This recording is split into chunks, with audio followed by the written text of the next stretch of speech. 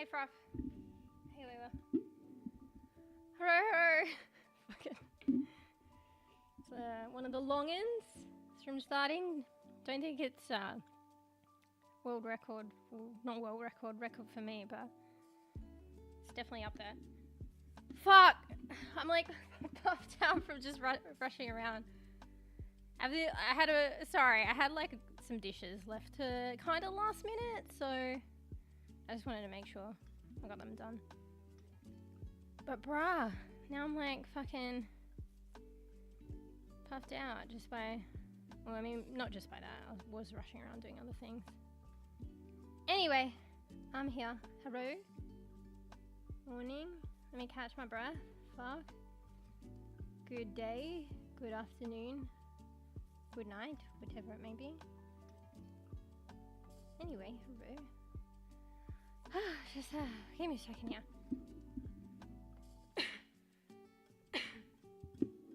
Good news though. I mean, not great, not astounding news, but in terms of self-care, I fucking ate. So I made sure I set aside time to eat properly. My sleep was okay. It was shit like hours, like, you know, the time, the routine or whatever, lack thereof, the time frame, but the actual sleepage was good. Hey Hoya. Hello. Oh yeah, I've been meaning to, only if you want to, Hoya, because you've been around a while. No, you're a good bean. If you want to join the Discord, totally up to you, you can. But if you want to, I'll create you a link now, otherwise I'll forget. Just give me a second. Oh, here's that. How many times I do this, so I forget.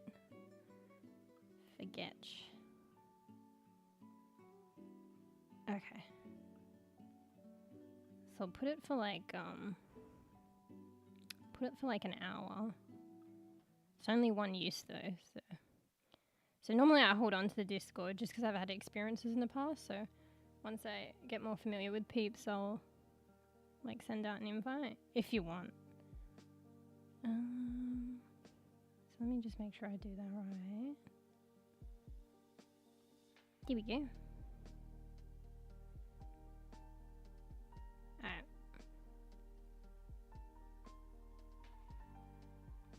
But yeah, there you go, that's for you. Only if you want to. No pressure.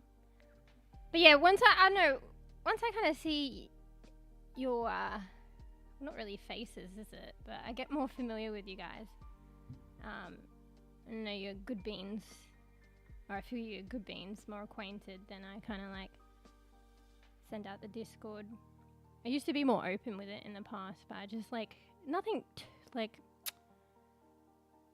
yeah, there was a few instances in the past, and then I had to kind of regulate stuff, so that's why I'm the way that I am with it, and probably for the better as well. So you know, if you join, it's kind of a safe. It is a safe space, and yeah. Luckily, I kind of went about it this way in the time that I did after the experiences that I had, because it could have, like, I hear some experiences from other people that could have been worse. So yeah. Anyway, there's that, because I keep forgetting. But yeah, hello.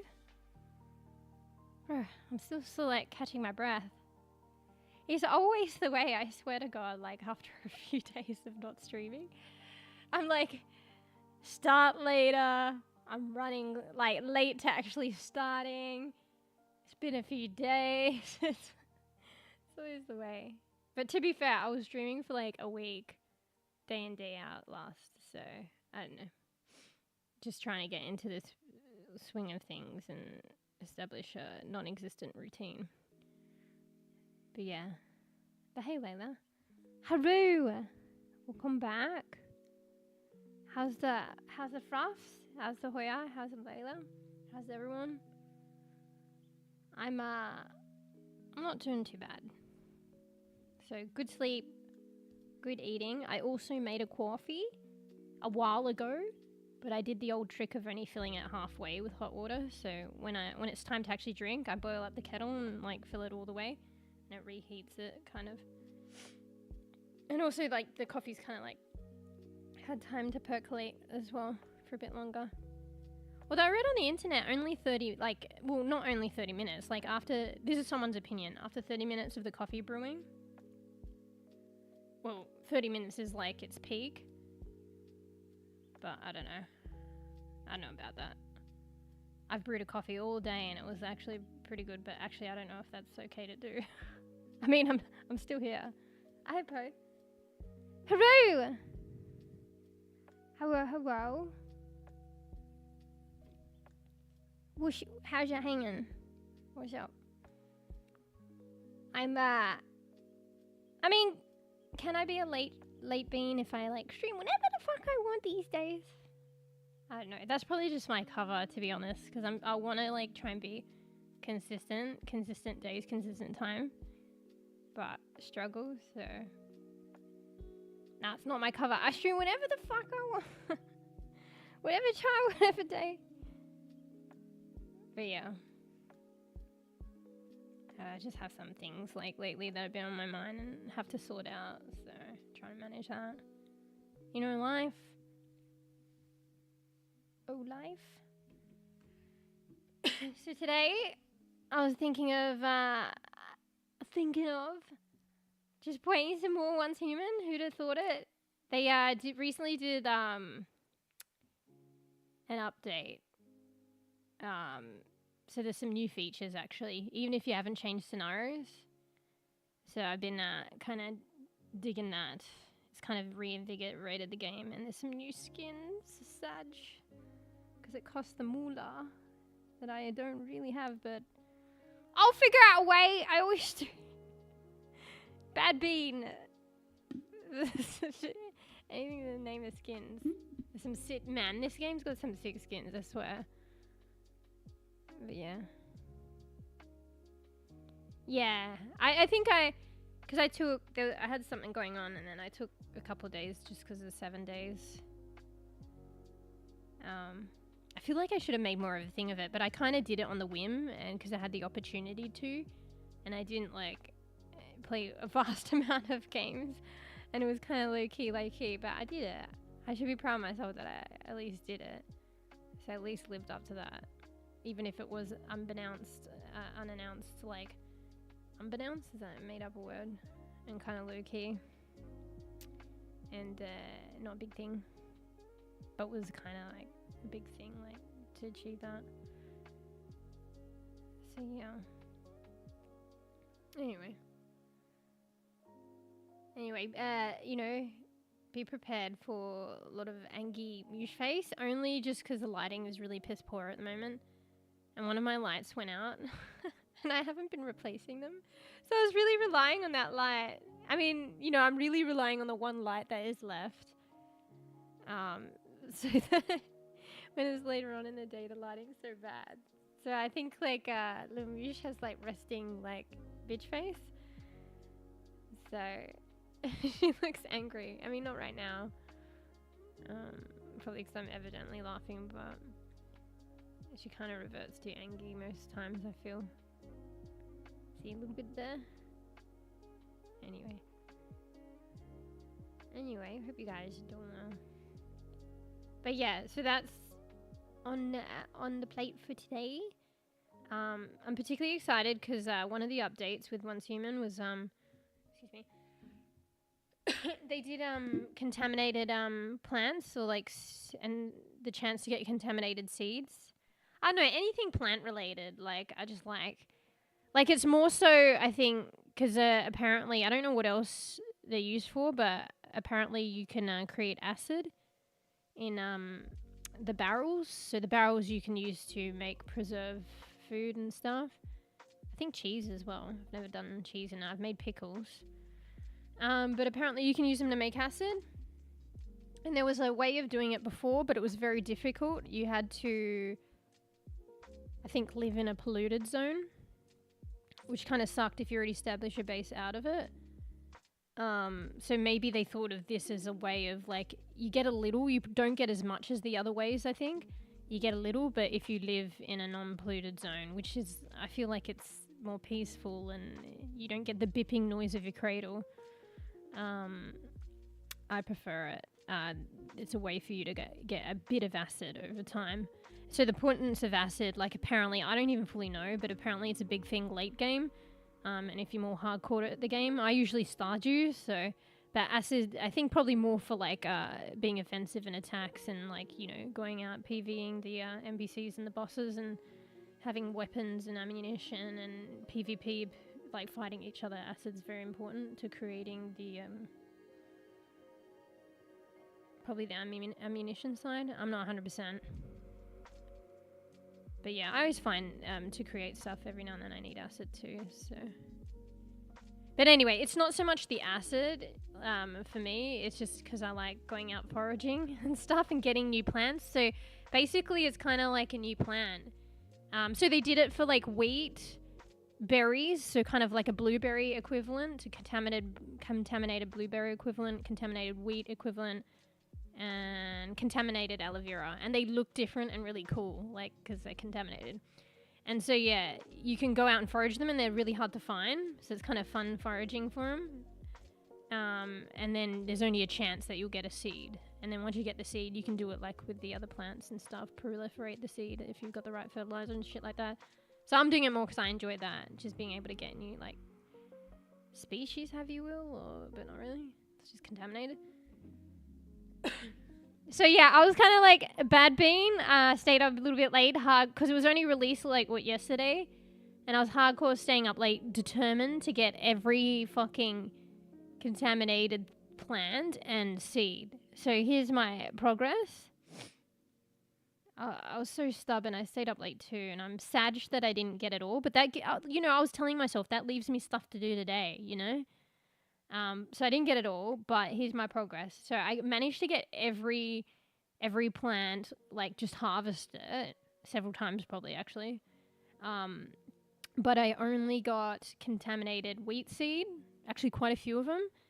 And I think I only actually got one contaminated berry actually, and I didn't get the aloe vera. And I think the aloe vera is the rarest.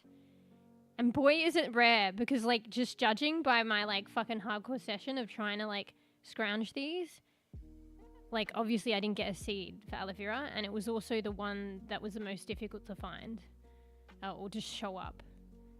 So, yeah. But it's really cool, because, like, even in that just one session, because I hardcore played at it, I learned, like, quite a lot of things. So I wanted to do some kind of, like, short or something, so that's been on my mind. I wanted to kind of do it soon because it's a new release, but I don't know when I'm going to figure it out, and I'm slow at editing and stuff, but I wanted to do a short because I, like, in that session I learned so much about, like, foraging it and all the different shit, so it'd be nice to kind of share that, because I wanted to do that before. I wanted to kind of do, like, a line of shorts or some kind of videos on, like, Once Human, like, what's foraging spot, what are good foraging spots for what, and, like, just a bit of information and stuff. Like, my little plant fucking info documentary shit on the game. Because I really like the game and I like plants, so... Anyway. At some point, I will fucking do something like that at some point. But hopefully with this one soon, because it's, like, a new thing, so... But anyway, I was dead set on getting the aloe vera seed, so hopefully we can do that today. And then once I got the seed, I feel like I can do like a all-encompassing like video, like, or short on it. Be like, hey, I got the seed here, and show the info on it. But we'll see how that goes, because it's actually hard. They said they were kind of rare and hard to get. So anyway, what I think I've down-packed is like, I think, so obviously they're in the pollution zone because they're contaminated, but I think they don't respawn quickly and they necessarily in the same spot. I think it's semi-predetermined, the spots, and semi-random. So they can show up in the same spot, but it's not anytime soon.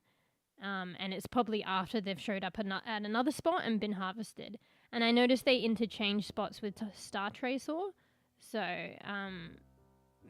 anywhere that I feel that is Star Tracer, it could also be these plants. That's what I gathered. And there's 3 areas that I knew that were polluted and looked for them and found them. I should probably suss out, maybe Google other pollution zones. But you only need like a couple probably, like probably the 3 is good to rotate around. But yeah, one of them was like pretty good, more than the others, because it was bigger and you could rotate around it. It was actually one that B showed me, so I could show you guys that today, and you can just rotate around it, and you get a lot of Star Tracer there too. So anyway, excited about that. Just rambling about that. Anyway, but there was like a couple of things today. So there was an update on the art for emotes, so Twitch emotes. So I wanted to show that today. I'm feeling kind of lazy bean, but I wanted to like ramble on about like sciencey stuff. But the initial like thought of rambling about it, like my idea on the learning thing was like I could do streams, like entire streams, dedicated to it, which I have, only because I gotten carried away. But I kind of wanted to like maybe more regularly just like chat about it for like 5 minutes, like, well, not it, like just chat about anything, kind of probably neuroscience-y related, to be honest, but maybe later on I'll branch out. Maybe if you guys are interested in some kind of science thing, maybe for like just like 5 minutes, just like a quick little learning thing, or just like exposure to like a new concept or something. So there's nothing stopping us from doing that today, even just a little bit, because I did kind of do the groundwork, even though, you know, it's not really necessarily required. But I did like learn about a particular topic a little bit, so, or refreshed about it. But yeah. Anyway, so wait, what was the oh no about? Sorry, I lost the context. I just went in ramble mode. But yeah. Anyway, so there's like a bit today. A bitty bit. How's the stream anyway? I know it's been playing up lately. So I kind of expect it to crash today, which is not a great thing. But hopefully it won't. Because I don't know if it was like updating the drivers that needed to be done. I wasn't actually prompted to do it. Last week, you know, when I was having the crashes, when I was streaming quite a bit, just happens to coincide at the start of that.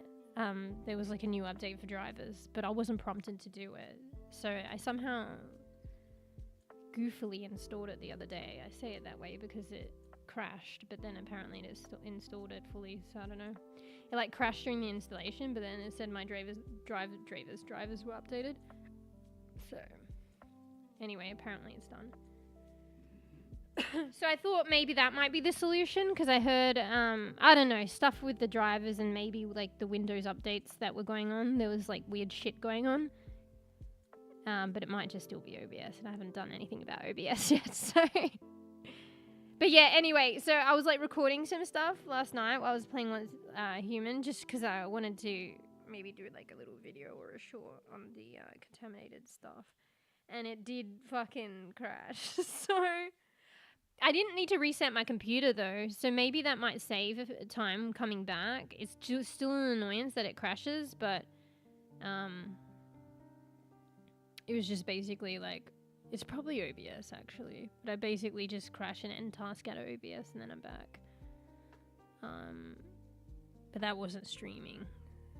So having a PC issue now, one of my PC is not booting. You have laptops, right? Do you have a couple of laptops? So one of them's not booting up? Oh shit, okay, so that sounds different. But wait, did you do like a Windows update? Because I actually, honestly, I don't know. I just been reading on Reddit and shit. It's incredible. But like, when I was saying it could be the drivers or Windows, I think it, well, what Reddit was insinuating about was that it was the Windows update, and the like drives and shit are just having a hard time.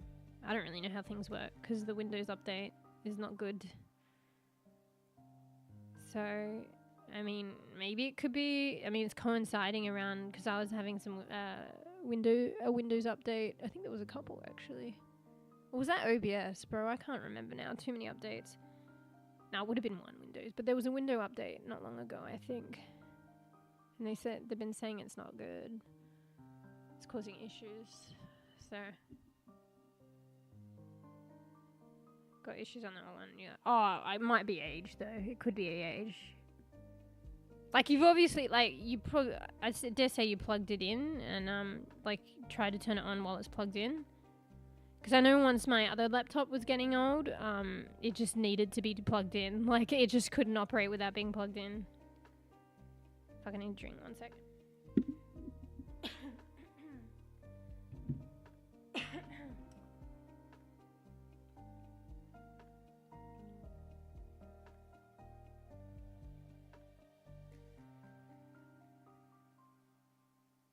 Angry drink face? But yeah, hi Fruffy. I think Fruffy's probably gone to sleep now, actually. 20 minutes of stream starting. It's the weekend though, right? It's Friday. Depending on where you are, actually. And honestly, the weekend's not the weekend if you're in hospitality, for the most part, so. Excuse the coughs. Oh, he's coughing quite a bit, aren't I? I mean, mathematics as well, so I don't know if it's partly that. Excuse me. What kind of face was she doing then? My eyes were like shut. Like that? Oh, you joined? Yay! I mean, no pressure. It's just, I don't know. You've been around quite a bit. More acquainted. Feel like you're a good bean, so. So, yeah. There we go. Actually, I might give you a role, because I give everyone a role as a quittin.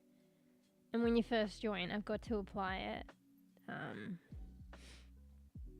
Usually, like, if I'm streaming, but I can do it now. Just because, you know, then you're lumped in with everyone else. Part of the fam. How is it that I do that, though? Because I forget. I forget. Alright, server settings. It's not hard. I just need to focus. Server settings. There should be something about roles. There we go. Kittens. Manage members. Add member. There we go. There we go. There we go. Part of the quickies. They're like, welcome, cartoon things really cute. They're just like the Discord ones. Yeah. Because I was meaning to mention it before, but I keep forgetting. So I thought I'd get on that while I remembered. I got the sniffles, 1 sec. But yeah, welcome. Oh, hey, Fufu. Yeah, happy. I saw that actually the other day. I think I saw it even actually yesterday when I was fiddling around with the dashboard, Twitch dashboard and stuff. I was like, is it? Like, I was like, wasn't it before? But actually, no, it's probably about right. Yeah. Because it's not when I started streaming as well. It's just when I became affiliate, which was, I think, the end of August. So I was probably streaming for like a month before. Yeah, thank you for it. BB affiliate. It's... I'm like, it's not... My reaction's like, it's not hard to become... I don't know, maybe it is. The difficult one is like partner. Not that I don't know. Do you... you probably do get a bit of perks if you're partner. But nothing like official. Shut up. Oh. Well, no, like, I don't know. It's just like, I gotta embrace, I think I gotta embrace variety. But it's just kind of sad because like we all like enjoy and get into different games as well.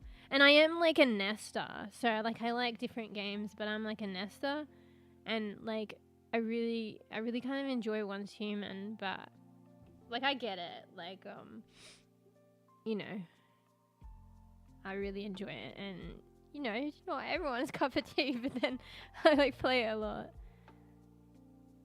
So yeah, that's a bit of Once Human today. But I need to like I want to. It's hard because I'm a nester, right? But I want to, like, I'm still wanting to bring back like the other games. And who knows? Like, if I bring it back, then I might bring it back more frequently. You know what I mean? It's just because it's not in the current like repeated loop, the nesting loop right now. Just because I don't know. I mean, not really like this, but I can't think of a metaphor, but like put it on like the metaphor of like falling off the bandwagon, but it's not really a bandwagon and it's not like that. You know what I mean? But hopefully that gets it across. So that's kind of what's happened with like Overwatch, I think. But I noticed one thing though. I mean, you guys surely notice it too, and it's probably part entertaining, but like, I do get ragey with that game. It's been nice. No, I mean, if I did PvP on Once Human, that'd be a different story. I'd probably go more like fucking insane. But PvE is just like kind of a vibe, and like versing like you know, NPCs. So it's not just you. What, the raginess? I've got to be like, yeah, I've got to be real, but like, yeah. Wait, what am I going to be real about? I lost my train of thought. Like, everybody gets mad, I think. No, yeah, I was like, let's be real. I think, like, Overwatch, like, is just kind of, like, rage-inducing, but I guess it's, like, also one's temperament, but I think it's few and far between the temperament that it doesn't get to at some point. Do you know what I mean? I think that particular temperament, if you play a lot, is few and far between. Like, some people might be that way because they don't play a lot and they play very casually. But if you play a lot of Overwatch, I think it's difficult not to get ragey at some point. But there's probably a particular temperament that's quite resilient to that, but I don't think it's the norm. And I am obviously, you can like get my personality, that I am kind of more rage-induced. So, I don't know, there's that I've kind of been, like, digging, like, not being so fucking angry. Because, like, I'm just versing, like, fucking computer. And you know, you can probably, like, you can just, like, walk away if a fight is too much, or you can just build up, your resilience, like in game, like, I don't know, your armor and shit, and then come back at it. It's kind of different when you're versing like other people, and B, you got to stick with the game, the match that you're in. Because if you kind of walk away, then that's considered reportable. You know what I mean? Anyway. Yeah. Depends on your mood. If your mood good, then doesn't matter. If long day, then you don't like dying from Sombra. I think it's a couple of things. Yeah, it's your mood and your mood, how long's the game session, and how frequent you play. I mean, those are just some things that I feel like that matter, that come to mind. Yeah, our mood. So, like, even if you're in a generally good mood, maybe if you've just, like, had a long session, and, like, if you had shit games. But that's a product of, like, probably a long session anyway, let's be real. Nobody wins more than 50% of the games. Just kidding. Yeah. I don't know. Like, I feel like you could start playing Overwatch and you have you're just life in like good mood and shit, and then if you like play too long and you have a lot of shit games, then you could get like tilted. or you just like had shit games the day before. Like generally your mood's okay. It's just you play a lot, even possibly from the day before. I don't know, and then it slightly rolls on if you have more bad games. I don't know.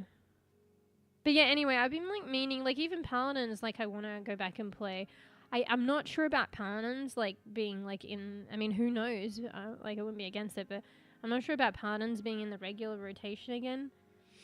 I mean, who knows? But it's just because like, I think it's evidently what like a bunch of us are playing and what games I'm really into. I think now that, you know, we've all got one another to play with, like it might, like the games might rotate, give or take around like what we're all playing. And I don't, a lot of us like aren't really playing Paladins. And in the beginning I didn't have like peeps to play with Paladins, but like in the beginning was like my starting journey for Paladins and getting into the game. So now that I've like played a lot of Paladins and like I've like played with peeps like you guys and you guys have ebbed out, it's kind of a different story, I feel. Because it's not a new game that I'm getting into or sustaining. So yeah. I mean, yeah, who knows? I mean, maybe with Overwatch, but I don't think it's quite there. But like, I guess we would like be real because it's the trajectory of most games, I guess. You know, you just enjoy the ride, I guess. Yeah, I guess we can look at it back on it with like a lot of like funness and like memories and stuff. Cause like, you know, there's gonna be a point, and I mean, surprised it's not there yet. And I mean, that's why I want to still play. But you know, who knows? Like if the game's not there anymore, like you literally can't. Maybe it's not even about that though, because it's kind of like a different state, different era now. So like you can put it equivalent, like if the game's not there anymore, you can't play, you literally can. But it's not that you can't play, but it's like, I don't know. Maybe we could bring it back, but it's like it's not the same time when a bunch of us were playing. You know. You know, like Dawn's, Betty, yourself. I forgot in a bit at the end there. That was so sad because Poisey was like enjoying it as well. Poisey literally was enjoying it like while we were on, like everyone was on the way out. So Poisey got a taste of it and would like still want to play, but Poisey missed the era. Well, that's at least, so.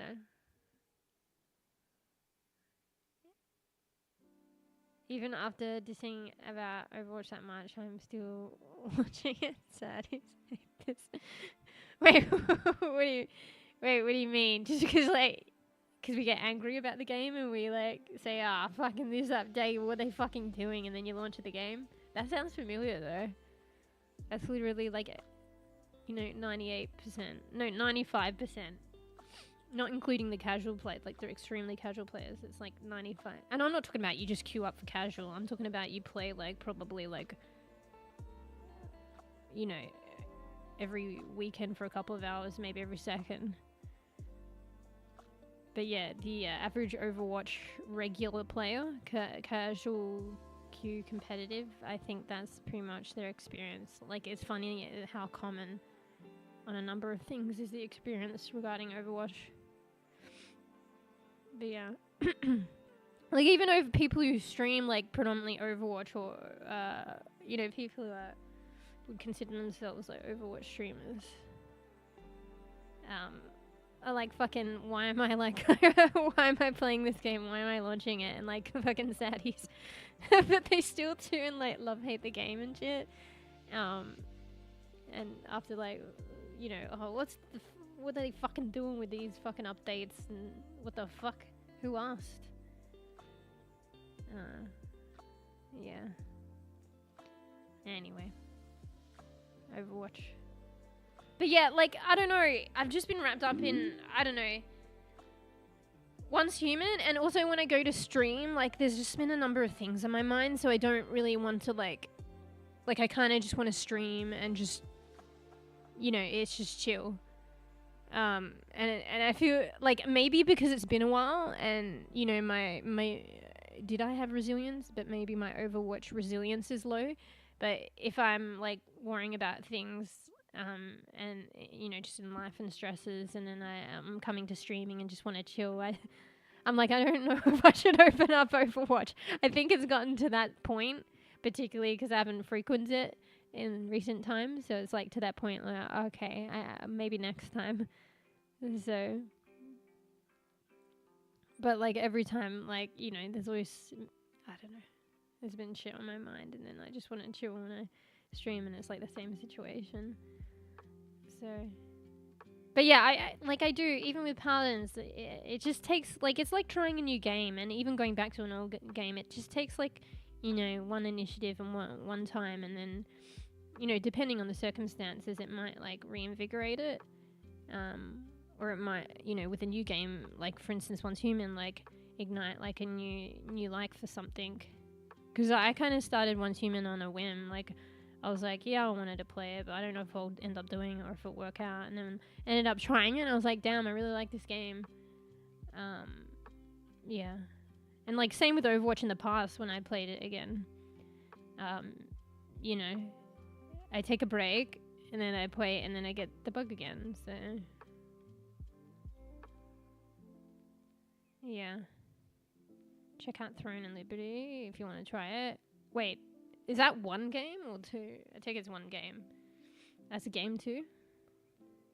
Wait, let me look it up. I'll just have to see what Google generically talks about it, because if I load up, I'm a bit wary of loading up Steam if it's on Steam. Just because it like autoplays and then people are streaming it and stuff. Because I don't know, I think I got a strike once when I was perusing on Steam, because I didn't realize that in the trailers and shit, and I guess it makes sense, it's just not all games, that's why you got like a streamer mode. They can play copyright music and stuff. That's kind of sad, because I liked perusing games on stream. My table is fucking still squeaky as fuck. Throne and Liberty is a massively multiplayer online role-playing game developed NC Soft. It is to be published America, South America, Europe, North and South, Japan, all by Amazon Games.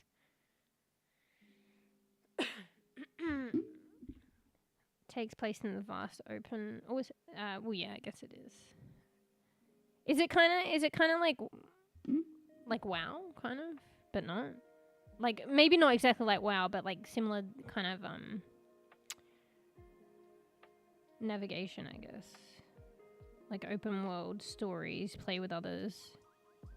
I guess also the massively multiplayer online role playing.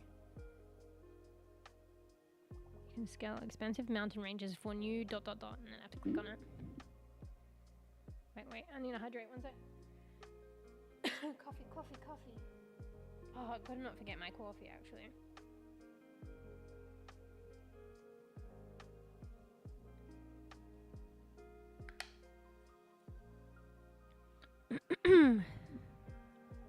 Wait, let me go back a bit. Oh shit, sorry, Poe. Yeah, you said you were going to be right back. I mean, at this point, you might be back. I thought I semi-missed the comment, but then I went down like the Overwatch ramble, and then I was gone. Fix little Musha's hair. What does it do? She's fucking stabbing out of her chest. Hello? Okay, there we go.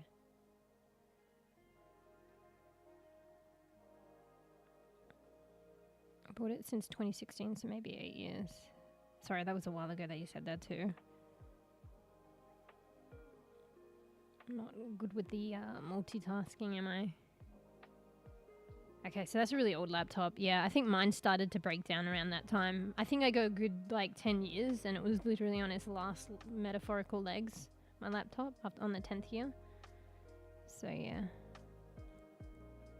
Yeah, no, that's okay, I understand. I understand with life beckons. Channel's just a place for you guys to chill out, you know, when you can and when you want. So I get that you guys gotta come and go. Just chill. Yeah, that's okay. Take care of the things you gotta do, and make sure you self-care. I'm trying to do the same too. So self-care's the most important, and yeah, sometimes you got things that, like, you know, I can't think of the word. Except for, like, they tap at you, even though that's not the word I want. And you have to kind of address them at some point, and it does lead on the flow into self-care.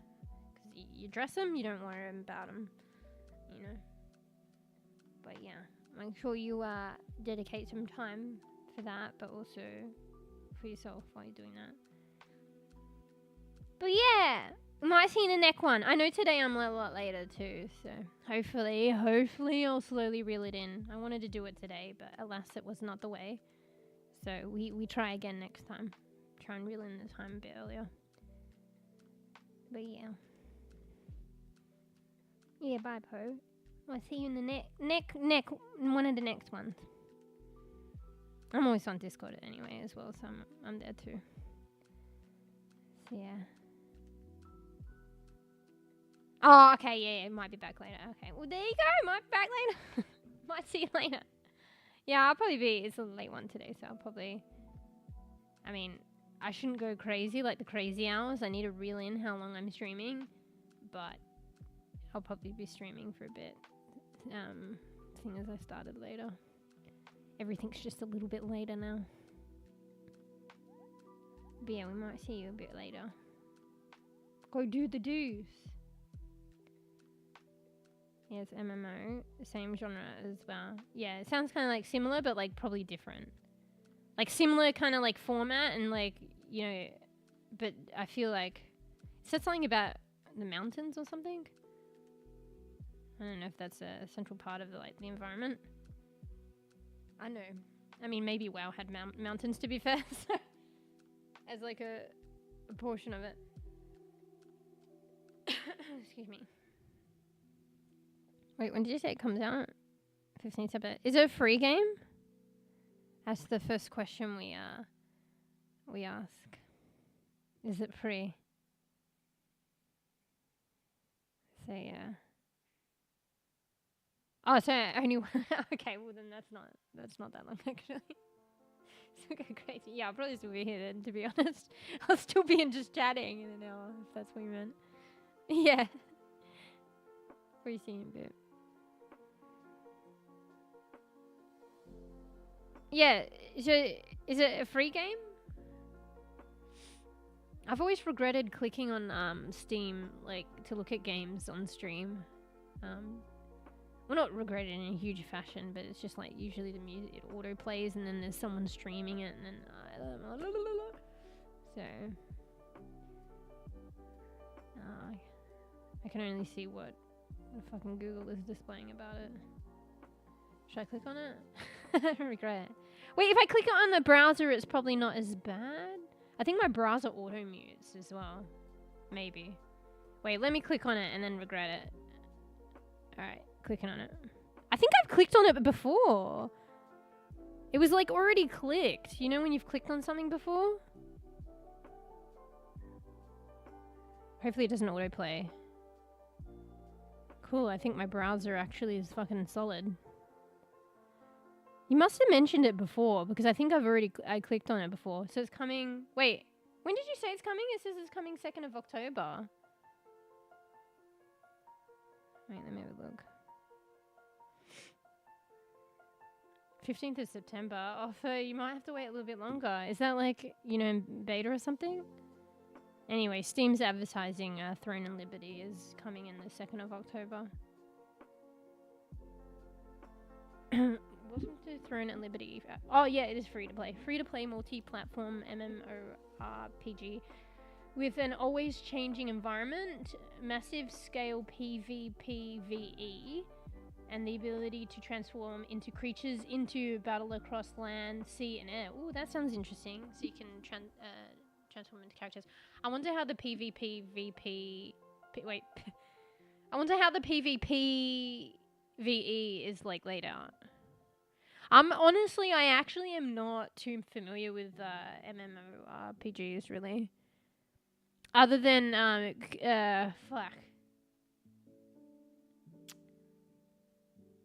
fuck, what was that one that we played with Tarks? Other than that one, what was that one? Bro, my brain is failing me. And my awareness of WoW. So I haven't really first-hand played WoW really, but my awareness of it. Fuck, what was that game? It's kind of like Diablo, but not. Wait, let me just go through my games. I might be able to see it. I'm probably gonna scroll past it though. Does it start with P? Bro, what happened to Nightingale? Oh, Path of Exile, PoE, yeah. Hey, it's like PoE, but like the an acronym, PoE, Path of Exile. That's MMO RPG, no? Or actually, I fucking don't know. Actually, I don't know all these acronyms. I just play. I mean, all I know is a first-person. I mean, I'm more experienced with like multiplayer first-person shooter games. I mean, even third-person. Excuse me, whistly nose. Anyway, well, you remind us of that one, Fefe. I think it might be out later than you think, though. Just a couple weeks. Alright.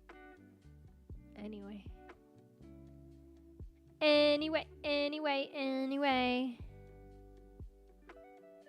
So yeah. I feel like it's a bit later to be ranting on about learning stuff. Maybe we just do a little bit. Because like I said, just like a brief mention of stuff. I feel like it's just kind of like me rambling though. But, you know, it'd be good to get into my repertoire of streaming. Because, like, when I spoke about it in the other stream, you know, about sciencey stuff, you know, stuff to do with like what I was like last studying, but it's been a while now. It was kind of like reinvigorating, reigniting that passion. And then when I, you know, just took a little bit of time off stream to like study it a bit further because I wanted to bring some of the concepts to stream, it was like I was kind of going crazy and like looking up all these journal articles. I got like 20 journal articles lined up, and it reminded me of like when I got really intrigued in a subject when I was studying. That's kind of what I did. And it was kind of nice.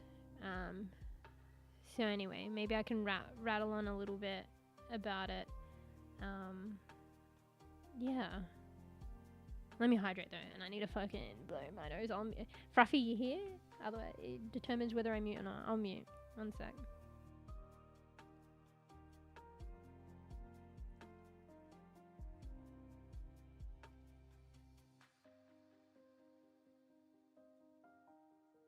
Okay, I'm back. Need to hydrate though. Fuck, I'm really thirsty. You guys have to remind me I have a coffee as well. It's actually been brewing probably before stream for the past hour. So, but I did my old trick of like I just reheat the kettle, and I've only filled it initially to brew with half the amount of water. So I just reheat the kettle, reboil it, and then pour the hot water in when I'm about to drink it. So there's no way it will go cold a second time, right? Surely. Anyway, one sec. Need to hydrate. Wait, I wonder, should I do it in particular order? Wait, let me hydrate first.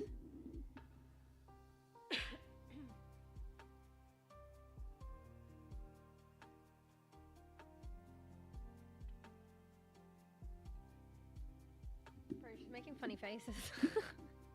That's what happens when the water bottle hits is in front of my face.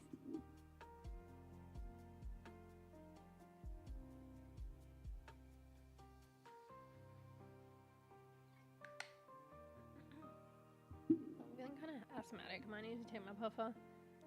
We'll see how I travel in like a couple minutes. Excuse the coughs. I've been struggling a little bit today. I don't know what it is. It's probably a couple of things. The weather, asthma, other rushing around, other things.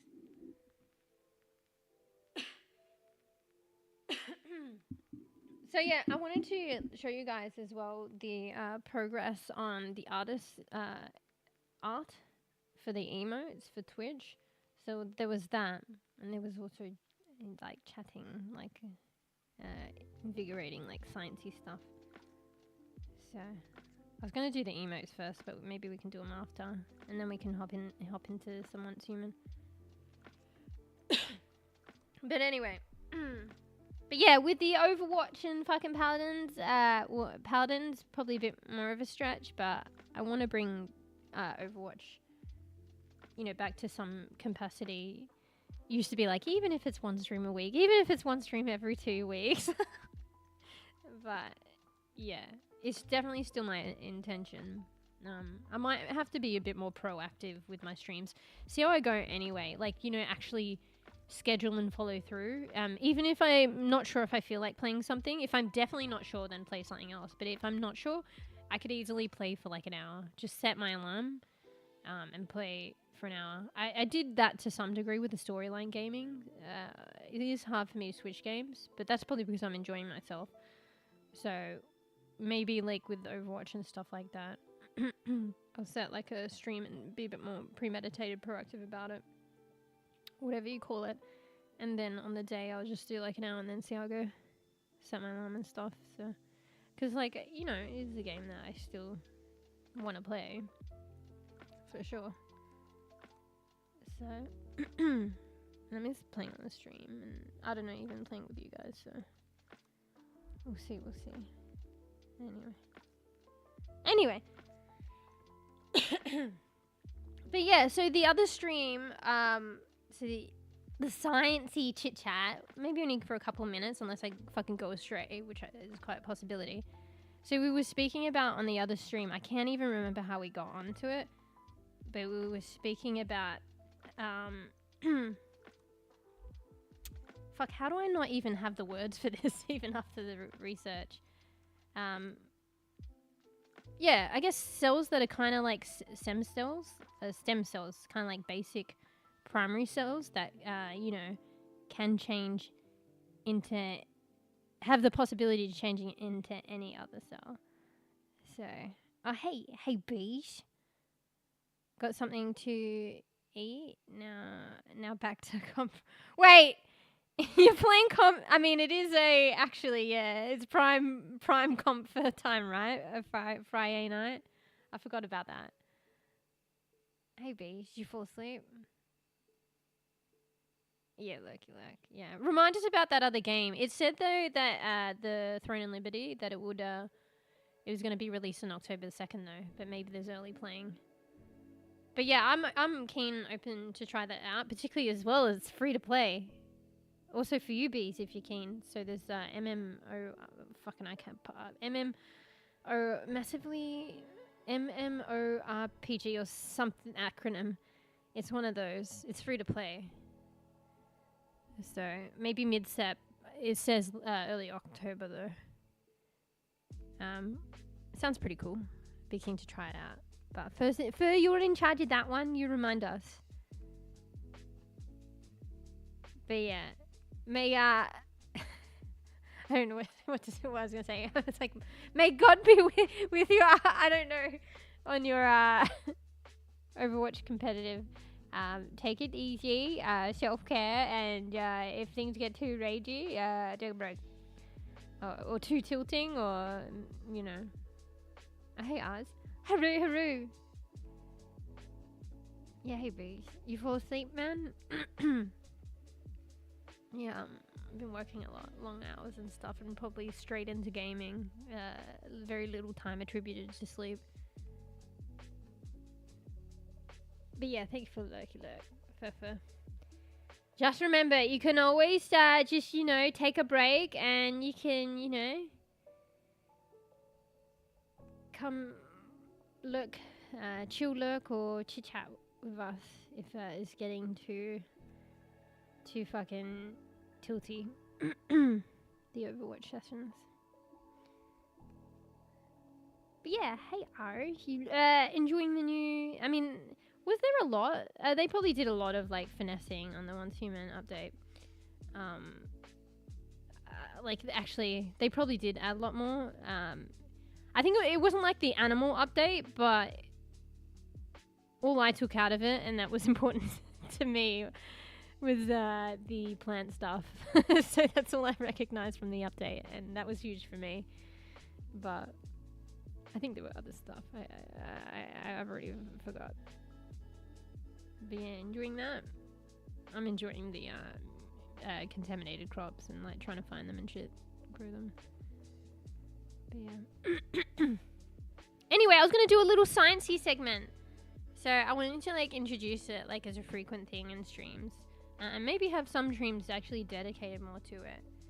But yeah, because I come from a background of actually I started my my graduate studies doing psychology, but I did always take like electives that were biology like oriented, human biology, particularly because they were like pertinent to like a neuroscience major, and I started getting into like neuroscience. But a lot of the core concepts is like human biology, and then you navigate your way more to the brain. So yeah, I've always kind of been like, I developed a like huge fascination to do with like biology, but more inclined like neuroscience of the brain and nervous system and shit like that. So yeah.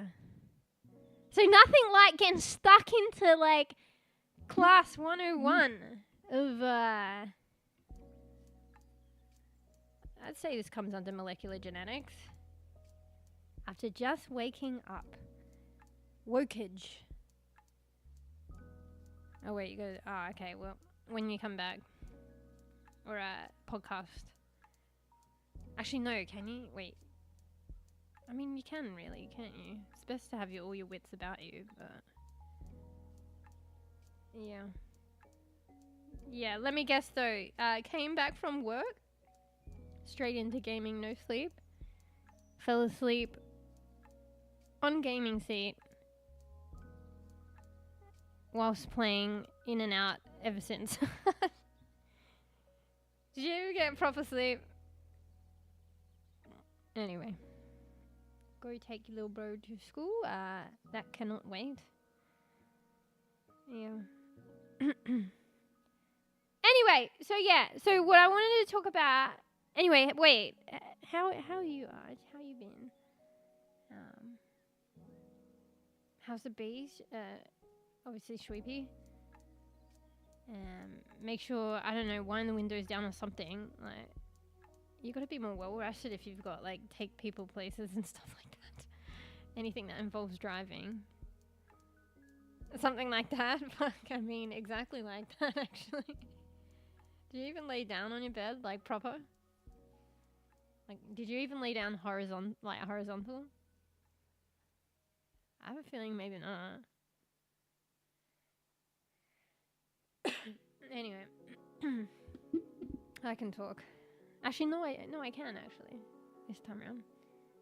No, actually, I can. Anyway, it's not a good time frame, but yeah. I think I got like a solid 9 hours sleep. Jesus Christ, that's actually pretty good for me. That's fucking insane. I think it was slightly disturbed though. Like I kept waking up and going to sleep, but I just went to sleep straight away. So yeah, and then the time frame was a bit weird. Like, not good, but whatever. I'm here. Anyway, hydrate, one sec. Self-induced hydrate. Yeah, sorry about the coughs. I think, I don't know, my asthma or something's playing up. Well, I guess I shouldn't be sorry. It's like fucking nature. It's just happening. Anyway, I'll get some water, one sec. Come back to molecular genetics or 101. Wait, no, this is probably like, this is the 103. It's a little bit more complicated. Oh, wait till we get to 104.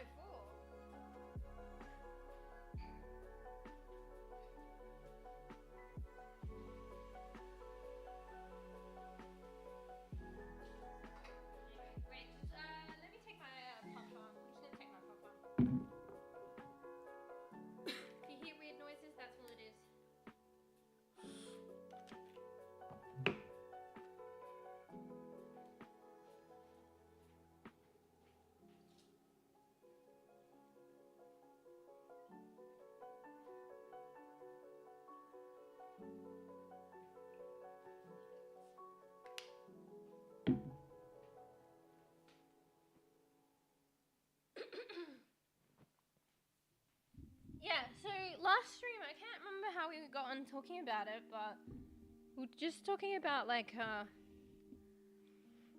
these kind of like more primary cells. Kind of like, yeah, like stem cells. Like these are cells that can have the potential to change into any other cell in the body. Wait, should I get up? Actually, I already have Critter up because, oh fuck, I didn't set up my Wacom. I mean, it probably shouldn't be too hard. Ah, fuck, I should have set that up.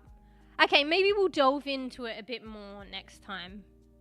Because if I'm going to set up my Wacom and like draw and stuff, it's going to be more dedicated time, and I'm just going to like superficially chat, but probably go into it a bit too much now. But so next time maybe I can set up, so my Wacom's like a little drawing pad and I can draw, and then you guys can visualize the concepts a bit better. But then if I'm going to set that up and go into be more invested into drawing, it'll be more of a dedicated session. So maybe but it would be nice on a whim. I mean, I can get up I can still do Critter, it's just with the mouse. I don't like that though. The pictures are going to be so fucking shit.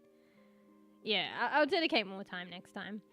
Anyway, fuck, what was I talking about? Bro, I've already lost track now. Yeah. But yeah, we were talking about more, like, cells that had the potential. Obviously when, you know, when you're developing, cells are like that because you're developing. But yeah, it's a bit harder to come by when you're an adult. Apparently there are still cells with a similar potential. I'm pretty sure. Don't quote me, but there are still cells that kind of have stem cell or primary cell-like potential even when you're adult, but it's very finite. So these are just cells that I wish there probably is a term to all-encompass them, but I didn't do that much research. But they're basically just cells that can turn anything, that have the potential to turn into any kind of cell in the body. So, skin cell, like heart cell, cardiac cell, skin cell, fibroblast, any kind of cell. Yeah. So just think of them as akin to like stem cells, like a primary cell. There's probably a word, I should go back and find that. I have a word for it in the context that I'm going to be talking about now, which I couldn't remember that word, and I just did a bit of Googling, and then the word came up, and I'm like, yeah, that's the fucking word. So, yeah. Yeah, maybe progenitor. Yeah, wait, that sounds fucking on it. That is rekindling my brain. Because I want a more all-encompassing name, not stem cells. Because stem cells are kind of particular. Yeah. Progenitor. Let me look that up. Have you done human biology?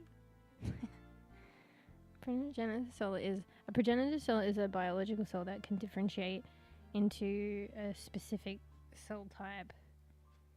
Stem cells and progenitor cells have this ability in common. Oh, it sounds like they're different though. So maybe it's not an umbrella term. However, stem cells are less specified than progenitor cells. Progenitor cells can only differentiate into their target cell. So, okay. So, maybe not as progenitor, but that did ring a bell as well though. So it sounds as though a progenitor, I don't know if I can even saying it right. Progenitor? Progenitor? It can't be progenitor. Progenitor cell. Let's just stick with progenitor. Wait. It sounds as though they're more on their way though. Like, a bit more specified. Because stem cells are not specified yet. And then, because it says, however, stem cells are less specified than progenitor cells. A progenitor cell is a biological cell that can differentiate into a specific cell type. Okay, so it sounds as though maybe progenitor cell can differentiate into a couple of different cells, but these are particular types of cells. So yeah, so it's kind of semi. What's this word that I've been wanting to say today? Let me Google it to make sure it's right first. Googling.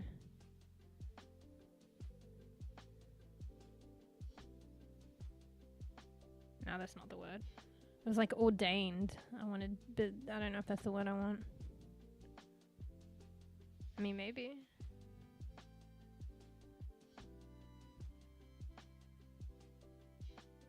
No, I don't know. That's probably not the word. But that was a word that, you know, is kind of like, you know, becoming reacquainted, like refamiliarizing, remembering. Undifferentiated cells? Yeah, maybe actually.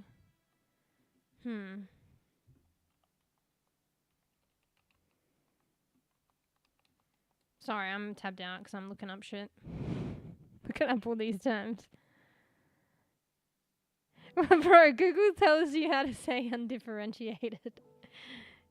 I mean, yeah. Undifferentiated. A term used to describe cells or tissues that do not have specialized mature structures or functions. Yeah, I mean, that could actually, yeah. Yeah. I mean, that is probably it.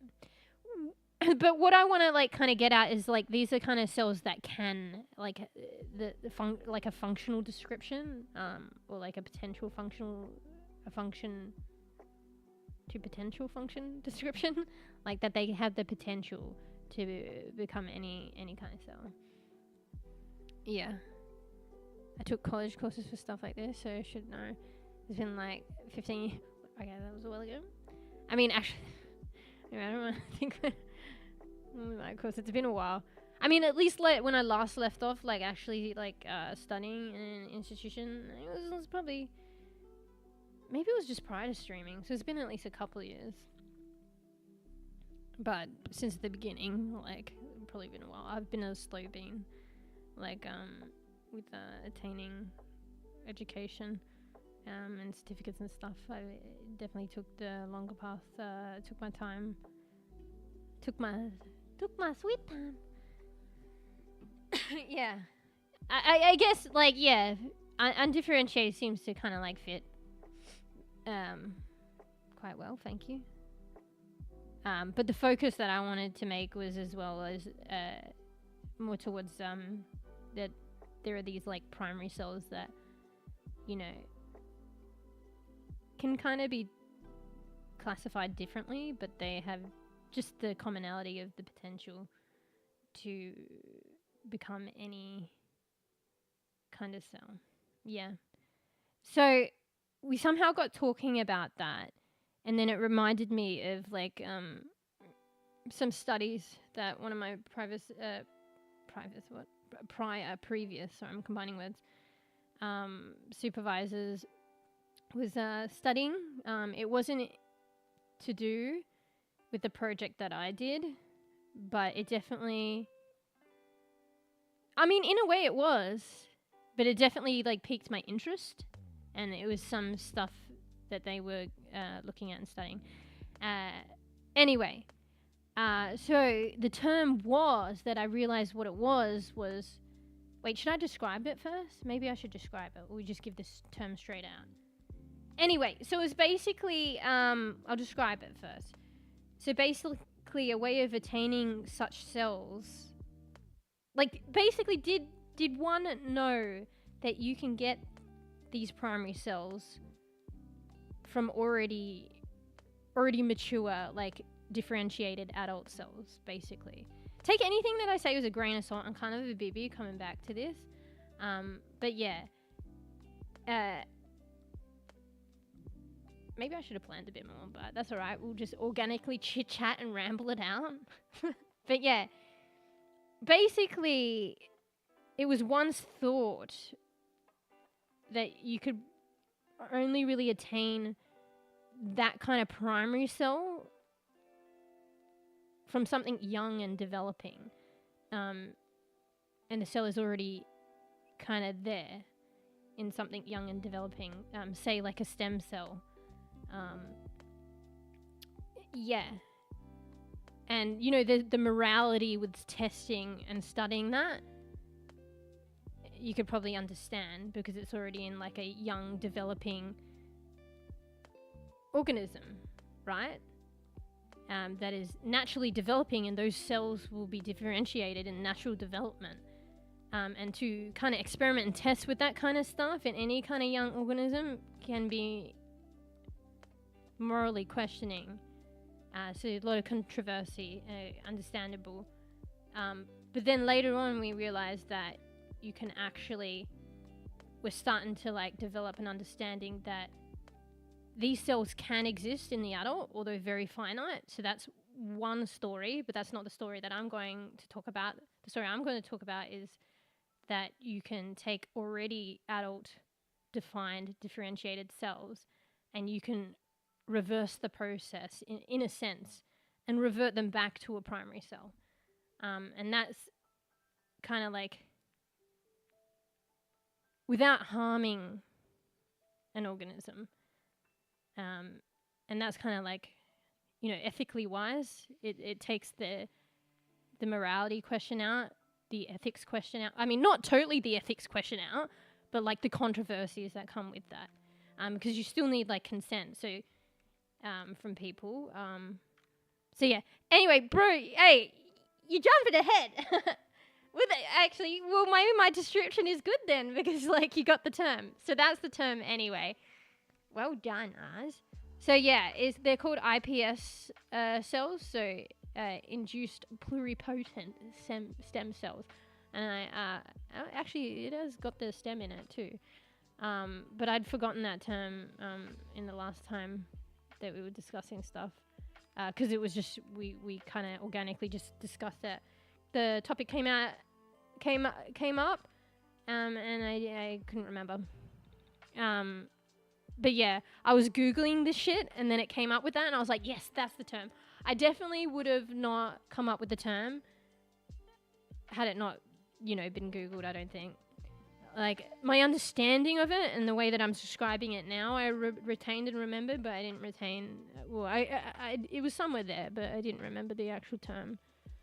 And it makes sense as well, like, pluripotent. Like, you could break it down. It probably not necessarily this, but it's like plural, many, and potent. Like, I don't know, potency, potential, pluripotent.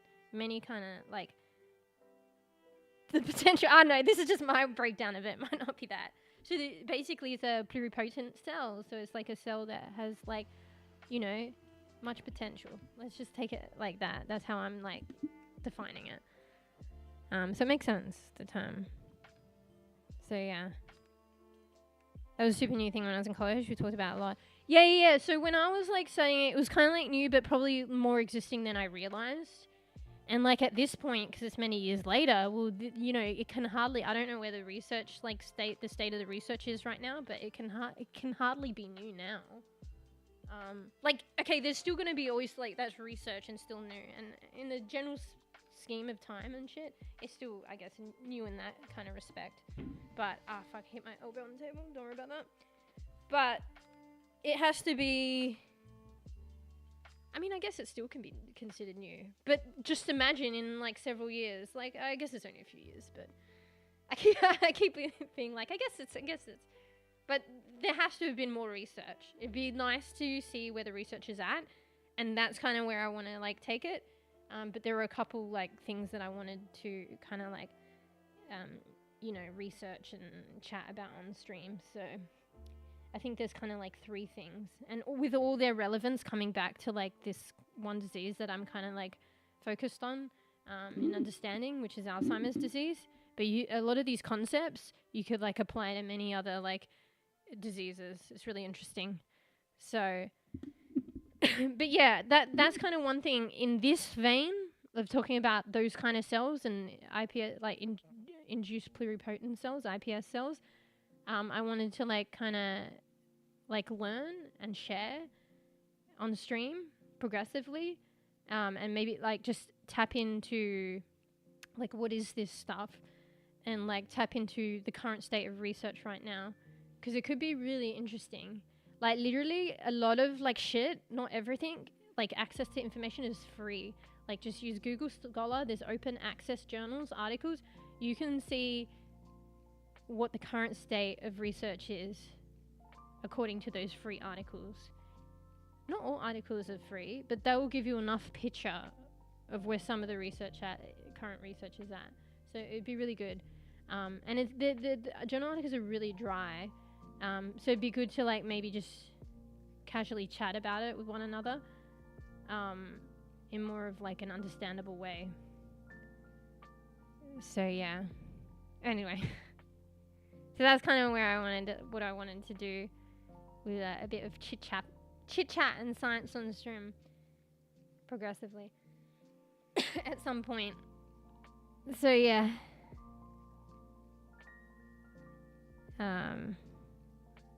Wait, what's that? IIRC. Wait, is that not something else? I fucking suck at acronyms. It's less efficient, effective than just taking somatic cells and cloning them. You know your shit. I'm like, wait, I'm gonna have to do a double take on that? My brain's not keeping up with me? Oh, okay, alright. Well, that's just a, chatting acronym. I was like, is that another kind of cell?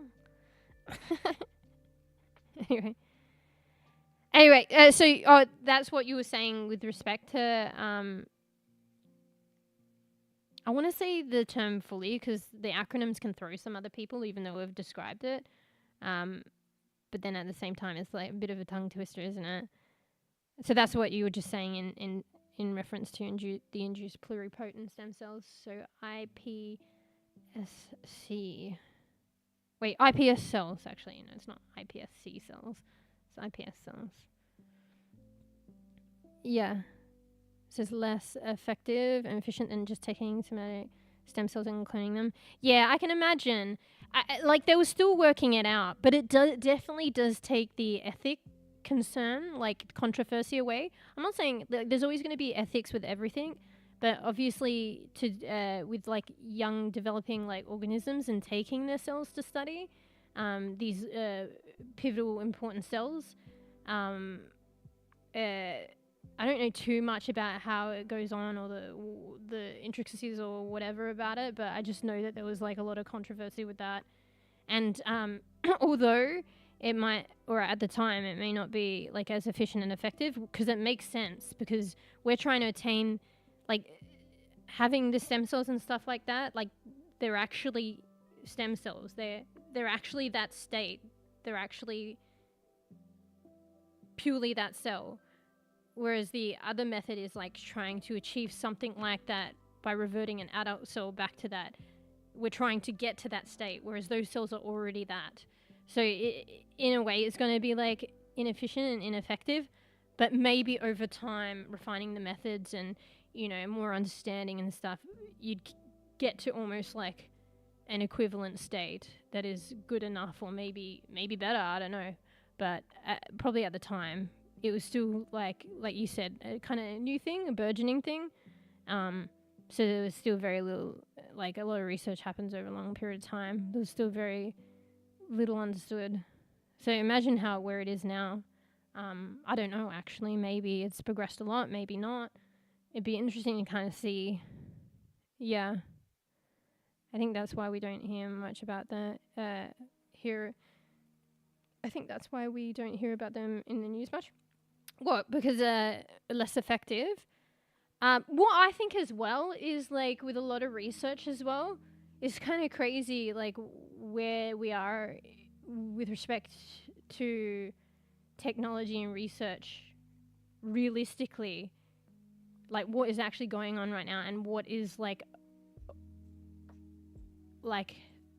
what is made known, like, and how do I say it?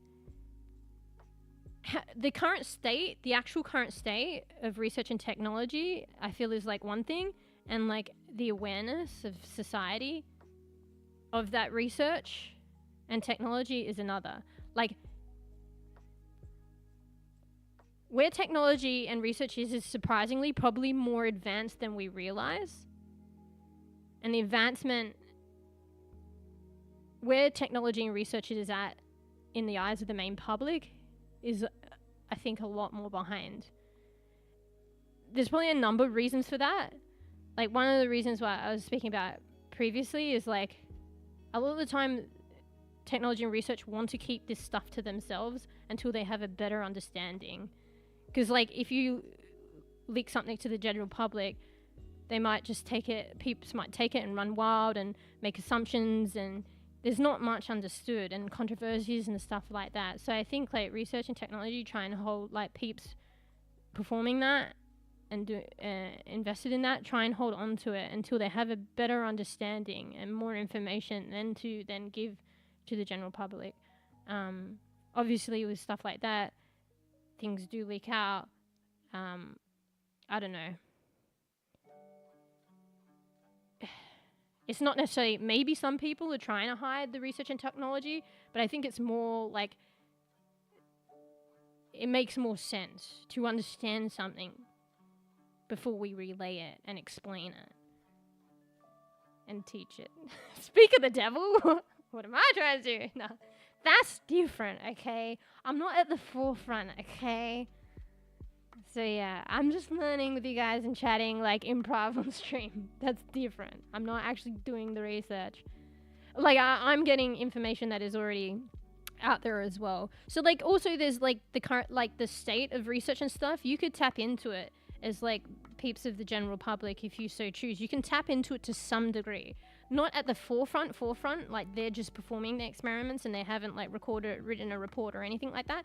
But you have access to all these, like, open journal articles of the state of research published in 2024.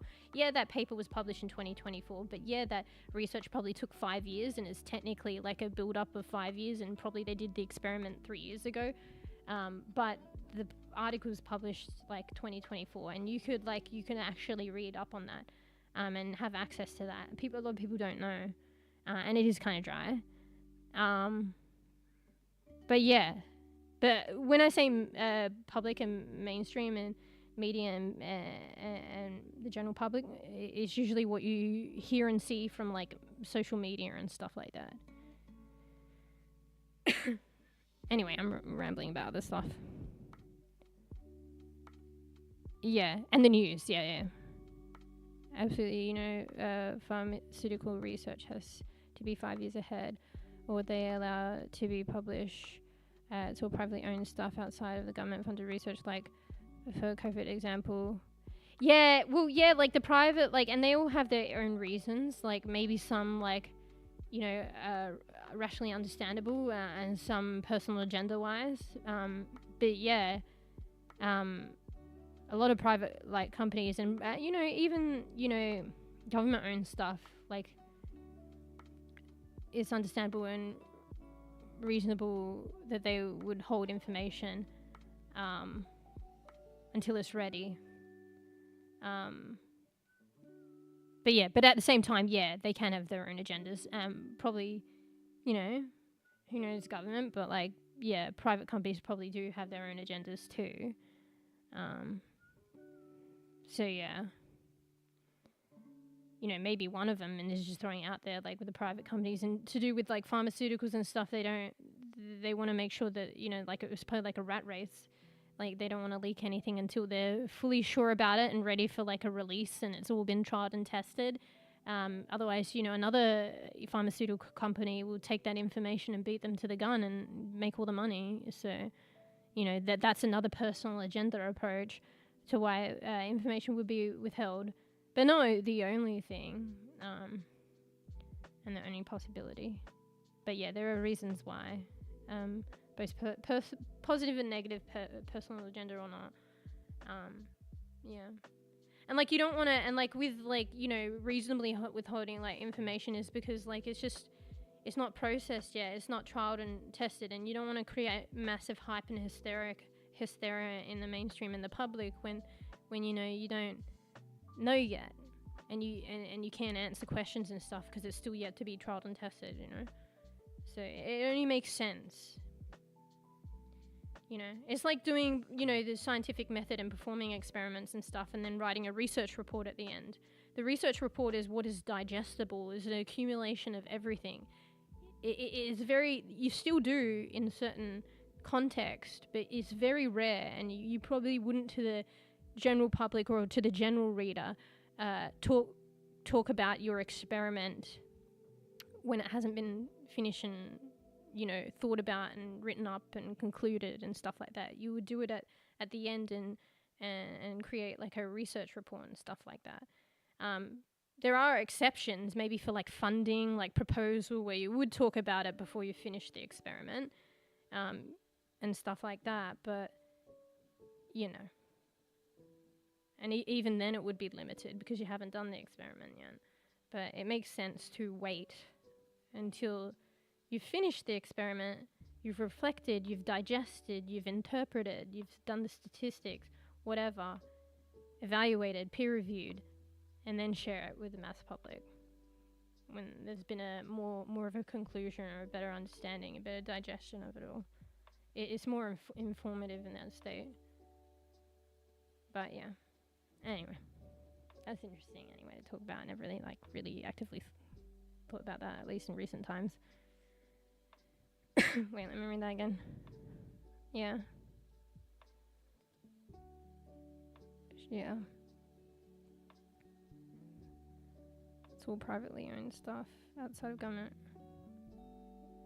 Outside of government. Oh, yeah. Well, yeah, I mean, inevitably it is, isn't it? So. Probably is a rat race as well, to be honest. So the government will fund so much research because it's important, but only has so much probably money to give as well. But the private companies probably have a lot of money and they want to get in on that because there's like a lot of money in it as well, you know, as well as probably people that want to help people, but it is like a money driven thing as well. Yeah. So I'm like digesting that. Yeah. Yeah, it's kind of crazy. But anyway, like, I don't know. It'd just be nice to see, like, particular, like, topics that I'm interested in or was interested in.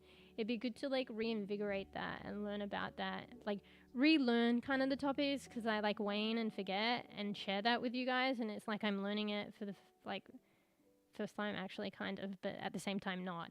And then, like, learning together and then sharing that, like, with you guys. And then maybe, like, practicing, you know, this is a good practice for me, like not studying in an institution, and yeah, kind of like being a person from the general public that kind of like has the ability to tap into where research is at right now to some degree.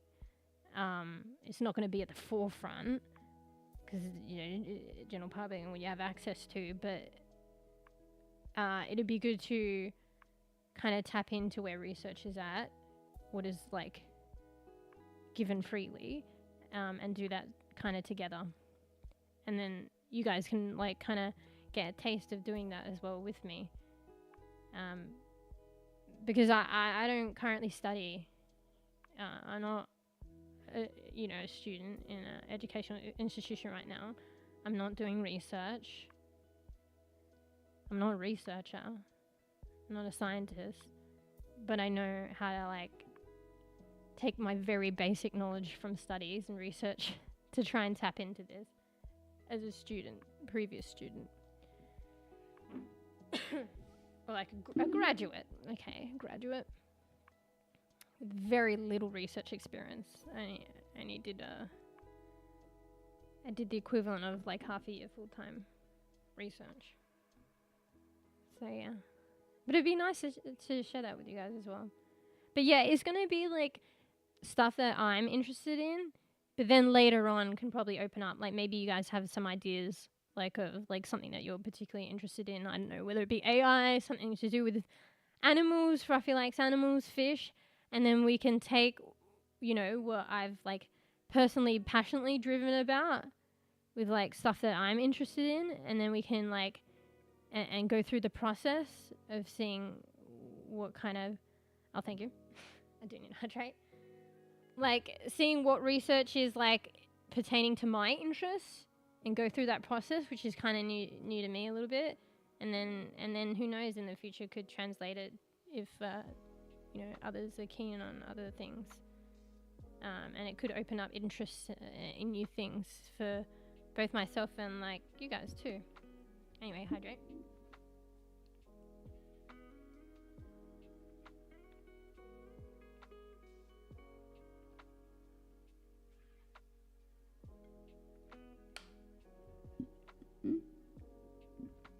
Self-care, yeah. I'm definitely not the poster job, but I am trying for self-care. No, I just tend to cough a lot. Like, I don't know, sometimes I feel like maybe it's a mentality thing as well. So like if I'm like distracted, I probably won't. But I know the weather it's just coming, it's still winter, right? In Australia. I have asthma as well. And so it's like really cold at the moment and stuff. So I just feel like I'm always like fucking coughing. But I feel like some degree of it maybe is like a simple mentality thing. So I'm more like conscious of it. Hence the cough. And then like if I'm fucking gaming, then fucking quiet as a peep. What the fuck? So yeah. But yeah, I don't know, this is kind of a new thing I thought would be interesting for stream anyway. But yeah, we'll see how it goes. My goodness, I can waffle on though. Did I even talk about the induced pluripotent stem cells? I don't think I did. Alright, let's quickly talk about that. Wait. There was like a university that kind of had a summary. Let's at least do that. And maybe a quick rundown. Let's go back and rewind a little bit. A quick rundown on what these cells are. Just simple. I can do simple, right?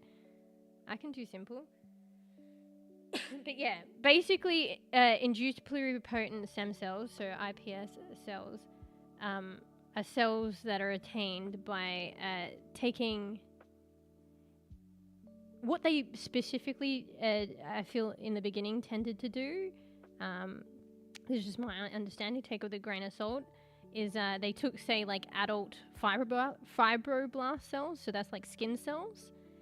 They harvested, and skin cells can like regenerate and stuff like that, and it's kind of like harmless. You're not really hurting someone. You still need ethics like consent. Can I take your skin cells? But you can't just take them. So there's still that kind of ethics. But yeah, you would take ones like skin cells, which is fairly harmless, fibroblast cells, and probably it's probably easier to get consent and less ethics concern from an adult. So you'd take it from an adult. So these are adult skin cells, adult fibroblast cells. And then basically, put them in like, a culture petri dish and give it like kind of what I think is probably like put it in a solution, like a medium, and kind of like feed the cells and feed them the cells like an environment. This is my take on it. It could be take it with a grain of salt. They probably did something like this. Let me go back and research it later. I'll get back to you.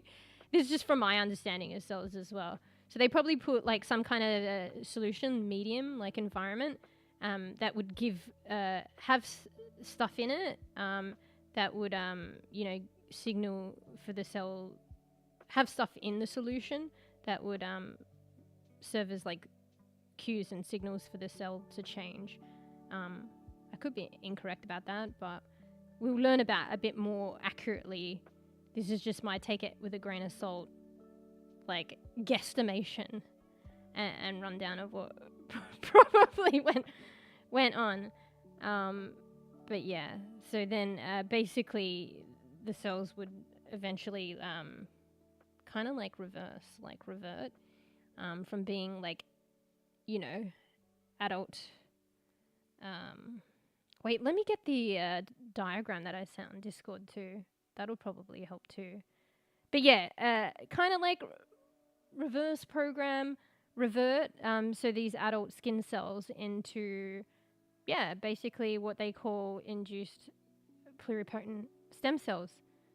And also, like, it's good to know the name as well, like induced. This is like induced, like getting them to like, proactively trying to get these skin cells to revert back, and doing stuff to treating to the cells.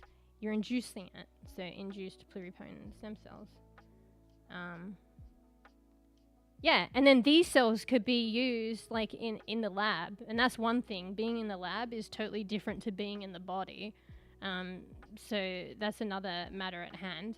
But yeah, in the lab you could probably give more solution once they're iPS cells, so induced pluripotent stem cells, feed them, get them to exist, feed them a certain kind of cells solution or a medium that would program them or get them to differentiate into any kind of cell you want.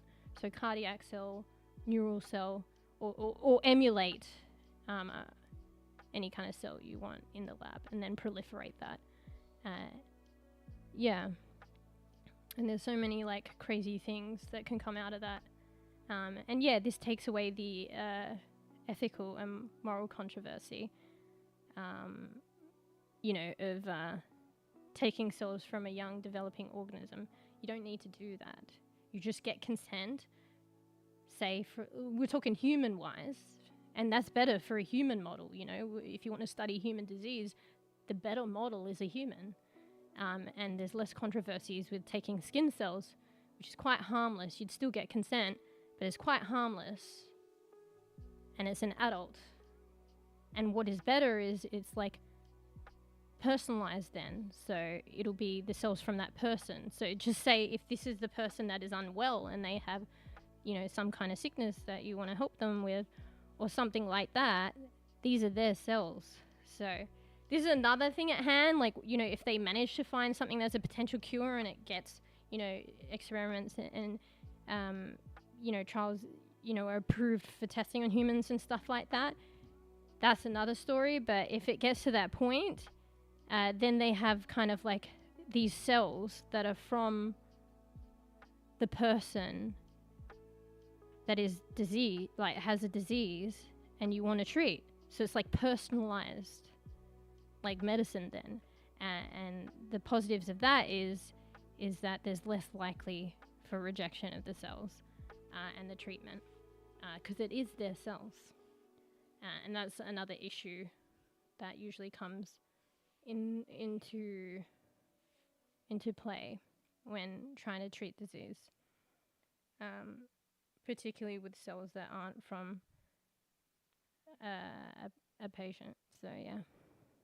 Anyway, can I ever have like a description that is so fucking simple and doesn't go into 10 different tangents? Bruh. Anyway, let me quickly like look at that, because I should have looked at the diagram that I sent in Discord, because that'll help me like simplify it. But I'll just look at the diagram and run down that. Actually, it'd be good if I could show it actually. But I don't know about that because it's somebody else's diagram. So maybe next time when I come back at this and I do a rundown, I'll do my own drawings. And we'll do a rundown, I'll do my own drawings, and you can see it on stream when I afford a bit more time on stream. And it'll be like, it'll serve as like a bit of a refresher for today as well. Yeah. Sorry, let me go back and chat. I think I missed a little bit too. Oh yeah, podcast. It's definitely a podcast. Anyway, where is that fucking diagram? It's a pretty good one too.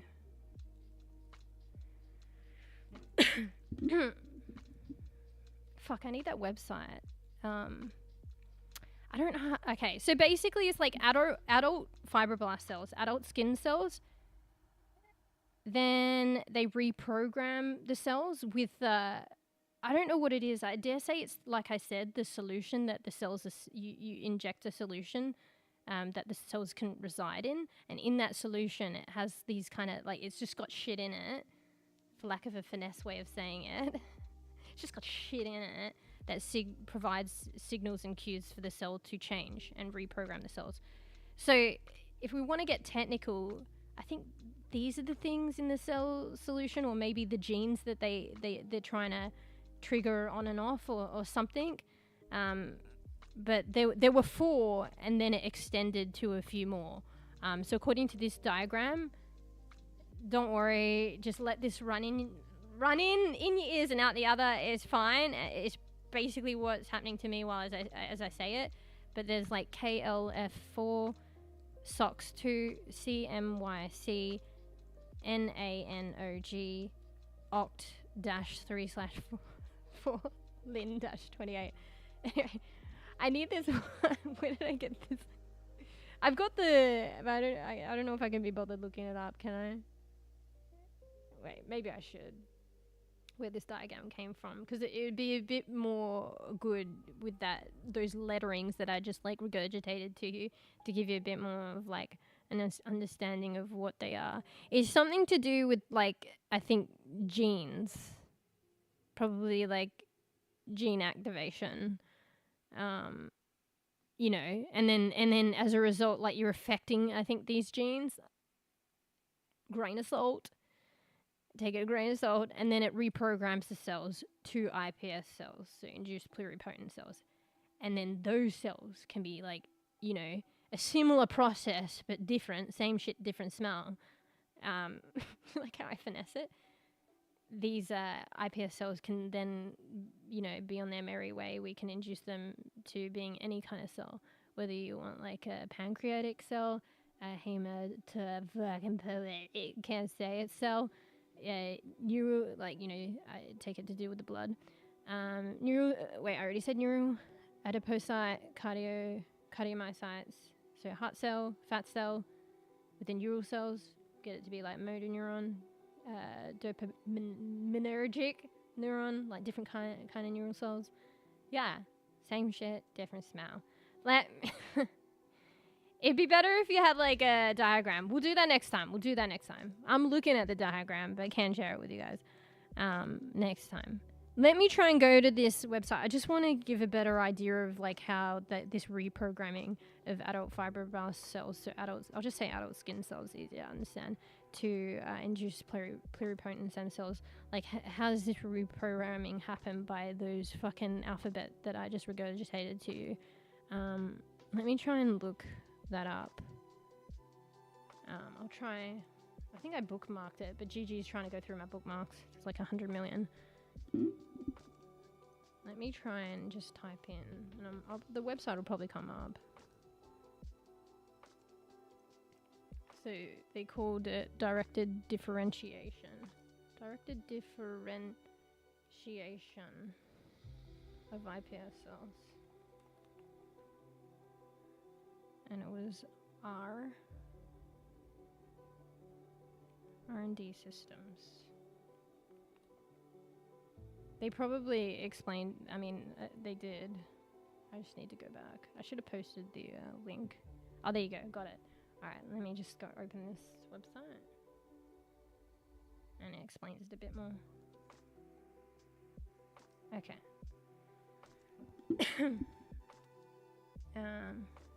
Wait, let me go back to the chat just in case. That's retroviral stuff. Bro, you probably know more than me. But I'm still trying to, honestly, like I'm still a student. I came from a background of more psychology and then biological psychology and then neuroscience, and then I only just started tapping into like genetics, you know, molecular genetics and understanding like DNA, the genome, you know, and biology more from that perspective later on, very touching on it. You know, very, very much just kind of touching on it at the latter part of my education. Honestly, I think I wasn't even in an institution when I started getting more of an interest. Oh, no, I was. I started. I started to get like an interest in genetics. I wasn't even in an educational institution. I was potentially thinking of doing a PhD. Crazy. And yeah, so I was sourcing out a potential supervisor, and then they had me on board, like, they were nice enough to let me kind of just like fucking be a bad smell for a while, and basically the potential, the professor that I met was interested in this kind of stuff, and so I started to get interested. And then I started a course afterwards that I didn't finish, and I basically just started and stopped. So yeah. But yeah, I'm very bibby, like just learning. So complicated it can drive you from one institution to another. Yeah, oh yeah, true. You know what I mean? Touche. It took a little while to process, digest that, but then it's like, but actually, to be fair, now it's pretty crazy. It's so complex and pretty like astounding and amazing, actually. So it's kind of like open up a new, whole new world to me, of like kind of interest and excitement and like passion. Even though, you know, I stopped studying and stopped pursuing that like way for now. I don't know what the future and holds for me. But you know, what I do know is I am still very much interested in this stuff. Yeah. Just you know, whether it be more, you know, leisurely than professional, I'm not sure. Yeah. Alright, let me quickly, because they had like a little caption to go with this diagram. Quickly like skim through it, even though is skimming actually something that I can do. I struggle with that. One sec, hydrate too.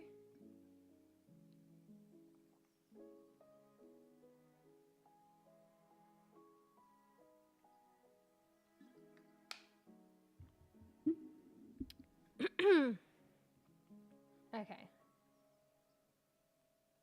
So cultured in vitro and transduced with expression vectors. Wait, that's kind of what you were saying, right? Encoding transcription factors associated with pluripotency. Okay, that's a fucking mouthful. Don't worry, I get it. So, and transduced with expression vectors. It's been a while. I'm trying to like digest this, like interpret and digest and interpret and relay this information whilst also trying to get my head around it and learn. So it's more easily understandable for you guys and myself. For most cell types. Wait. For most cell types, 4 factors are used. Transduced with expression vectors encoding transcription factors. Alright, so grain of salt, but basically the cells would be put in, like, so the skin cells, for instance, would be put like put in a solution, or a solution would be put in, I would say, with stuff,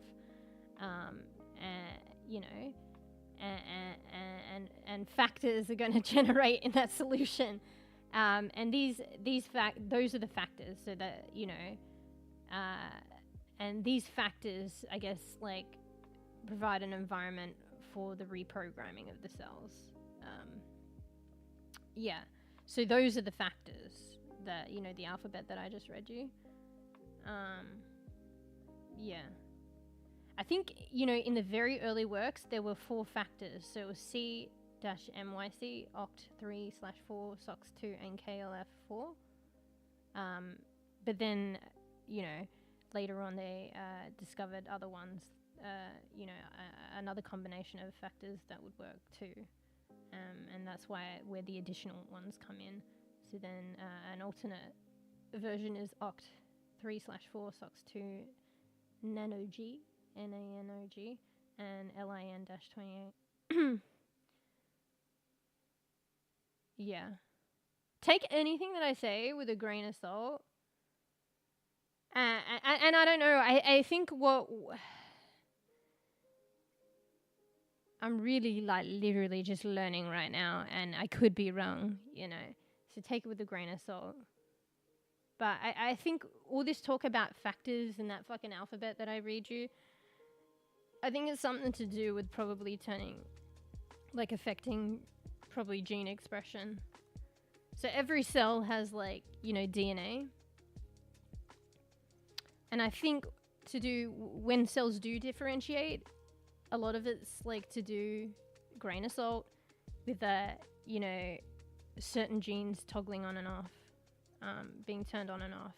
And the turning on and off of genes can probably depend on many things, but, you know, the environment of a cell is definitely one thing, in my opinion.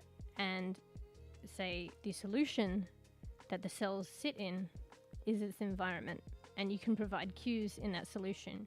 You can change that solution, manipulate that solution in a petri dish in the lab. And hence the alphabet. So they probably tried to put it so that these like factors, the alphabet that I read you, are in the cells, the medium that the cells are in, the solution that the cells are in. They're injecting those factors, whether it's direct. I don't think it's direct, whether it's a byproduct of something going on, because of shit in the solution that was intentionally put there. To reprogram the cells, to induce pluripotent stem cells. So yeah, take anything that I say. I'm literally kind of semi-making shit up right now based on my very primitive understanding. I could be totally 100% wrong. I'm kind of just like internal monologuing, but not, but verbally. So it'd be cool to actually probably do a bit more. One would say I should have done that first, but I just like doing this. Like, I'm literally learning, and like come back at it with probably a bit more reassurance, confidence, and like a little bit more knowledge. I kind of just wanted to touch on it and then just kind of like ramble about it, but then we come back and then we understand a bit better. Yeah. Alright, sorry, my mind was like kind of going off there. We introduced retroviruses, which are made into RNA. Wait, is some experimentation that you've done in the past?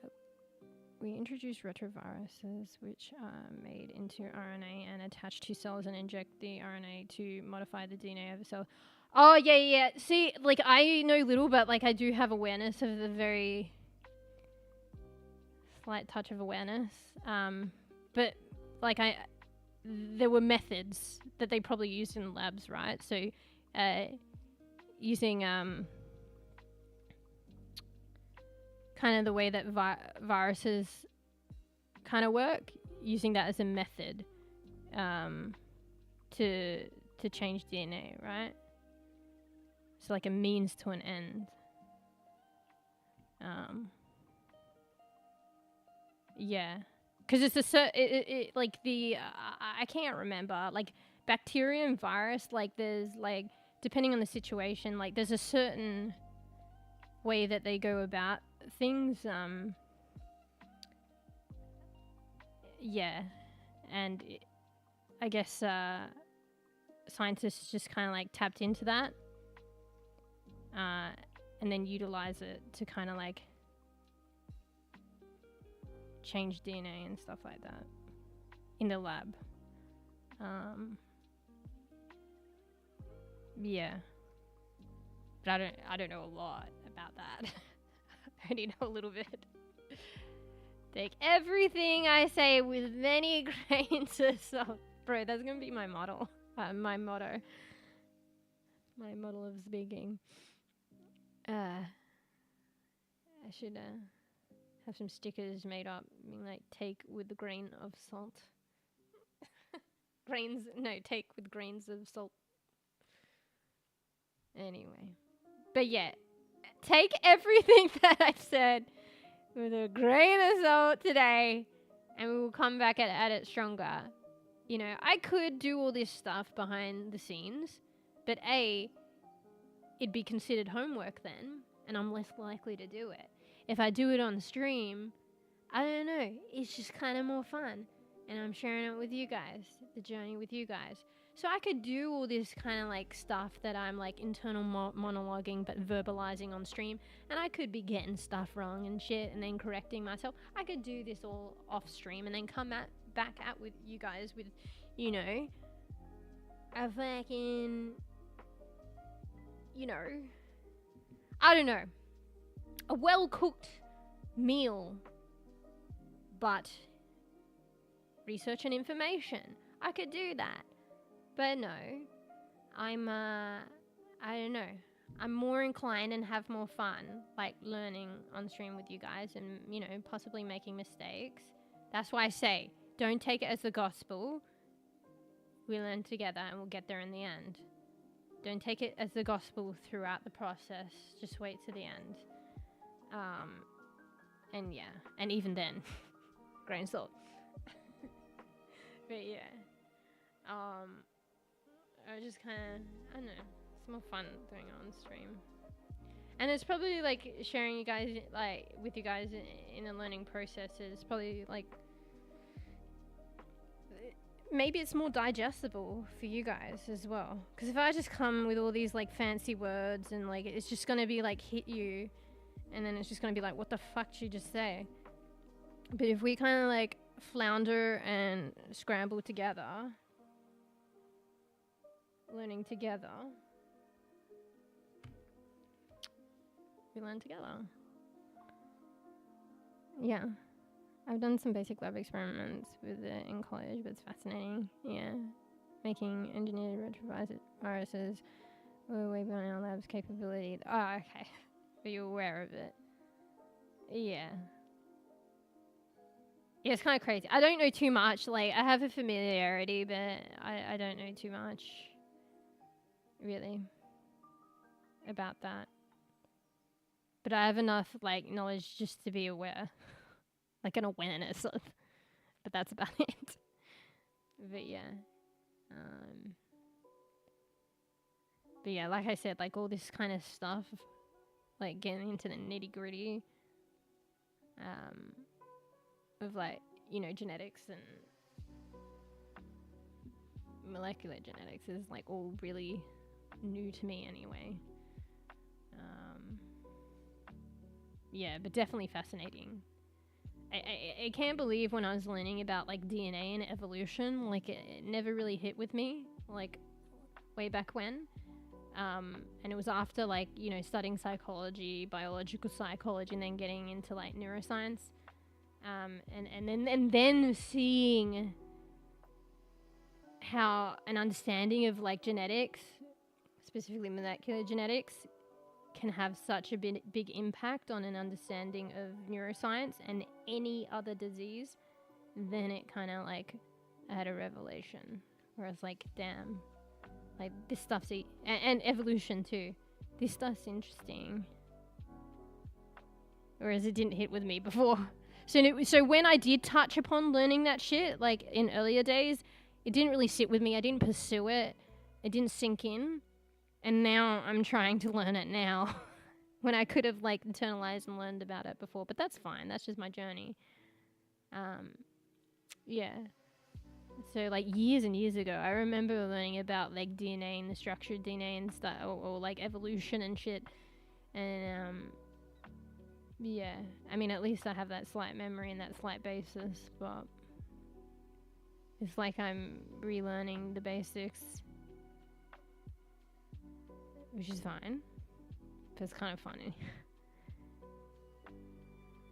I find some good educational YouTube videos and stuff like that.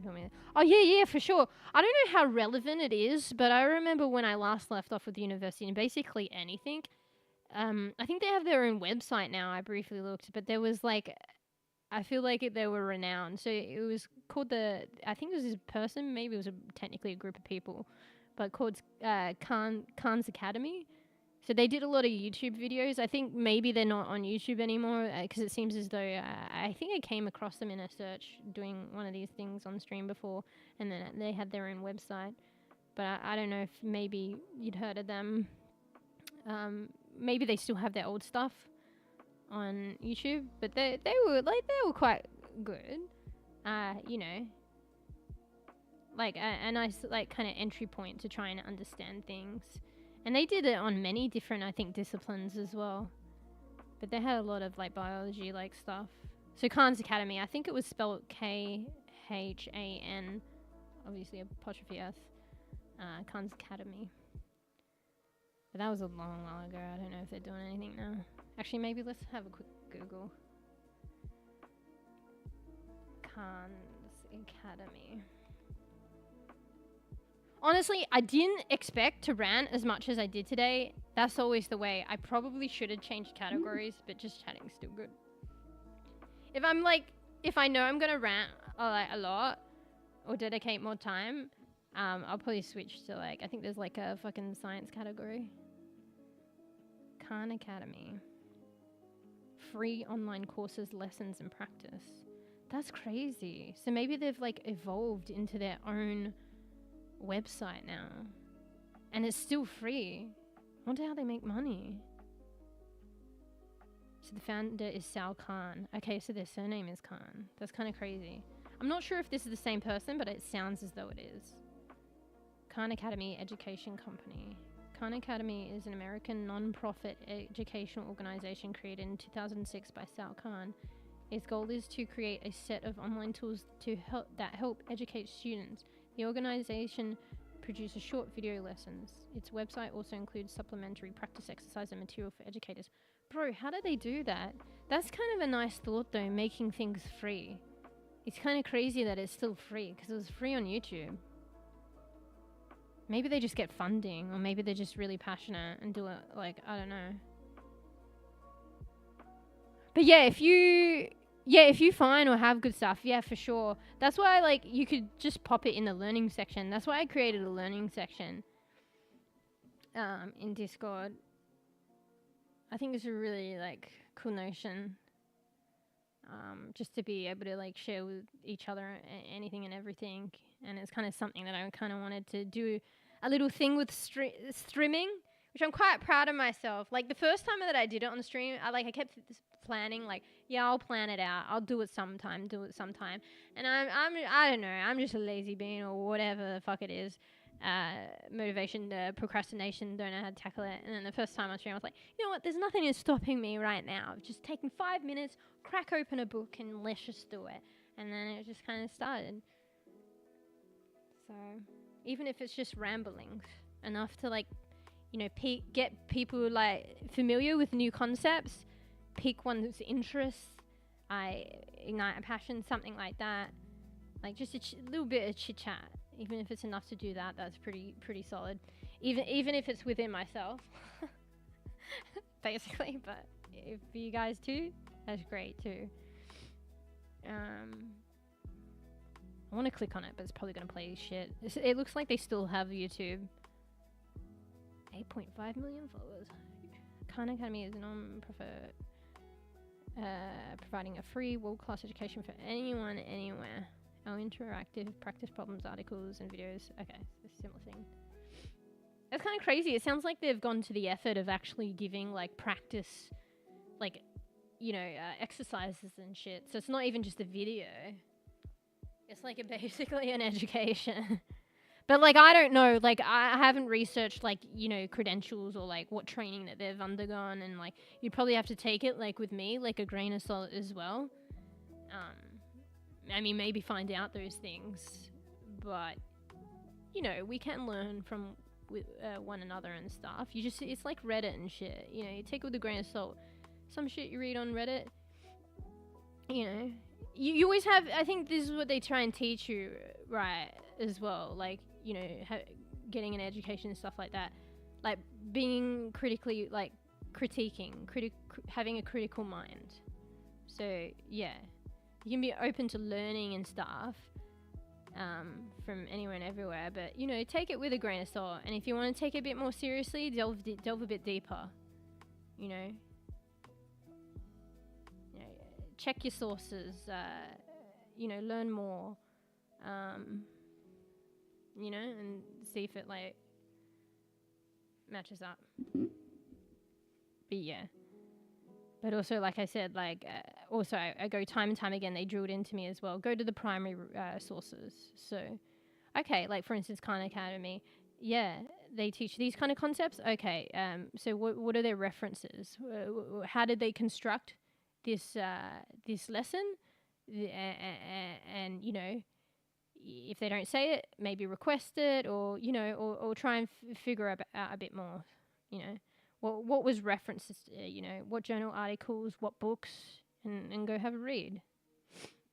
But yeah, I think that to do with research and like science, the best kind of thing is like they always say, go to the primary source. So the experimental article that before it was even published, it was peer reviewed by other, you know, professionals and experts in the field before it even got published. So that peer review process is basically other people critiquing that experiment, the report, and then sending it back if it's not meeting a standard, or clarify this, clarify that, and then it's finally gone through the process and been accepted and then published. So you can be a bit more reassured about the information coming through there. And also, you know, reading the source article as well. So there are other articles that are review articles, or people review this experiment and so and interpret it, and, you know, maybe a bit of Chinese whispers. You go back to the actual source and digest it and be a bit more reassured. Anyway. Oh, hey, cw0ffee. You just come in at the end of molecular genetics learning 103. We were all learning together. So, yeah. But hello. Anyway, I did ramble a little bit more. Basically, okay, I should have aims. Maybe I'll do that next time. Oh, I still haven't even read that bit about the induced pluripotent cells and like the early beginnings. So there was this university website, and they were describing, because they obviously provide like teaching, training, learning, research in this department to do with iPS cells, induced pluripotent stem cells. Those are the cells I was talking about that have the potential to become any kind of cell and have been like reprogrammed to be that way from a, you know, already differentiated cell.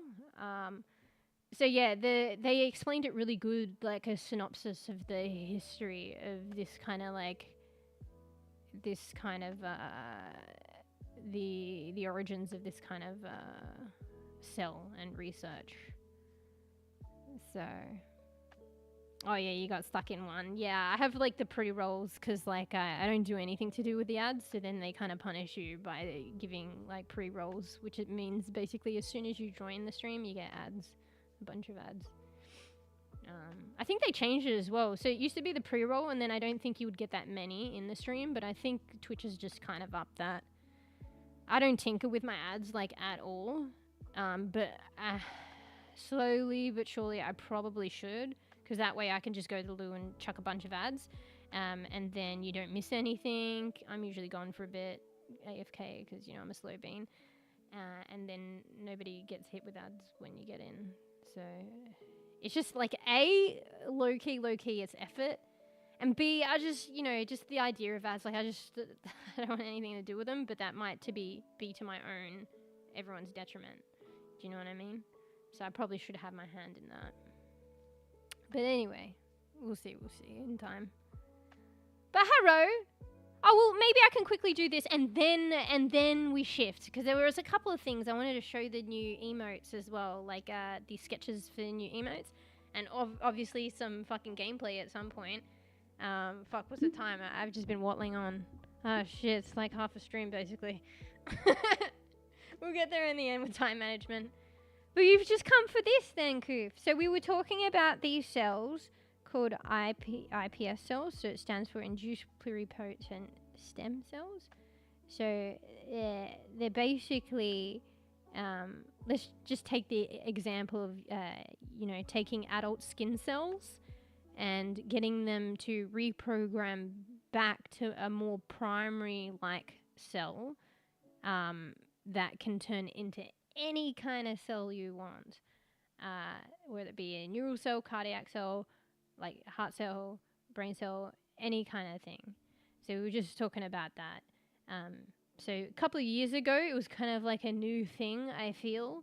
Now, years later, I wonder where it's at. And it'd be interesting to kind of look at that at some point, the current state of available knowledge about those kind of cells, which I'll probably do. And this is all in relation to at some point bringing it back to like my interest in like Alzheimer's disease, but you could use it like to do with any kind of disease, trying to understand disease. And you would say how? So basically these cells, like you could have someone with a particular disease, let's say Alzheimer's disease, and you could take their skin cells with their DNA and they're suffering from this disease, and you could take their skin cells harmlessly. You would probably need informed consent. It depends where they are at the stage of like Alzheimer's, or whether they'll have like someone who cares for them that would provide consent. I'm not really sure how that works, but there would be consent.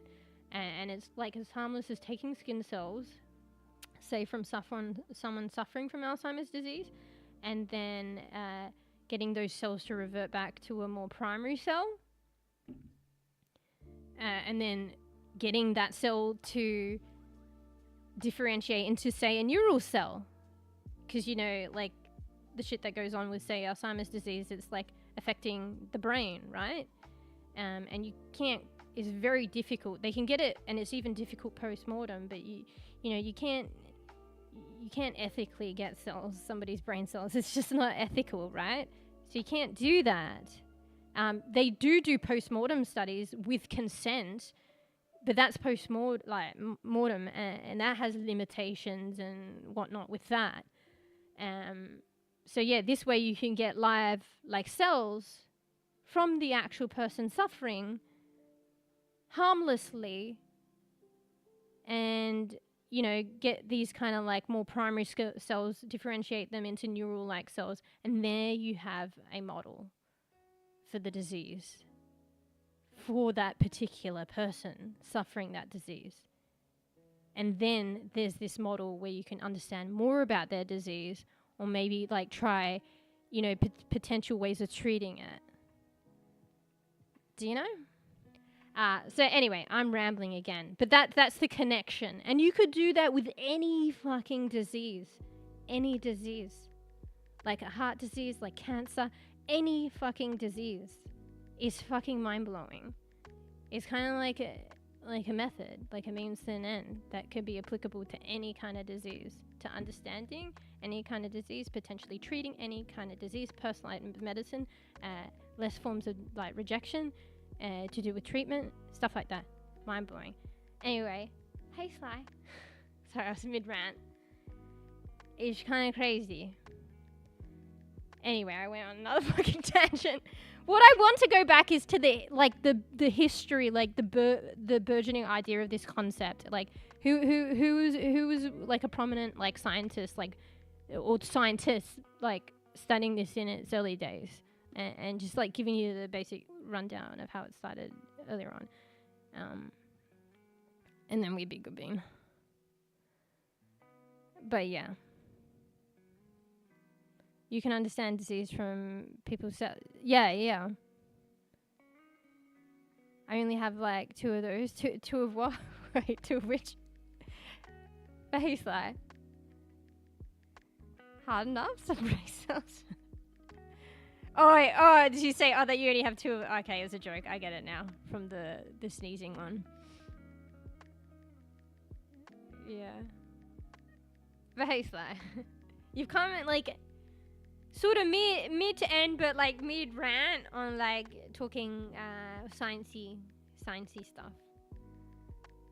Bro, I was only gonna talk about it for 5 minutes. Here I am, probably fucking like 2 hours later, or probably not 2 hours, but at least probably an hour and a half. Anyway, there was this website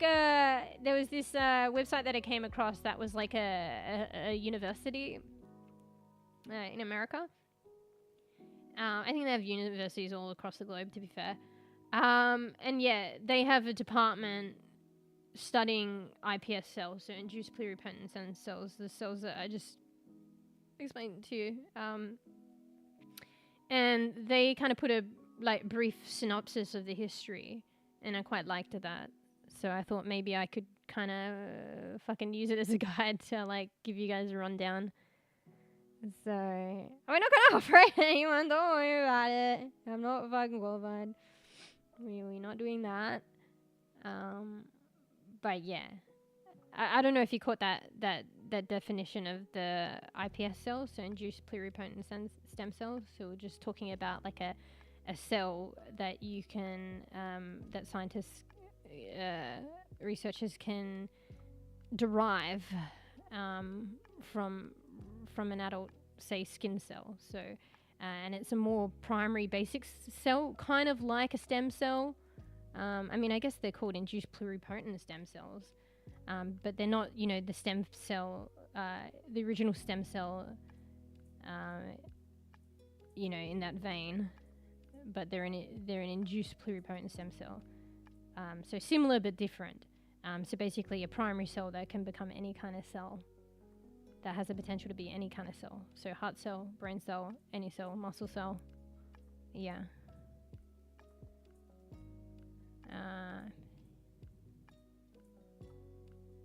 Wait, what was... Wait, I'm out of the loop though. I don't know what Loyola is. Wait, was that? But yeah. So wait, let me read a bit, like, read in my head, and then I'll try and paraphrase what they were talking about.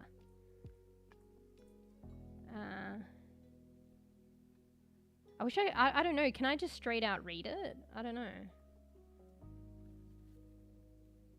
Wait, let me hydrate first. It's going to take a bit of brain power for this.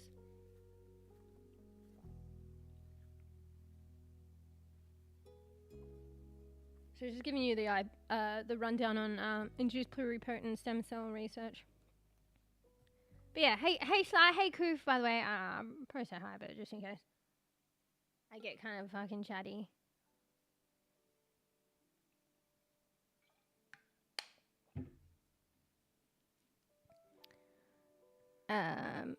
Yeah.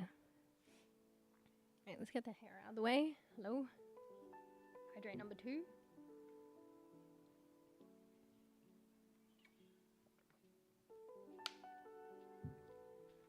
Alright. So they're just saying that, you know, human stem cells have the, you know, potential for a wide variety of healing treatments. And it became clear at a time when scientists thought that... wait, let me read it fully. So basically, there was a time where they thought that the only stem cells you could get were embryonic derived, and there was like a lot of controversy, a lot of moral questioning to do with that. Because obviously embryonic derived is like a developing organism that is alive and taking such cells from them to get those stem cells. So, you know, there was a time where they thought that was the only way. And that came with a lot of like ethical concerns and morality and controversy, understandably. Yeah. But yeah, at the same time, there was like an understanding burgeoning about, you know, stem cells having a capacity for a lot of healing treatment. Yeah. And yeah, it was just assumed that the this capacity, this potential,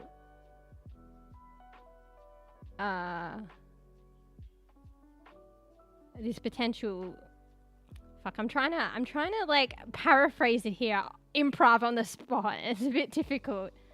I probably don't. I could just flat out read it, but this is better for my understanding, and maybe I can do it like in a more digestible way for you guys to understand it as well.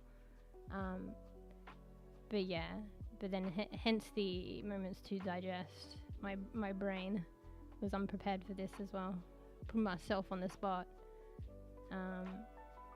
But yeah, basically the potential for like stem cells to like help treat disease or help with discovery, it was based on its like the cell being able to differentiate into any kind of cell in the body, which they call pluripotency.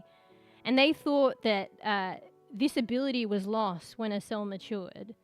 That's it, basically it. Which is not exactly true. And therein segue to induce pluripotent stem cells. So these are induced from matured cells. And you're reprogramming them to be a more basic cell that kind of emulates a stem cell. That emulates the pluripotency, the ability to be any kind of other cell. And on a side note, I'm pretty sure there are still areas in the brain, for example, that have stem cell-like cells, even when you're an adult. Like, that's another thing in itself. Don't quote me on it. Take it as a grain of salt. That's something for another day. And the limitations and the, potentiality for that, another thing. But I guess here I'm talking about induced iPS cells, induced pluripotent stem cells. So yes, then came an understanding where cells were matured, but they could still regain that pluripotency akin to like a stem cell. So yeah.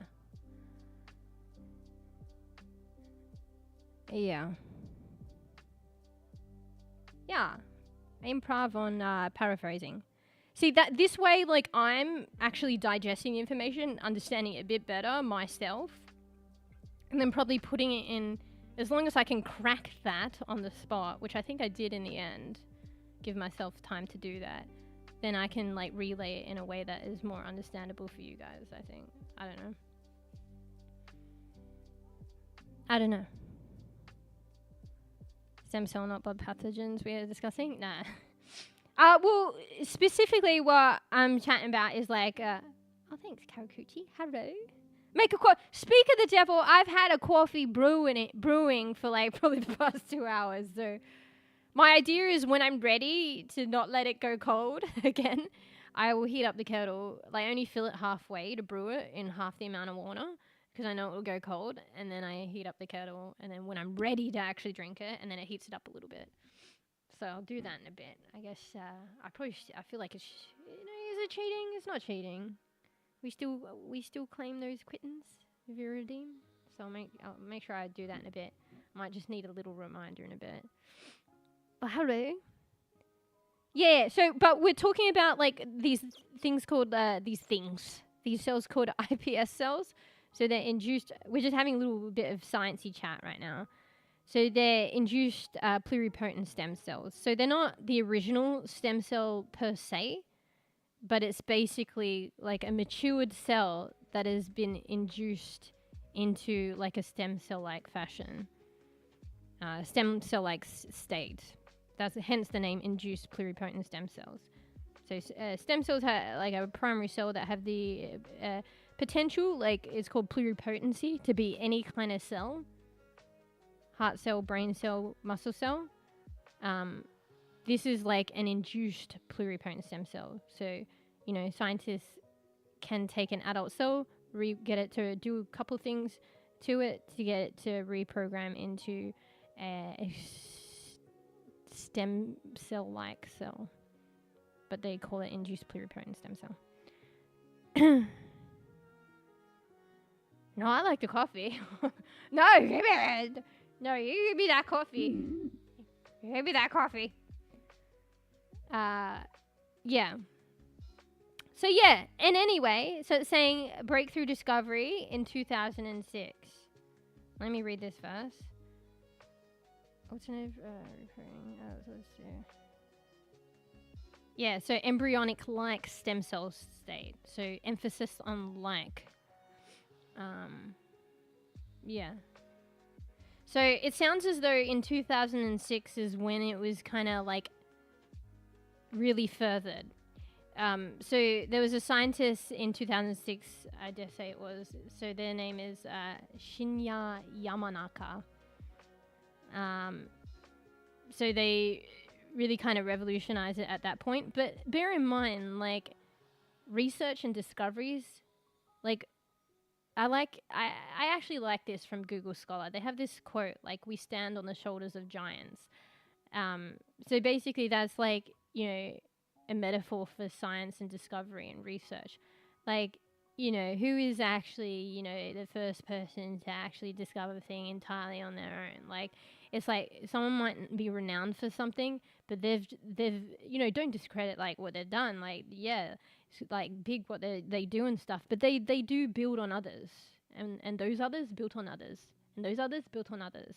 So this person is an example of like, yeah, in 2006, yeah, Shinya Yamanaka, yes, they did amazing stuff, but they also built their work on a previous people who probably previous to that as well. They built their stuff on previous to that. But yeah, so key to note, 2006, Shinya Yamanaka. And this is where kind of like probably the name and the idea of more the name attribution and the pushing of like the discovery of induced pluripotent cells happened then with them, but they based their work apparently on someone from like in 1962, so a discovery from another scientist in 1962 called Sir John B. Gurdon. So yeah, like that saying, yeah, you stand on the shoulders of a giant or something like that. I mean, it's probably honestly that. Wait, let's have a look. Let me go to Google Scholar. I think it's still there. You go to Google Scholar, it's literally right there. I like it. I'd say it's been a while, but I did kind of prep talking like, well, not necessarily even today, but for future, I've got some articles to do with iPS cells, so like induced pluripotent stem cells. So I keep saying it every time, but it's just that way we can make the connection with the acronym, and then also peeps that like come in and then it's like, what the fuck is an iPS cell?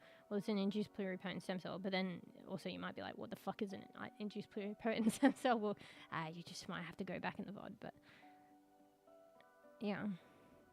Yeah, so if you just go to Google Scholar, it's like stand on the shoulders. Oh, well, okay, it's a bit different, but it just says stand on the shoulders of giants. Actually, that's more proactive. It's like, come on, guys, stand on their shoulders. Whereas I'm like, we stood on the shoulders. I fucking don't know. Anyway, whatever. I like the way that they put it, actually, now that I think about it. But yeah, so wait, let me read a little bit, because I'm kind of paraphrasing. So this is the genes part where, yeah, with those alphabets that I was rattling on to you about before and the factors and all that shit. So I probably shouldn't say it like that. Yeah. So basically Shinya Yamanaka discovered if you put 4 specific genes into adult cells, like for instance the skin cells, it facilitated the like reverting back, the reprogramming backwards of those adult cells into a more primary pluripotent cell, embryonic-like stem cell, to behave like that. So yeah, and yeah, I think, you know, when I was rattling on about the alphabet before, there was a combo of like 4 factors or some shit. It was probably to do with the 4 specific genes that were like investigated by that Yamanaka. So yeah, but then there was another combination that was elucidated later. Yeah. Stand on their shoulders, don't ask. Yep. No, you gotta ask for permission first. I mean, you know, literally someone's shoulders. Yeah. And then they're just saying as well, the summary, that Yamanaka was building on the research of Sir John B. Gurdon in 1962. So let me refamiliarize myself about that, and then I can relay that.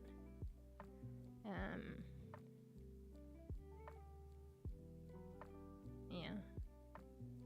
So basically this, the work by Gurdon was like demonstrating that like cell specialization could be reversed. So like hence the mature adult skin cell could go back to being more of a primary like pluripotent cell, reversing its, you know, what seems like a finalized differentiation into a skin cell well, you could actually like reverse it and get it to go back into a cell that could be any other cell. So even in 1962, there was like someone by the name of Gurdon that realized that you could reverse this specialization, this differentiation of cells. How? Well, that's, you know, I could figure that out now. Yeah, how'd you get that? You Googled that? You weren't here earlier when I was rattling on that alphabet slide. But yeah. I think that's it, isn't it? Yeah. There was like another 2 added into a combo of 4 or something that was seen to work too later on. Saving the world. Hell yeah. Oh yeah. Good do. Thank you for coming in and saying hi, getting a little crash course there on iPS cells, induced pluripotent stem cells. Hi and bye. But yeah, thanks for coming in and hanging out and chatting. Coof, we might see you next time. And make sure you take care of yourself and take it a bit easy. Doing what you got to do. You know, can't be easy saving the world. No, but on a real note though. Yeah, see you, Coof. Oh, did I? Okay. Well done, because you got what I googled too. Yeah. Yeah, I'm pretty sure those were it, right? Yeah. Wait. Sorry, I'm just reading a bit more and I'm gonna paraphrase a bit more.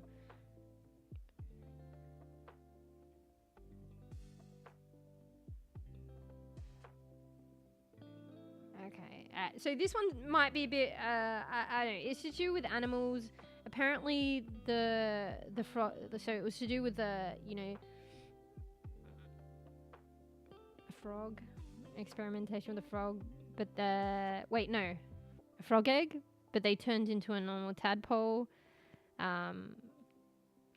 It's always a bit rough when there's experimentation with like animals and stuff. That was very difficult for me to get my head around and understand that these days there is like committees. There's actually a separate committee. So if you're going to do research that involves animals, research has already got a committee that you got to get your research proposal approved, and it could go back and forth from.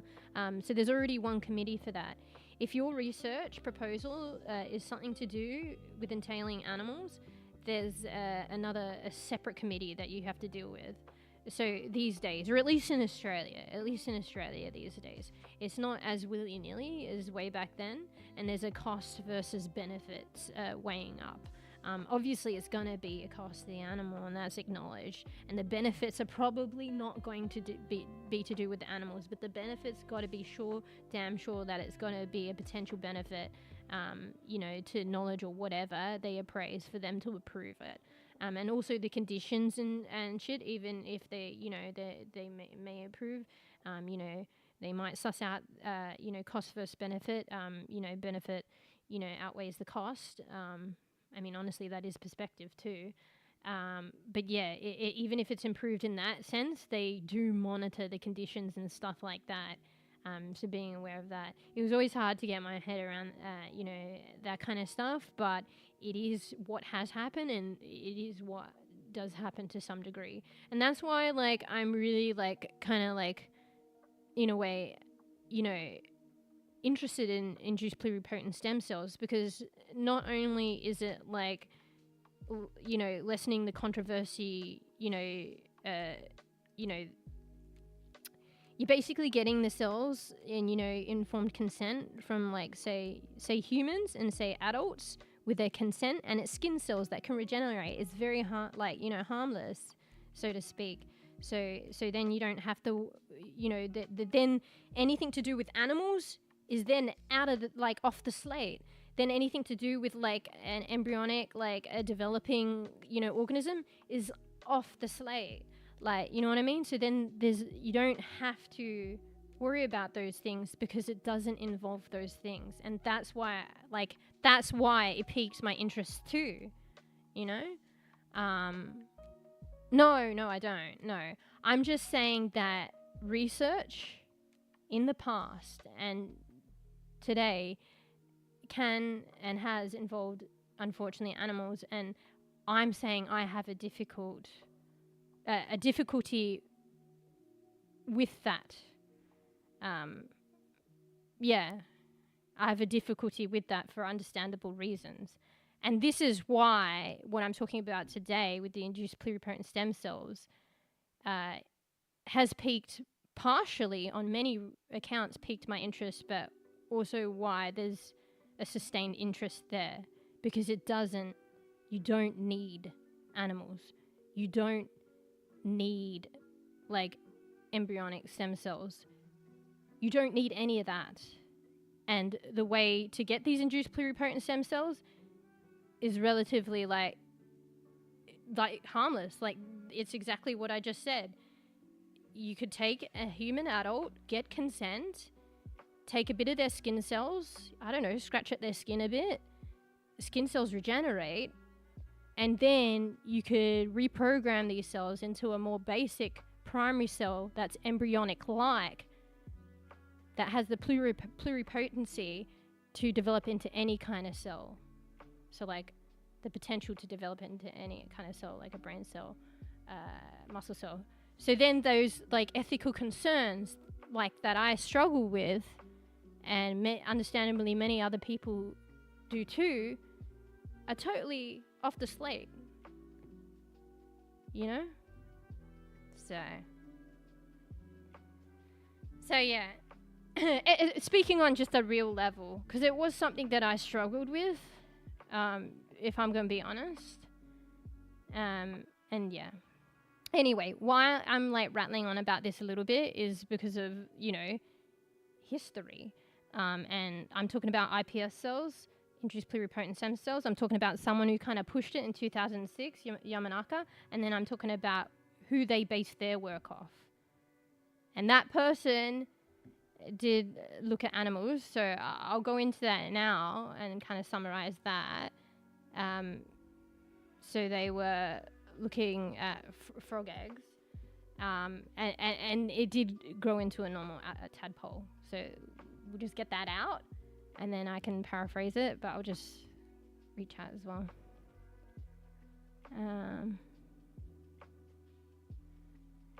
Yeah. See it now? No. Sounds like a good backstory for sci-fi. No. On that note, I need to hydrate. I'll go remember coffee as well. You guys, once I've done with my induced pluripotent stem cell history rant, and we do coffee and do break. Honestly, I should have known, but I didn't expect myself to rattle on this much, but how could I not?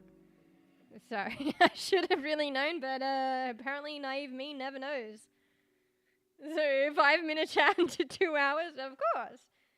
But we are going to talk about other stuff today. I wanted to show the sketches for the other Twitch like emotes for the channel that are being done. And then B, play some Once Human at some point. I really hope we can get to that point. But we'll at very least show the Twitch emos. Because the sketches for the new ones. So, yeah. So, what now? Alright, hydrate. Bro, I filled up my water bottle, and how is it like fucking... How's it, you know, empty already?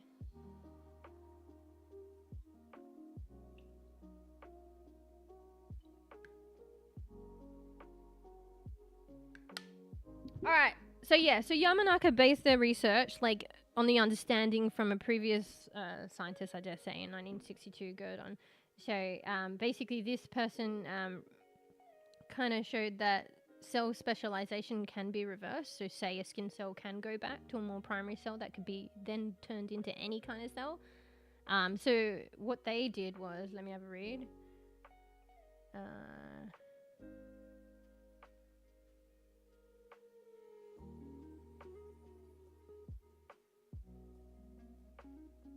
Wait, let me just read it again. Sorry, I'm trying to improv paraphrasing on the spot, so I need to kind of internalize it a bit in my head and be quiet, which is very fucking rare for me on stream, right?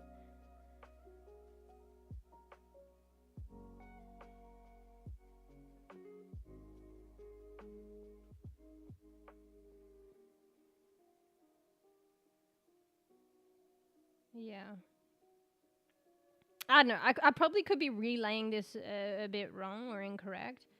But yeah, kind of summing it up, it sounds as though that Gurdon replaced an immature nucleus in a frog egg. So I guess, a cell, I don't know if it's more than one cell, they replaced the nucleus with that from a mature cell.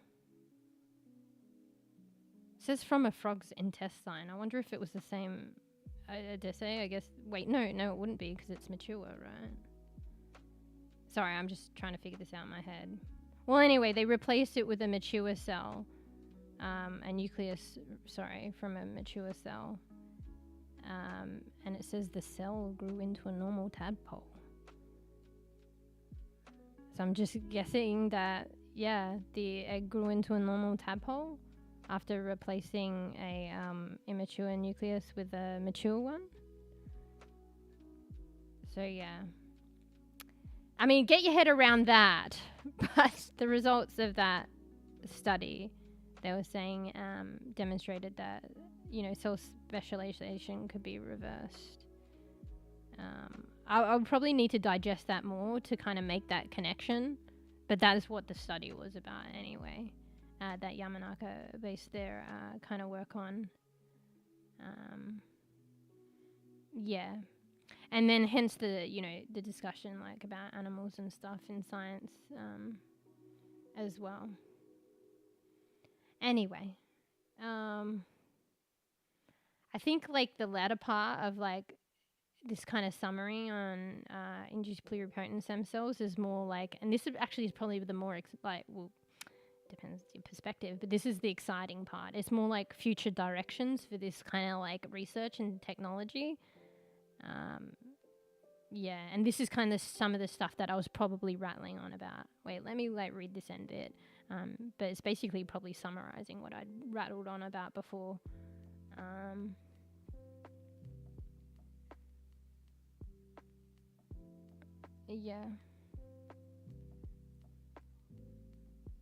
Just give me like a minute. I read it before, but I just need to kind of read it again. And I'm a slow reader too.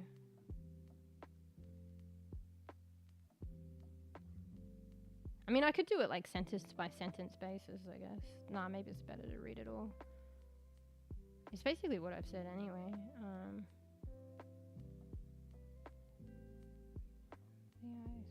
Sorry, let me just read this.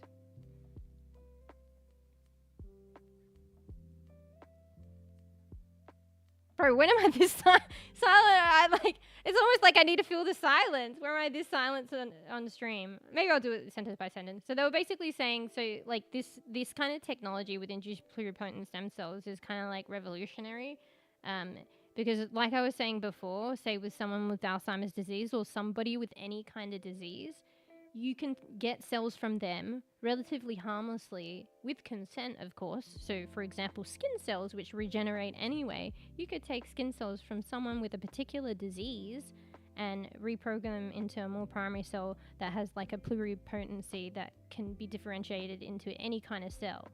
And that's revolutionary because then that's personalized medicine potentially.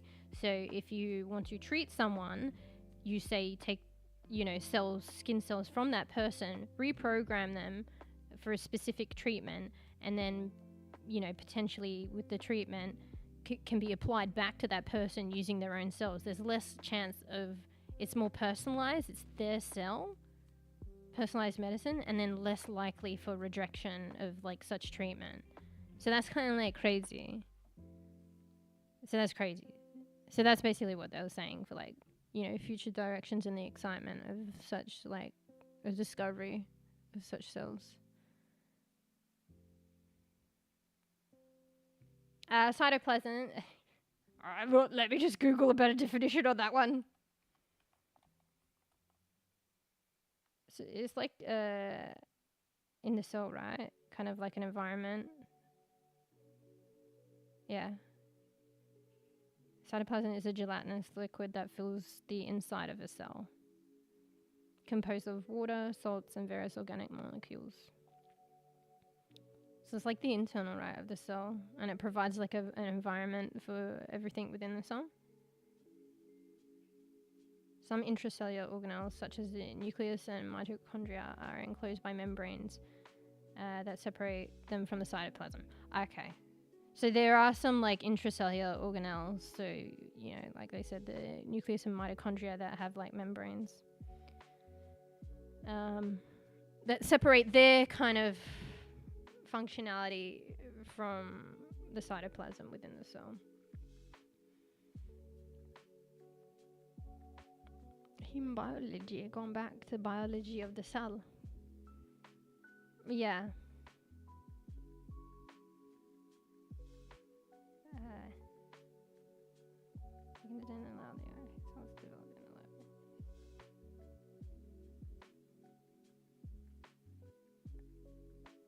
Yeah. So basically they were saying, someone say with Alzheimer's disease, you take their skin cells and then you can go back in the lab with that and you can get those skin cells to kind of emulate and develop, reprogram them back to iPS, like reprogram them to iPS cells, so induced pluripotent stem cells. So this embryonic-like stem cell that has the potential to differentiate into any cell, and then you can go differentiate them into tissues that are affected by the disease. So say Alzheimer's disease, it affects the brain. You with informed consent, you take the skin cells of someone with Alzheimer's disease, right? Then you go back to the lab. You reprogram them into iPS cells, induced pluripotent cells. Then so more of a primary cell, revert the skin cell back to more of a primary cell, and then you can then go and program that cell again into a more neural-like cell to emulate kind of, I don't know where the situation, how effective it is in the state, and that's probably what I want to delve into the future. Where is like research at with that? But then, according to this kind of method, and it has been done before, but how effective, don't know. But yeah, you can reprogram those iPS cells, induced pluripotent cells, you can program and get them to differentiate into neural cells. So then that's like almost like emulating brain tissue, like live brain tissue of the person that is affected by the disease. And there you have a model to look at in terms of understanding the disease or in terms of potentially treating the disease. But understand that it's not actually their brain cells. Do you know what I mean? And you can't ethically get that. It's emulating. And it's also emulating it in a lab. So is emulating it. It's not the actual like brain cell. It's an emulation. Like, is that a word? Emulating it. Bearing that in mind. B, also, this is all done in the lab. And things that are done in the lab are isolated. It's out of the body. It's different. It's not the same as being in a actual functional, like if we're going to use human and human disease, like an actual human functional body with all of the confounding variables there and the natural state of that is different. That's why when they have discoveries in the lab, it's one thing to have those discoveries or feel like you've discovered, potential cure or some kind of thing. Maybe in the lab you have, but in terms of like clinical application, in terms of application, with the, if we're talking about disease, with the actual disease state in the actual population and its effectiveness there and whether it's a cure there, that's a different thing. And that's why they have like clinical trials and shit like that. But that's after like rigorous experimentation beforehand in the lab and really trying to reassure that it's like, okay, we're at a point, we've got enough knowledge, we've got enough confidence in this. It may not even like pan out, but it's enough for like, you know, approval to allow clinical trials and stuff like that. So yeah. Anyway, so yeah, it's just bearing in mind that it's emulating these cells, and then also it is in the lab, in like cells in a petri dish. That's hardly like, for instance, cells in the brain of the body, you know? But yeah, taking that in consideration when you're using it as a model, but you know, you take what you can get, you know? This is a way of potentially like learning and potentially treating diseases. There's a potentiality with this that doesn't come with as much controversy and is actually period doable, because you can't take brain cells from a person. It's not ethical, it's not allowed. So what do you do to try and help someone who's, say, suffering a disease with the brain? You know, you still want to try and further that knowledge. You still want to help people suffering with those kind of things in the future. So how do we tackle that? Maybe this is one way. But taking it with a grain of salt and understanding that it's like, it's emulating. If we're using this specific example of, say, someone with, say, Alzheimer's disease, and you want to find out about that and help potentially treat that, it's emulating a brain cell. It's getting the induced pluripotent cells to differentiate and emulate a brain cell. And yeah, it's in a lab. So it's basically cells in a petri dish. It's not cells in the body. Yeah. But it can be a model nonetheless. And a lot in the past, a lot of studies, and I had a difficulty getting my head around that. It'd be the way though. They use rat models, you know? So they use rats. So this is a human model. Like, rat models were used as a model for human, say, disease and stuff like that.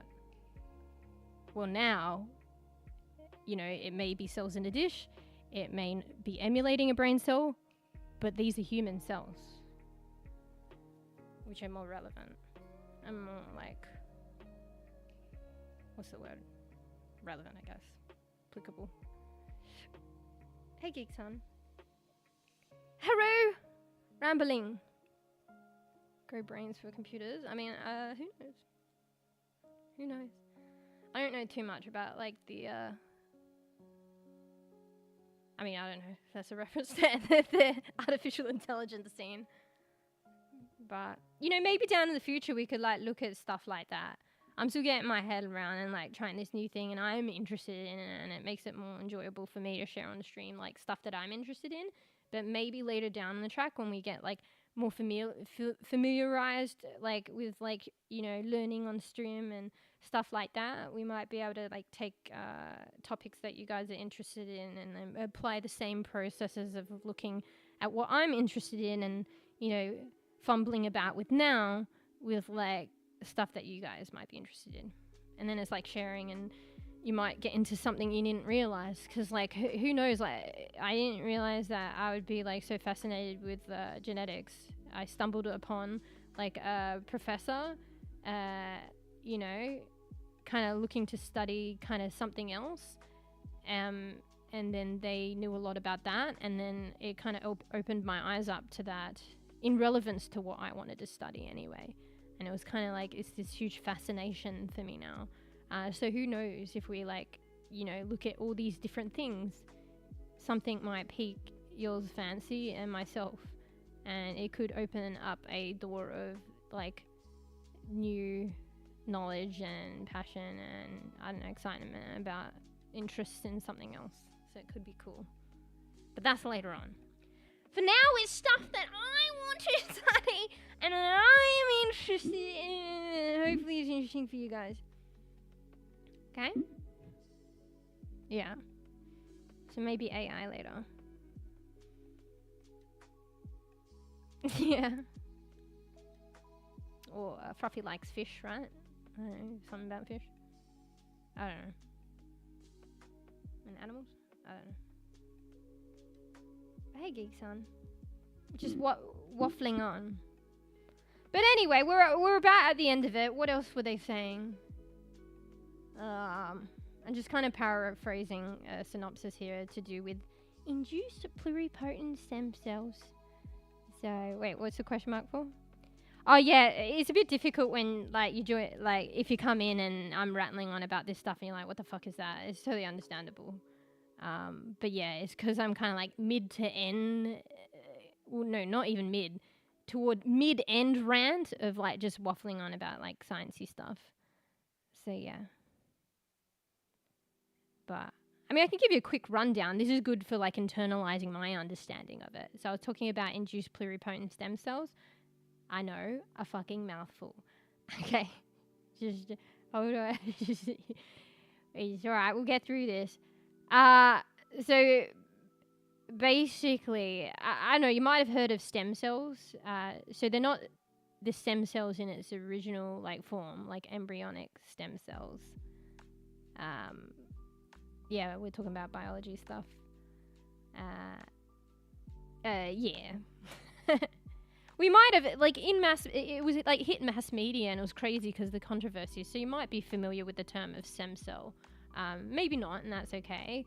But yeah, induced pluripotent stem cells, obviously it's got stem cells in it, but it's not stem cells in its original, like, notion and understanding of, like, embryonic stem cells. They are kind of similar, but much different. So embryonic stem cells were to do with, like, you know, cells, stem cells from a developing, you know, organism, and the ethical concerns that can come with that. Induced pluripotent stem cells,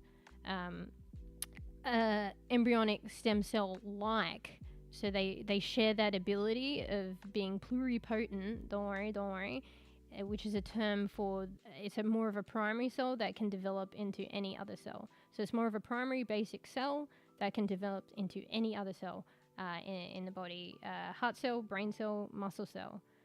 So it shares that pluripotency, that ability, but it's not from a young developing organism.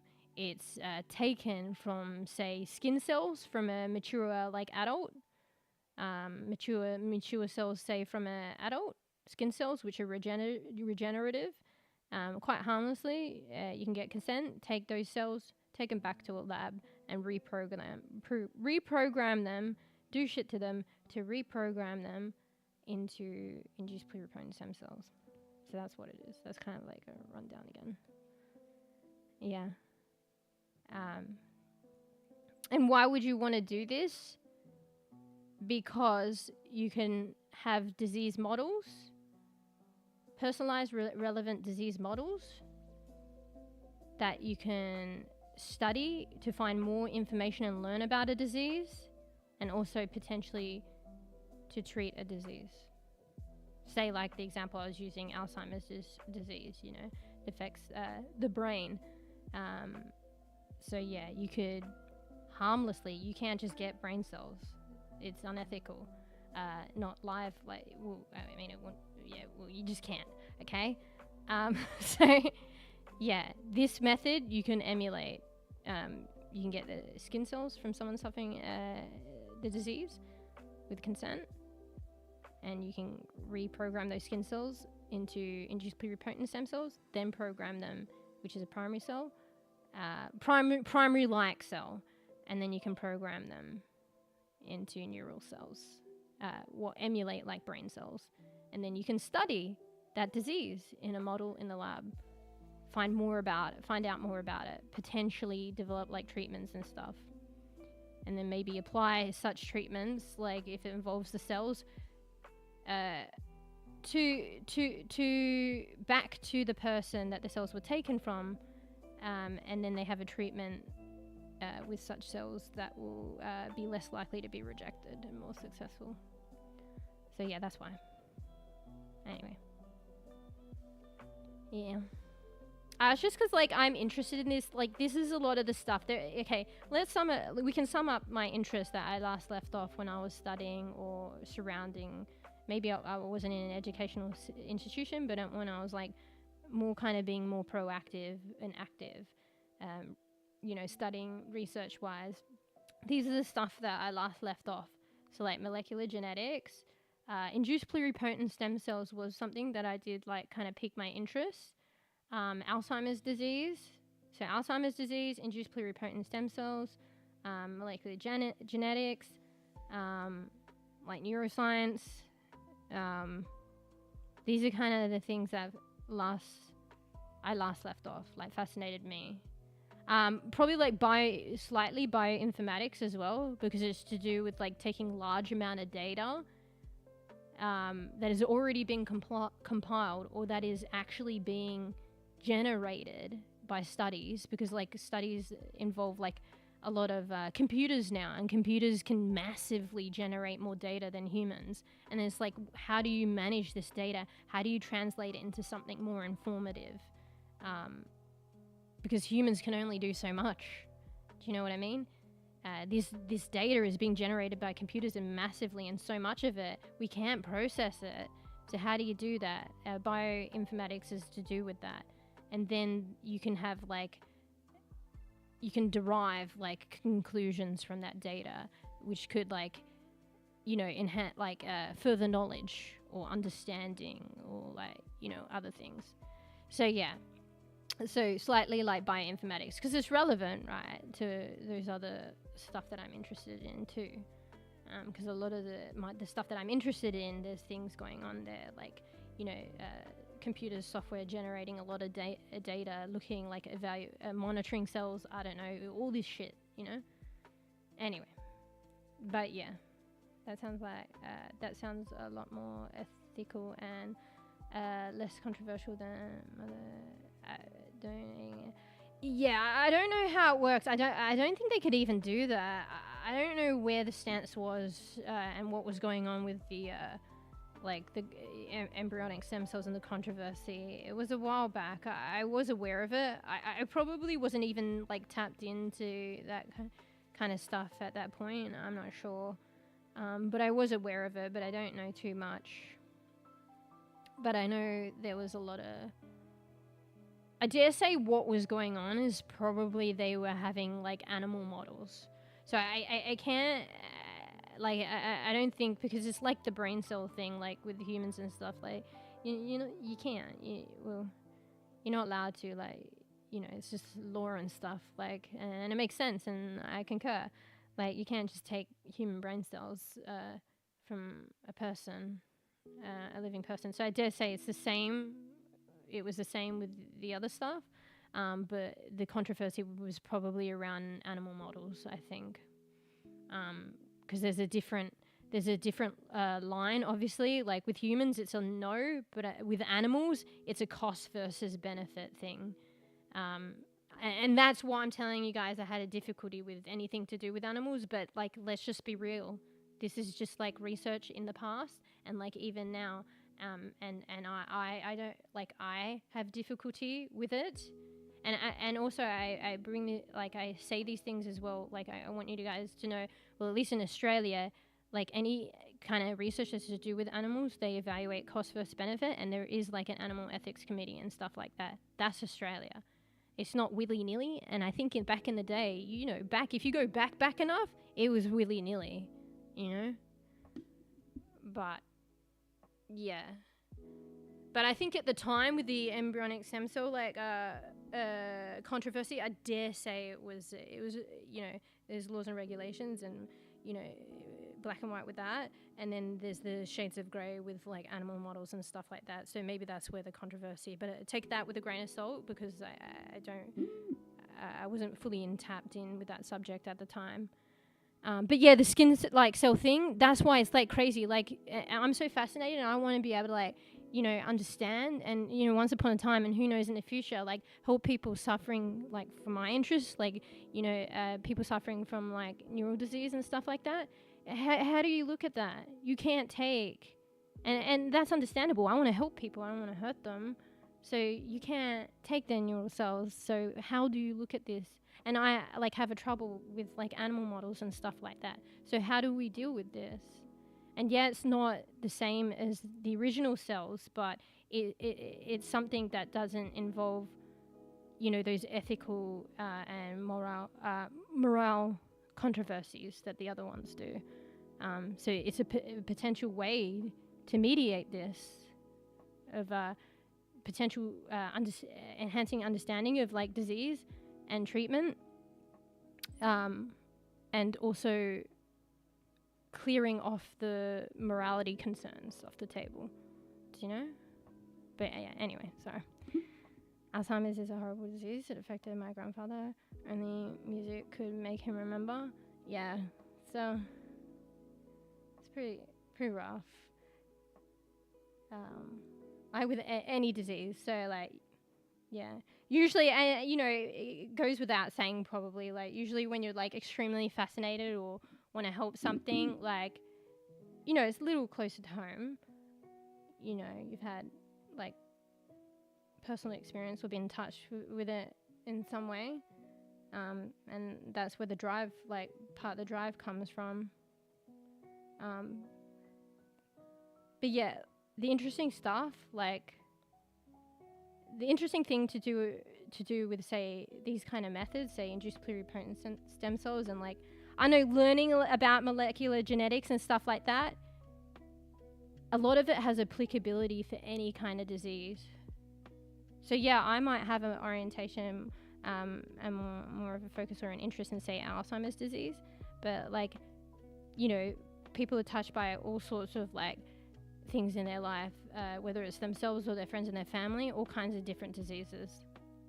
And these things are kind of like this understandings, this knowledge, this technology is literally applicable to any of those.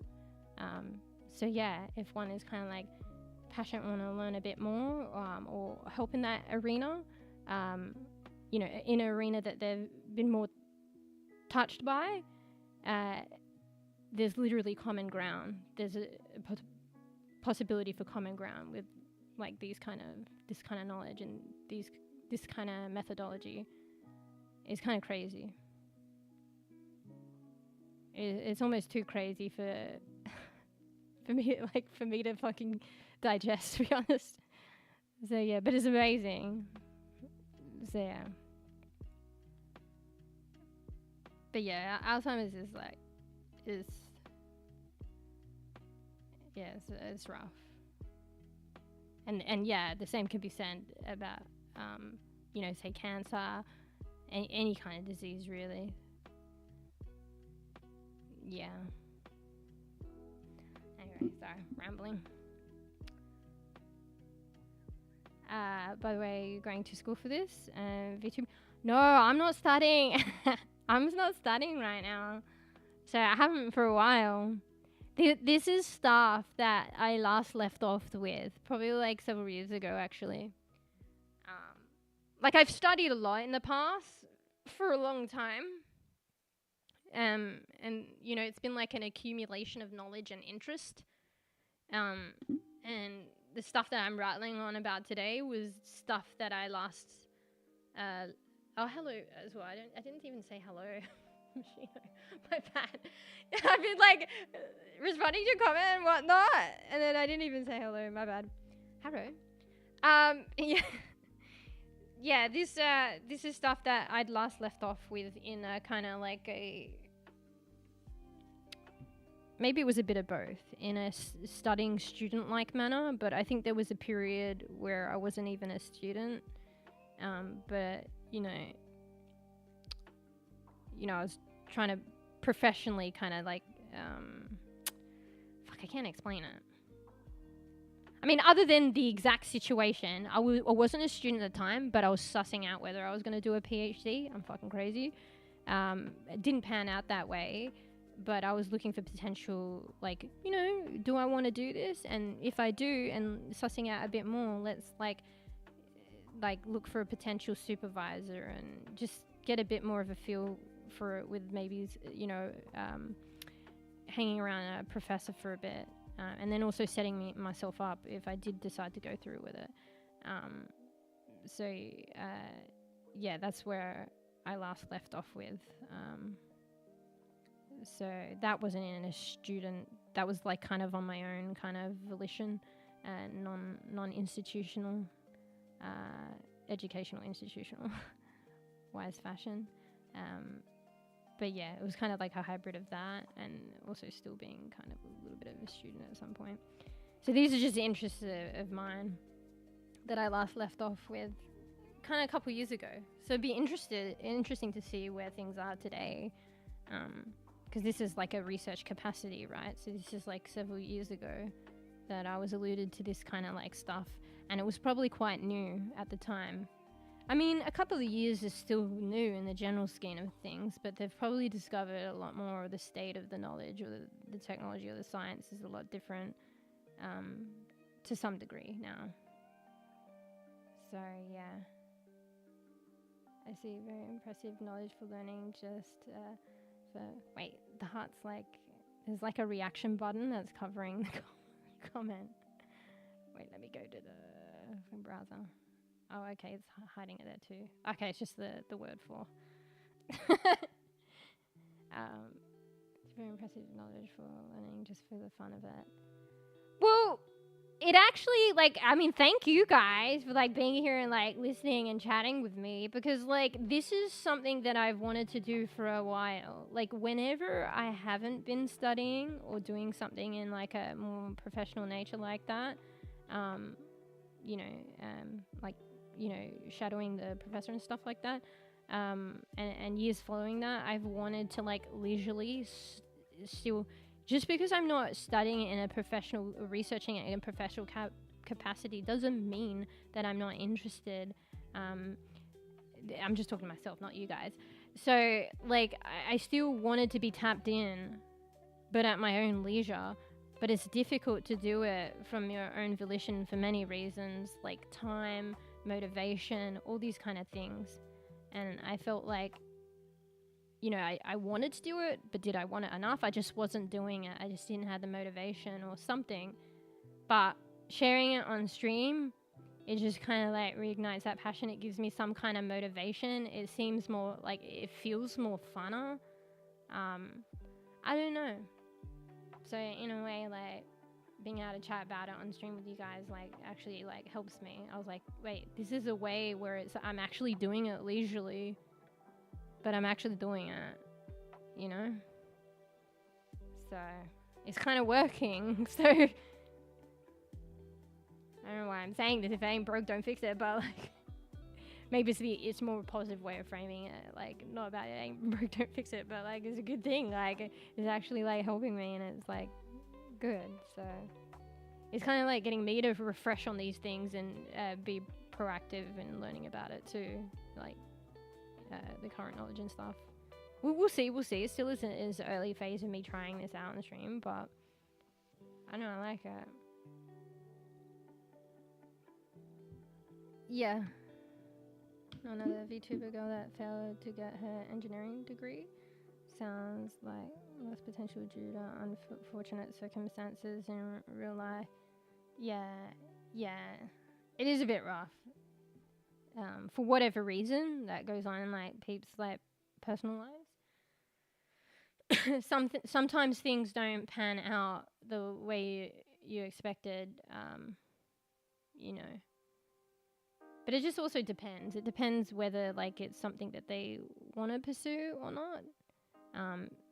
It's definitely a shame if it's something that they wanted to pursue. But maybe it's not the only way. Or maybe you gotta, like, what one had foreseen themselves doing or taking part of, it may not be the exact same way, but maybe there's still a possibility, just in a different way. Just like reframing what they thought that it would be like. I don't know. Talking very general sense here. It's hard to probably maybe grasp, but yeah.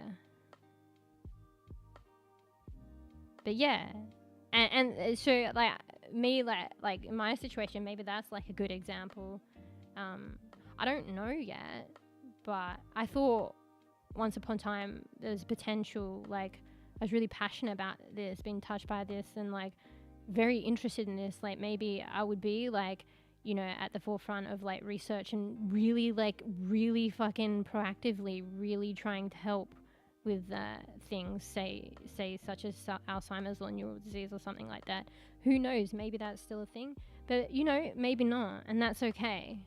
But maybe there can be some kind of hybrid in what I devote my time and my life to, which could entail some of that, but not exactly the same. You know? I don't know. Anyway. Like everyone else, still figuring shit out. So yeah. Oh, it's really dark at the moment. So I mean, maybe like, you know, maybe it's taking like a slight a tweak of my expression. Like, little Misha's gone, you know, taking it to the extreme. But yeah, it's very dark at the moment. One of my other, like, it's later on in the day, and one of my other lights went out, so I literally only have this one light bulb in the hallway in the back as my lighting for my camera. So GG's. So yeah, I mean, I have the actual living room, the light of the living room, but it's got like fucking 1, 2, 3, 4, 5, 6 can lights, and I'm literally roasting underneath, and it's too bright. So I could turn that on, but not very good. Yeah.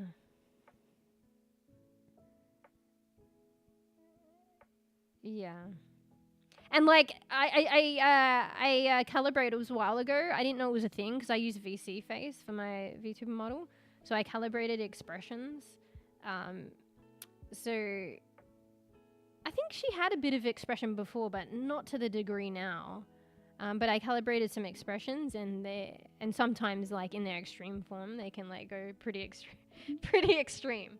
But like, I think I asked you guys, I was like, is it too much? Like sometimes like her eyebrows go up and down like all the time, but if anything it's funny. And there's a potential for more like expression, but it can be like to the extreme sometimes. Or maybe I'll be happy and she'll be frowning, like it goes crazy. So yeah.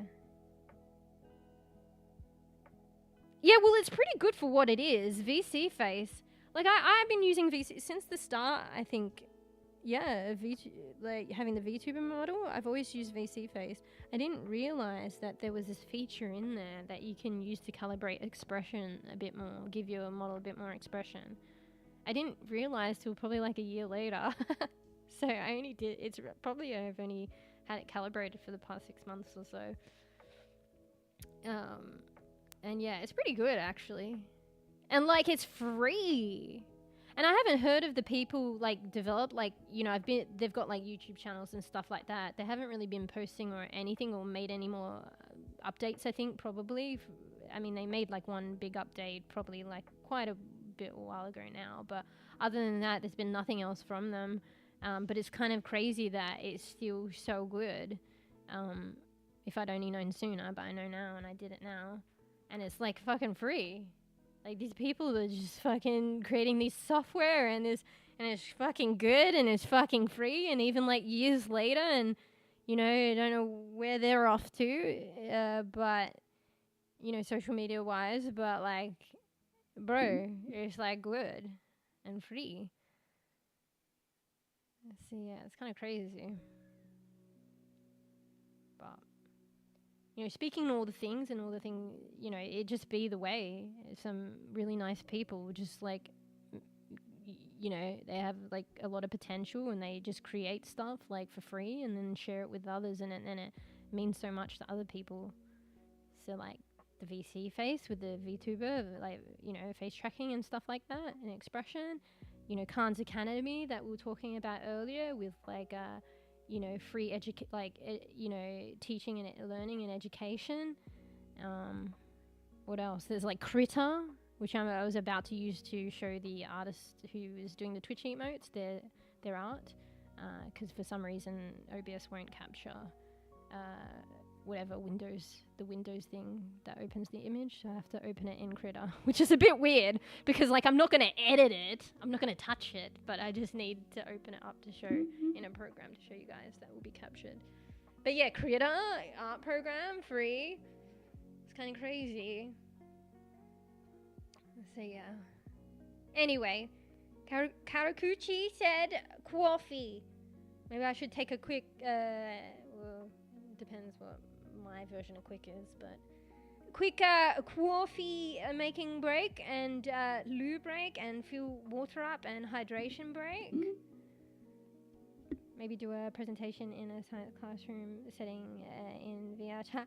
That'd be cool. I'm not familiar with VR chat. I should look into it. I've heard a bit about it.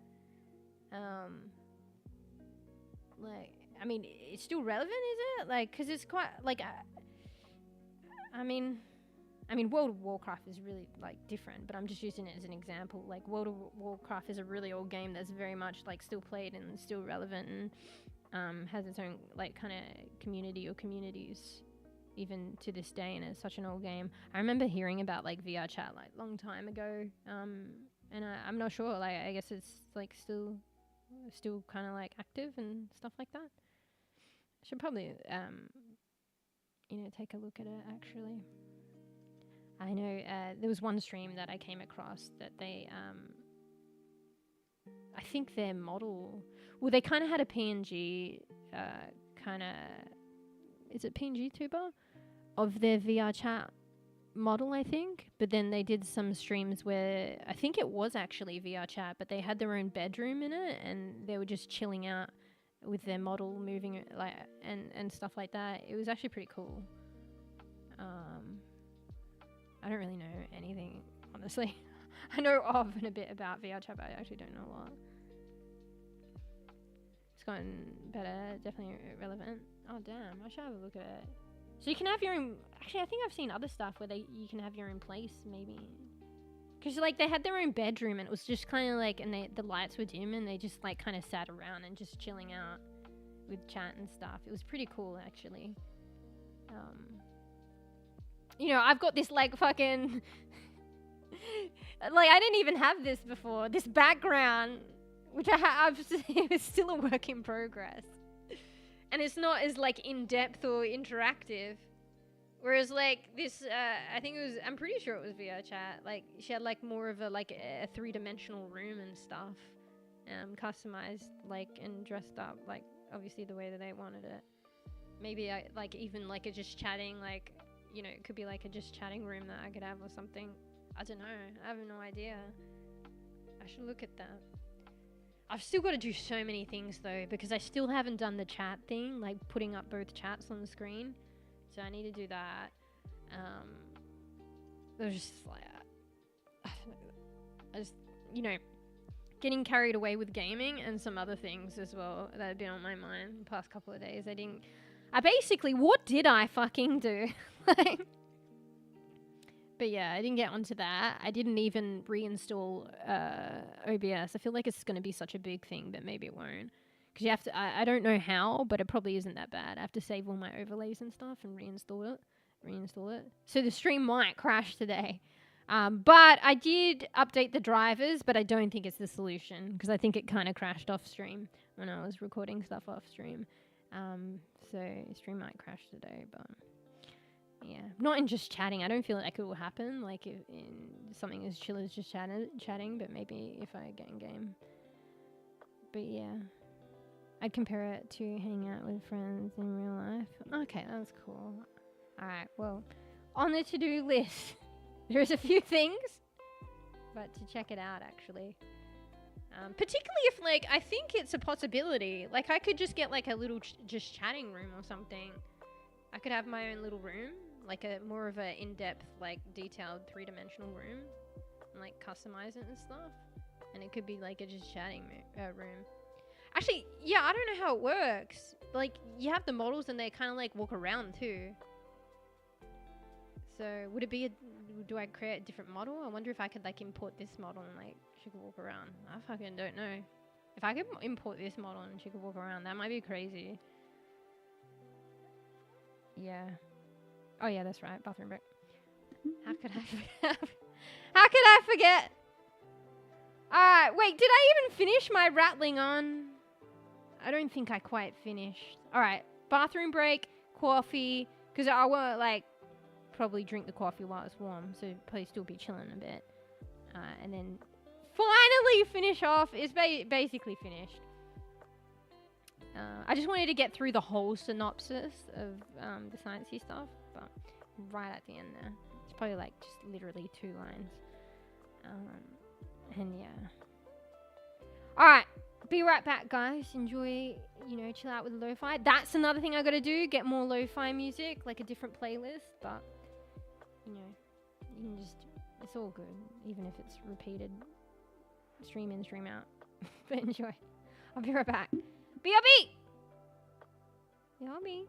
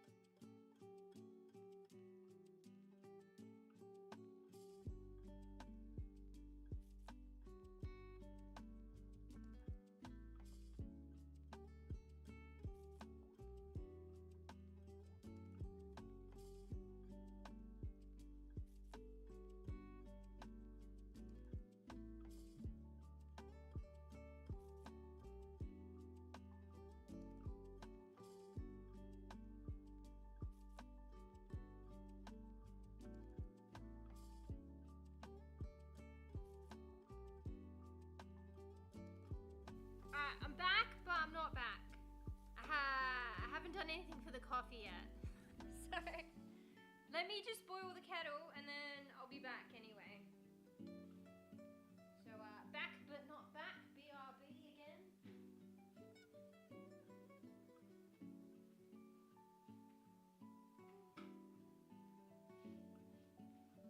Cool. Didn't have to fill it up. It's already full enough.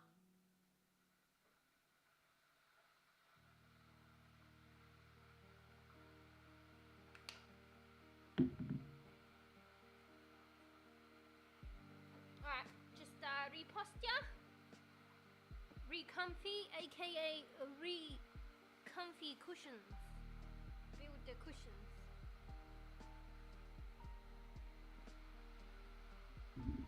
Actually, not gonna lie, I need this coffee. I mean, I do. You need anything, but in just a, you know, spitting it out, blase, whatever sense, I need this coffee. I don't need it, but I need it. Know what I'm saying? Anyway. Bro, my kettle's so loud. I don't know if you can hear that. I feel like I have to speak over it. Okay, what was I wrapping up? Wait, hydrate. Holy shit. Excuse me. Alright, I need to cough this out. It went down the wrong throat.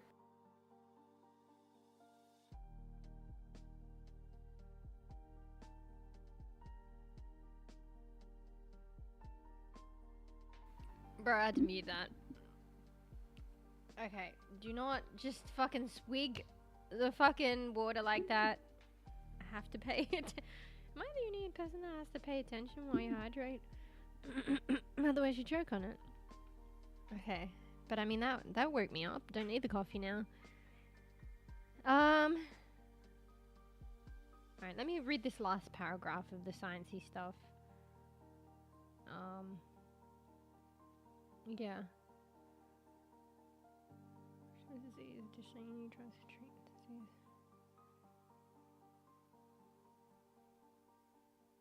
Yeah.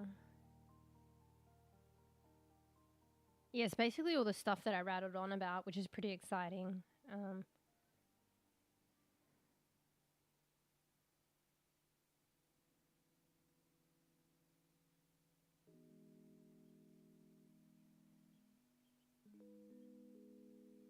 Yeah. I need it.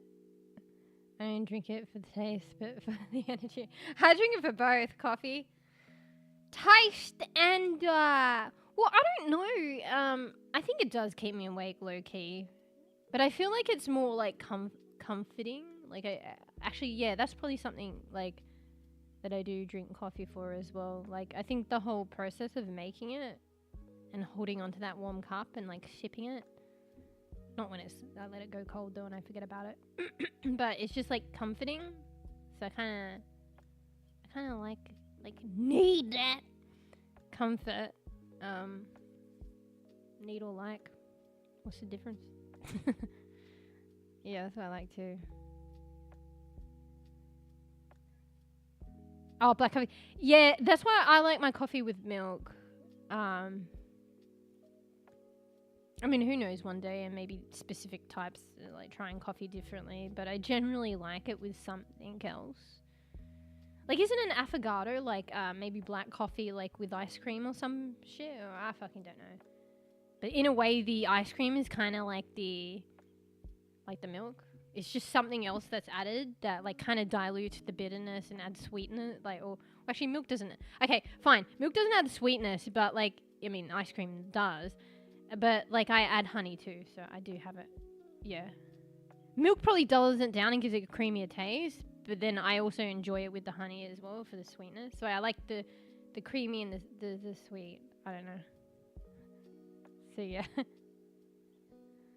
Captain, that makes sense. I mean, the J. Yeah. Anyway, I know I've been rattling on. I swear I didn't expect to go on probably like an hour and a half about it. But I swear, just wrapping up so I know that I've fucking summarized the whole of the synopsis of talking about iPS cells and stuff like that. Just pluripotent stem cells. I wanted to wrap up on the last paragraph, but it basically is just collectively what I just said.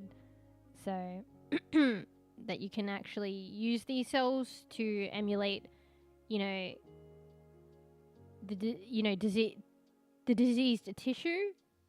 You know, someone with a certain pathology, maybe like Alzheimer's disease, and it affects the brain. You can, you know, relatively harmlessly emulate brain cells with that pathology and use that, like, to study, you know, the progression of disease. You could test new drugs on, you know, that diseased tissue. Or emulating diseased tissue. What else? The cells could be used for some kind of therapy, you know, at some point after like knowledge and testing. And that, like I said, reduced chance of rejection if it's from the patient themselves. I think it mentions something about leukemia patients, so maybe, you know, induced pluripotent stem cells generated from the skin cells of patients with leukemia. They could develop those cells into blood stem cells, which means these patients don't have to wait for a matching bone marrow transplant. So that's kind of crazy as well, because a lot to do with this stuff, like some diseases, is waiting, like waiting for a, you know, a matching donor, and B, there's still the chance of like high, like, you know, probably quite high actually, chance of rejection. So now, you know, it takes away waiting, and it reduces the chance of rejection because it's their own cells. And that's crazy, because a lot of people that have to wait for stuff like transplant or donors and stuff like that, these are people suffering from a disease and that could die. Like, you know, the difference between waiting too long, you know, could mean that. It's kind of crazy. So that could even, so this kind of like, I don't know, there's potential for this. This kind of like understanding and technology to help so much in such a big way. But who knows? Is it, like, the effectiveness of it? Not sure. It was just something kind of burgeoning a couple of years ago, so it would be good to delve in and see a bit more where it currently is at. And research takes time as well. So if it's kind of like a new kind of concept, like technology and stuff, it's not, you know, gonna cure disease overnight and alleviate all these potential possibilities, these great things, is not gonna happen overnight. And yeah, it was also just mentioning about the ethical problems of human embryonic cell research. Oh, okay. So I was like thinking the controversy was coming from like probably animal models, but I don't know. It's just saying the ethical problems that were associated with human embryonic stem cell research are not an issue with this iPS, induced pluripotent stem cell research. So yeah. Actually, so yeah, the controversies were probably, I don't know, I wasn't tapped in at the time. I heard about that, but I wasn't tapped into it. It might have been more than the animal model. That was a controversy. So yeah, now that's like off the table with this kind of like technology. So yeah. Anyway. I don't know until now that you mention it. Wait, which stuff? Oh, do you mean the just what, induced pluripotent stem cells, so iPS cells, or other stuff? Yeah, like, not gonna lie, I don't know, we were talking about it the other day on stream, and I somehow got on to talking about this, probably because we were talking about, like, I don't know, genetics or something, and I was talking about the stuff that I was last interested in, which were a couple of things, like I mentioned, but this was one thing, and then it came up to conversation, then we started talking about it, but I honestly couldn't remember the name. It's only like when I went after stream that I went to Google like what I was trying to talk about, and then it came up with the iPS cells, and I was like, yeah, that's fucking it. But it was more the concept of like taking adult cells, taking matured cells of, say, from somewhere harmless as the skin and regenerative as the skin, and then getting it to be reprogrammed into a more primary-like cell that can be any cell, that can then be any cell, or emulate any cell in the body. Kind of crazy. Yeah. Sag meme. Remember the Sag meme of the kid that logged into Roblox to say goodbye? I haven't seen that meme. So, yeah. Damn it, this little, you know, the react button, it hides chat. That's the UI, I swear to God. I swear to God, the UI. It's difficult to read chat.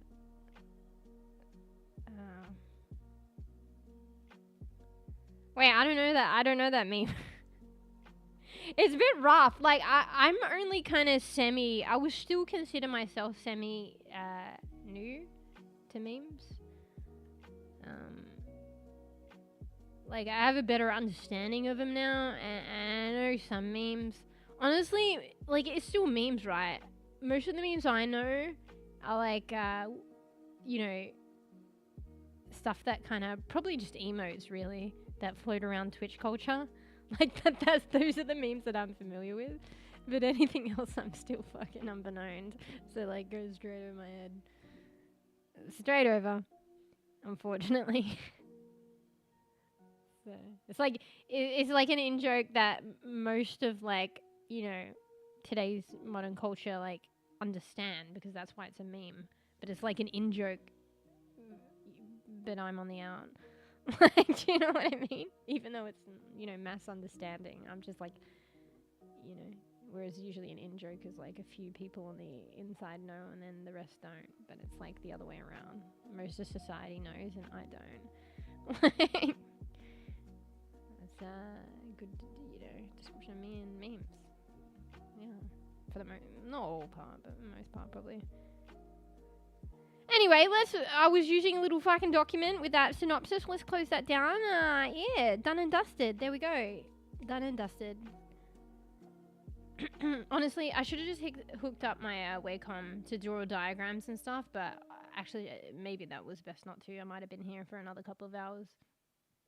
Because I basically had a good full-on chat about induced pluripotent stem cells.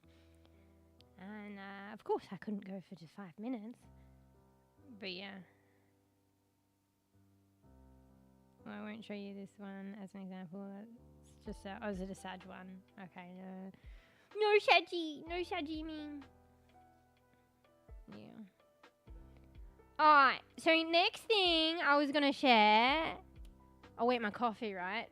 Fuck. How is it already 4 hours of streaming? Bro! Am I actually going to play a game today? Well, at least I, you know, I could have been rattling on for another fucking 10. So, oh, there's the multi-streaming, but it's, you know, I think when I rattle on, it can get a bit quiet sometimes. Because I'm busy rattling. Yeah. Yeah. I think it gets that way sometimes. That's okay. So right, you know, peeps, you know, like I lurk, like honestly, in all. Actually, yeah. I pretty much I lurk in all the streams that I watch, except for like you know a couple of you guys that like stream as well. So I'm chatty there, but that's the honest exception. Any other stream, I'm just full blown like that's my thing. I just cozy up and just lurk. Yeah. Alright, so let's shift on to something else I wanted to show you guys. We're gonna go to the game screen, but it's not a game. I'm gonna share. So we're getting Twitch emotes done. For the other platform, we'll see. I don't know the capacity there. I think maybe one day pray. After monetization, there might be capacity for emotes. Wait, was that you, Beast, that said that? Maybe. I don't know how it works. Like customized emotes. So maybe they can translate there at some point. But I'm not monetized. One day, hopefully. Yeah. So for now, it's applicable to Twitch, but maybe on the other platform at some point. Hopefully. Should go work at retirement home and make make the moolah. Talking those old faces off, they love you. Is that a job? Sign me up. Just kidding. Yeah. Actually, that's probably that'd be a nice thing. Actually, you probably have to go through a lot of training, more than one would realize, how to manage situations and stuff like that. But there's a lot of peeps in homes like that, and it's unfortunate that that's the way it ends up. But it's just sometimes it's the way it be, and it can get quite lonely. I know a lot of them in the home with other people, but it can be quite lonely. And they have a wealth of life and knowledge and stories and stuff to share. So that would be nice to honestly, would it be me chatting or them? It'd be nice to listen to that. Or I mean, maybe it depends on the person actually. So it'd be nice, listening to that. But yeah, having said that, probably from the other end of it, it'd just be nice to, somebody, just, sharing their enthusiasm about topics and just chatting. It would be nice.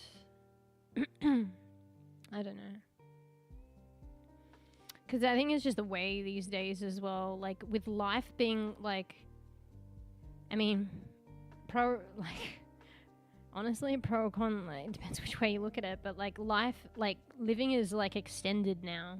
We live a lot longer. But as a result, there's a lot of people in old age going into homes, and that can be a bit rough. Yeah.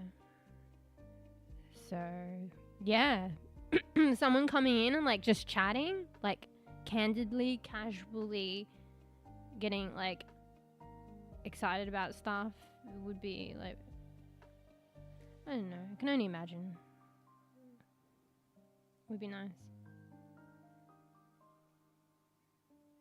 I don't want to be alone, like you and me. Yeah, makes it worse that they don't have friends online like V2. Yeah, true. Actually, because I wonder if that's something that will change. But yeah, this is a different era now, right? With a lot of online stuff.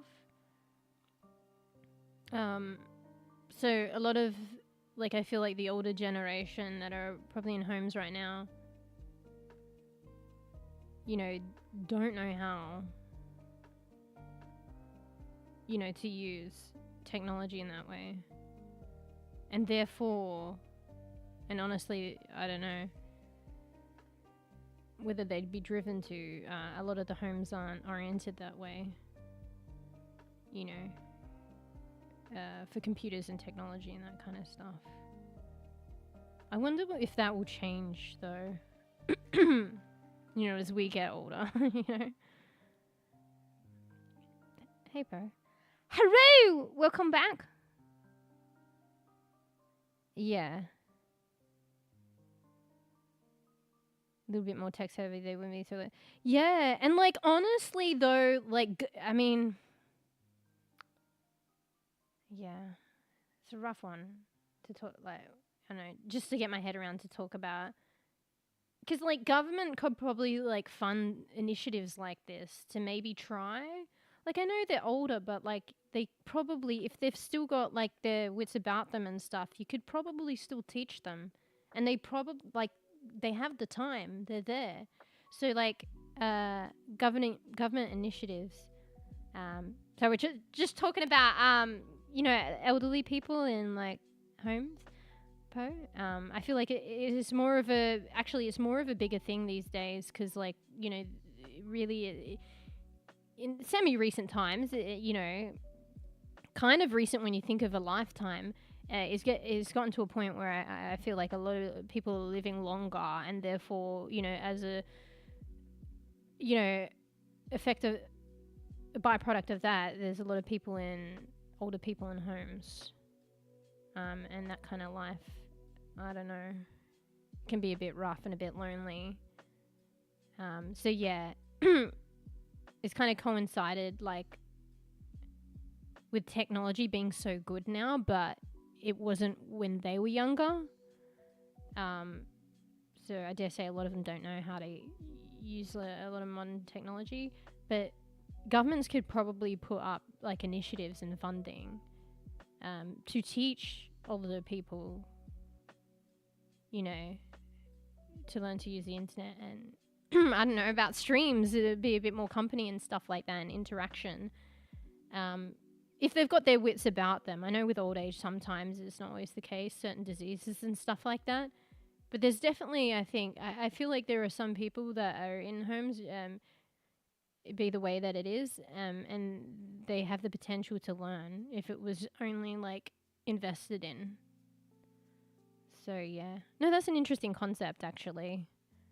You know, it's all going to be, honestly, probably relevant to us at some point. Let's just be real. You know, maybe we can try and sway the difference. You know, if we end up heading that way, we can make a change now that will help us ourselves later. You know. Yeah. Yeah. Overwatch. It's been a while since Overwatch. I mean, one day, someday, one day, next couple weeks maybe, we'll see. We'll do an Overwatch stream. I'm in the once human phase and the fucking rambling phase. Actually, I was always in a rambling phase, but I'm entertaining it more. Let's be real. True, they didn't grow up with good tech, but our generation grew up with so much good tech. Yeah. It's kind of weird because it's like I can't get my head around it at the moment, but like it's like it was just a little bit off. So people are living longer now, and technology is kind of like boomed semi-recently. But the technology, I think, boomed a little bit later than the people that are in homes right now. Do you know what I mean? So yeah, I feel like there's a less of an emphasis and a less of a access and a less of a knowledge of people in homes right now of how to use technology. You know? And say people of like, I don't know, maybe this is being quite broad, but we can probably afford to be broad. People of our age, when we get into a home, we're more technologically equipped. There might be a bit more of a demand and more of a push for like technology and like and in homes, and then also without having to teach it too. So it takes away that because we already kind of internalize it. We know. Maybe that's another thing in the way right now, and nobody's pushing for it because you don't know what you got if you don't have it. So yeah, if people are in home right now, not really the masses are not really technologically equipped. There's like not really a push for it. But it could be like a good solution, to be fair, of keeping them a bit more entertained when they can't go out, and keeping them a bit more company with like live streams and stuff and like interactions. Kind of like is actually like a really good idea. Like, but you know, it takes like a shift, like demand, like is, you know, effort and, you know, investment, and like who's calling for that, you know, like peeps in homes don't know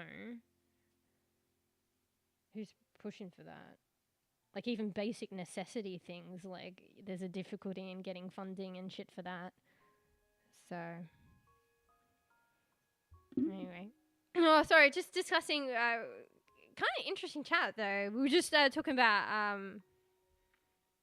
and it was kind of on a whim, you know, peeps, there's a lot of people in, old people, like old, what do you call them? Nursing homes. So there's a lot of older peeps in nursing homes, like people living longer, so there's a lot more people, in those homes, and just, it can be, like, kind of lonely, you know? And, you know, who knows, like, might be where, like, we end up one day, and, you know, and we're just, like, thinking it would be really good if, like, they had a lot more access to, like, and were equipped to access the internet, you know what I mean? To kind of keep themselves, like, entertained when they can't go out, and, like, live streams, and a little bit more, like, companionship, like, oh, I don't know, well, not, okay, maybe not companionship, but, like, fuck, that was probably the wrong word, my bad. But you know what I mean. A little bit more entertainment, a little bit more interaction, even if it's one-sided, do you know?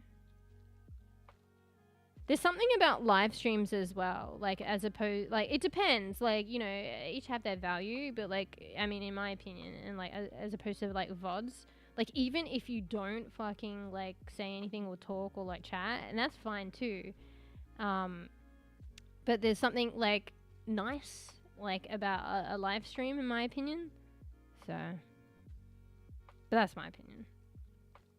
Anyway. Yeah. Don't think anyone said this recently, but your caca anime moments. Okay, thank you. I created her myself. Well, like, obviously, like, I want to make it, like, known that the base of the model is, like, a Vroid model. But I, like, heavily, like, you know, I use the Vroid, like, UI to, like, adjust features and stuff. And then even later on, I started, like, I created the hair, and, like, edited the textures for, like, her skin, her, like, clothes. And then even later on, I started learning Blender a bit, and I actually gave her more of, like, a rounded, not, like, pointy anime nose. So, like, on the side there, she got, like, a bit of a roundy nose. So I did that myself. So yeah, she's just, like, heavily, like customized. I'm proud of that. Sorry, I'm a bit behind. Multitasking. Government mandated anime waifus to talk to face. I mean, really, like, yeah. Like my grandma right now, she's blasting her phone volume to 100% watching Facebook. I told her to use AirPods, but she refuses to do. Hey, that's kind of funny. Or probably not funny for you, but yeah. Old people needs. It sounds like, your grandma sounds like she knows what's up. What's on Facebook though? Wait, is she watching streams on Facebook? I was like, is that a thing? But I had a look, it's still a thing.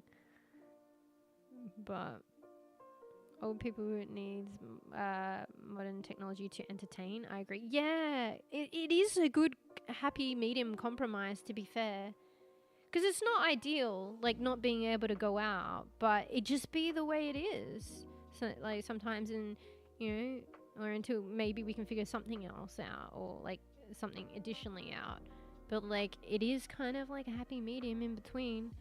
Because, you know, like, probably with, like, a younger cohort, like, group, you know, there's pros and cons to be said about, like, you know, online, you know, versus, like, you know, going out and doing stuff. Like, there's pros and cons, I feel, but you know how there can be, like, an impression or a perspective of, you know, if there's not enough balance and too much online. But, like, you know, if we're talking about, like, an older generation that's living in a nurse home that can't go out, like, whether physically they can't go out, like, you know, maybe, like, you know, their condition, or, like, they just can't go out, or maybe not enough because of funding and stuff, because they have to be, like, accompanied and stuff like that. It's just sad. It's the way, like, it is. like, you know, this online arena is like, you know, kind of a, sorry, my brain's getting around it, kind of a positive thing in that life, and in that line of thinking, given like unfortunate circumstance, which is kind of the way it is. Yeah. Oh, sorry, I didn't even finish read that. Oh, people needs modern technology. Oh, thanks for hydrating. There you go, keep forgetting. Wait, I forgot about the coffee already. I need to reboil that kettle shit.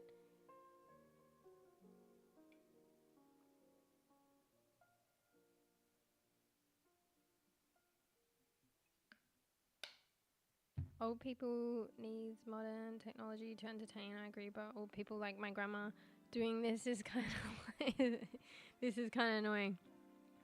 Well, I mean, maybe they could be firm, like set certain terms and conditions, like you put these earpods, you can do this if you use the earpods.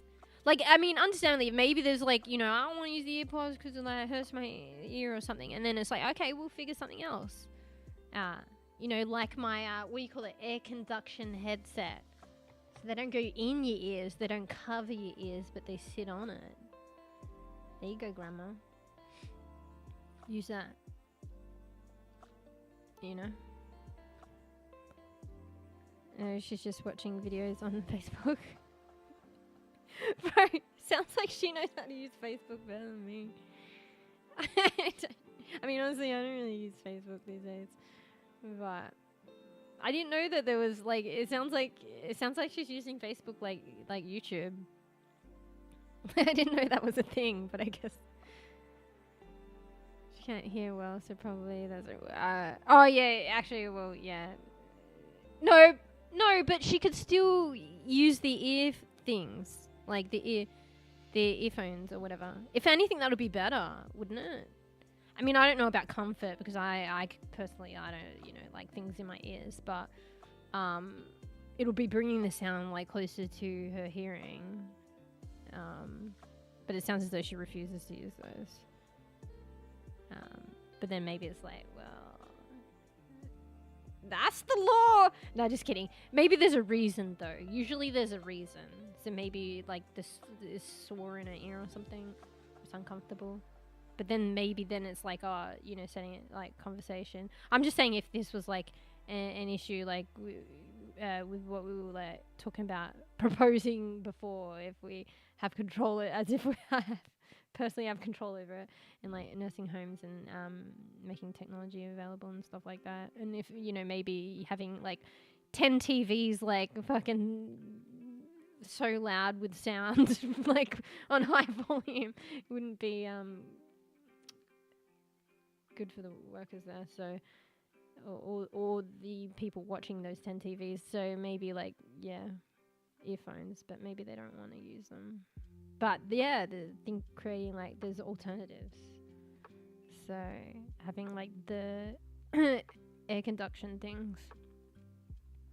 Only use MySpace, man. MySpace, was MySpace before Facebook? I think it was, right?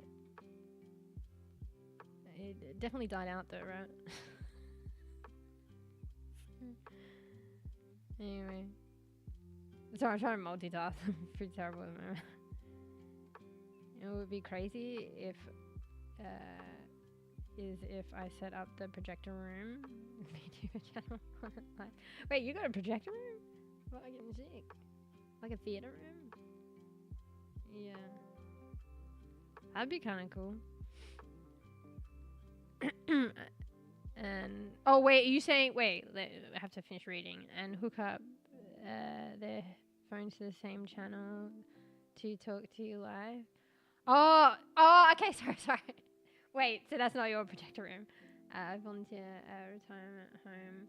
Sometimes is why I'm oh, okay. Oh, well, it probably would need approval, wouldn't it?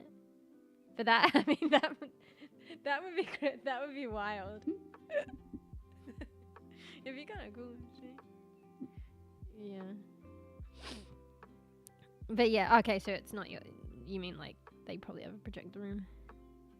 Yeah, that'd be kind of wild. I don't know, I think that'd be kind of cool, actually. But but then, I don't know if I would pass the check, though, because, like, I don't know, because, like, I'm like, fuck this, fuck that, like, even the slightest, like, you know, fuck, like, is probably wouldn't be approved, do you know? So, you know, like, officially, it'd probably be different if they have, like, their ability to, like, search up their own thing and, like, you know, say they had access more to the internet and then they have the freedom to look up what they want. But in terms of, like, the home, like, fostering, like, entertainment and providing it, they're probably not allowed, like, fact that to be officially, like, approved. It would be novel. Facebook is kind of outdated, though, in my opinion, but it's still quite popular. Yeah, I think it depends. It depends on a number of things, not exclusively, but I think it depends on, like, cohort. Like, I don't know, like, you know, the age, like, location, a couple of things. Like, I was surprised, but it's still very, because I don't use it these days, but it's still very much like a thing. Like, and there are, like, you know, peeps that use it, like, you know, like, similar to, like, I use Twitch, like, every day. And there are people that, like, don't use Twitch, like, you know, like, all. And that's, you know, that's okay. But are very much engaged in other social medias and stuff. It's kind of crazy, you know what I mean? I didn't even know about it, like, Twitch and like, YouTube, like, I didn't, you know, my brother, like, did a lot of it, like, when we were younger, but, like, used a lot and would show me the epic rap battles and shit. But I didn't utilize it a lot until, like, later. I don't know, kind of rambling now. But it's kind of crazy, like, I don't know. I guess there's a coexistence of, like, social media, and they're still, like, highly used and relevant, but for a particular, like, cohort. Yeah. Like, Facebook is probably, like, a good example. Twitch is actually a good example too. There are others that are probably a bit more known and maybe, like, a hybrid used with the others. Maybe YouTube probably falls in that category. But for some people, like, YouTube might be like, you know, Facebook. Whether they use it or they don't, you know. I have heard of MySpace. I almost read that as in I never heard of MySpace. But which it would be fair as well, but you have heard of it. Okay. So, wait, I didn't finish reading that. Facebook is kind of outdated in my opinion, but it's still quite popular in my country. YouTube, Twitch, TikTok are popular these days. Yeah. Like, I'm not even, like, use TikTok, like, for, like, social media and, like, growing, like, I put on TikTok my own channel, like, upload and stuff. But I didn't even utilize it. I mean, now, though, I'm actually opening up a little bit more because it actually depends. Like, when the algorithm hits you and stuff, and there's a lot of funny cat stuff. Yeah. Oh, hey, Maiden. Hello, welcome. I'm too young for MySpace. That's fair. MySpace. Well, the thing with, though, like, Facebook, for instance, is still around. Like, I'm pretty sure, like, I mean, I haven't checked, but I'm pretty sure MySpace isn't around. Yeah.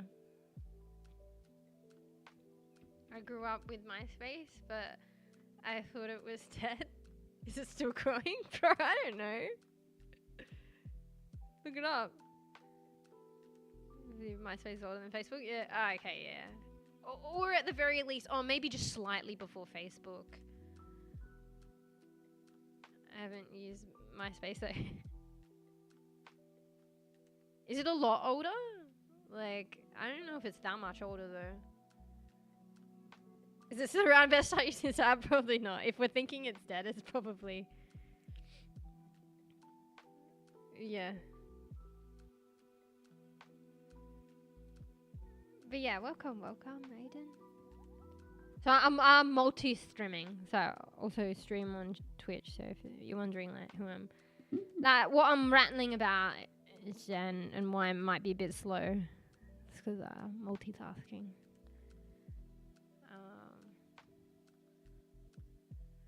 What are they trying to say about my age? Wait, who's saying? Wait, what? Wait, what? I'm just saying, MySpace is like quite old. Yeah. Yeah. Oh yeah, I was. I keep blabbering on. I still haven't done the coffee too. Oh, I did look it up. It's still going on. What the fuck? Is it? Are you sure it's the same thing? Maybe that's like something else altogether. Ain't no way. That's crazy. So, apparently MySpace might still be a thing. That's nice. Actually, maybe you should check it out then. Oh wait, was there a stretch? Fuck, I didn't see that. Okay, let me switch on to the emotes side of things to show you emotes. Let's have a different screen, which I need to fix. Wait, Control Shift F. There we go. Let's move Wilmish around. Let's have a change of scenery. Oh, sorry, I should explain this. So this is a mɛOw. It might look kind of familiar. So, you know, I don't know if it's like a thing. Wait, actually, is this Twitch specific? Is a mɛOw like outside of Twitch? Like, think of it like a meme, but I think it might be more of a Twitch culture meme. Uh-oh. Otherwise, because you might be confused at what you're looking at. Look up Omega Lull, and you'll see probably the original one. So yeah. I wish the reaction thing, the UI, I swear to God, is cutting off well, it's covering a bit of chat, so it's hard for me to read things sometimes. So wait, 2000. Wait, what's the 2003?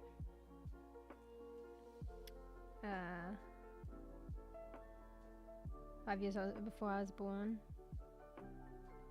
Have you fixed it so Twitch and Voldemort can now see? No. So that's what I was chatting about earlier. I haven't done that. Because like I was worried, probably let's be real, a little bit too much, like gaming on the latter end. But there was some things I was concerned about the past couple of days. So that's on my upper to-do list. But I also I think it might be just as important, really. I'm probably going to have to uninstall and reinstall OBS and save all my overlays, and I don't know how to do that. Because the stream has been crashing. So, yeah. Oh, it was 2003 when MySpace was, beginned? Is that a word? Ah, shit. That is a while ago. Do we do the math? I mean, is it really that hard? It's 21 years? Holy shit. Oh my god.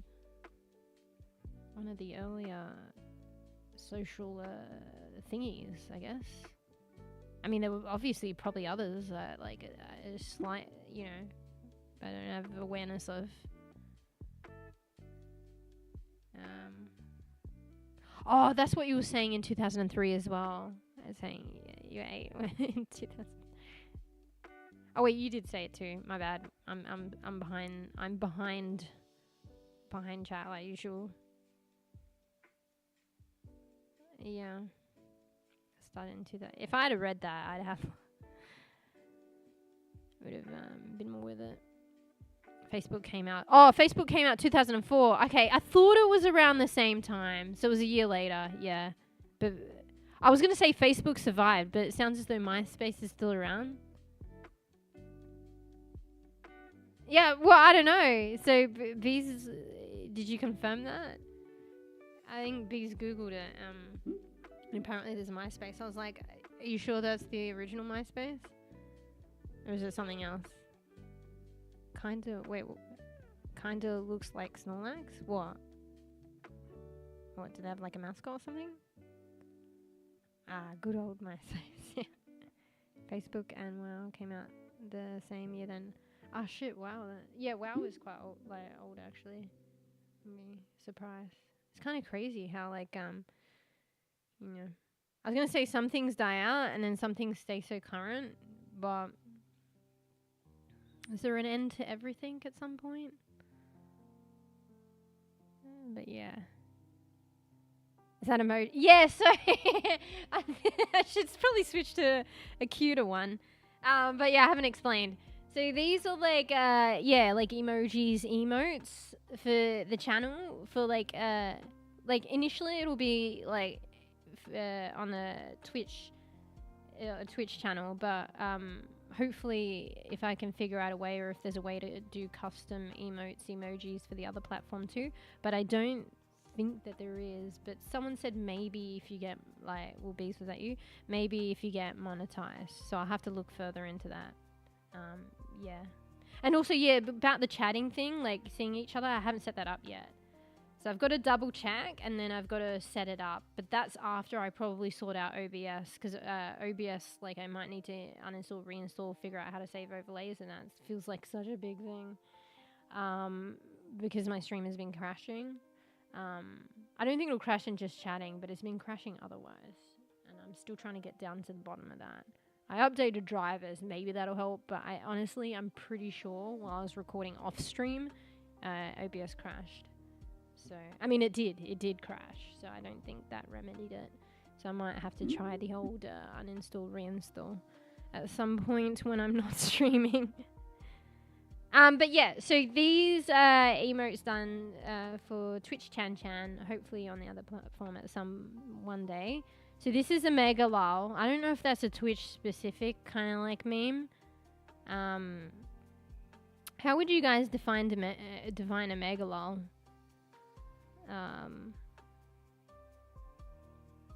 I take it as like copium, but that's another Twitch meme. That probably doesn't help.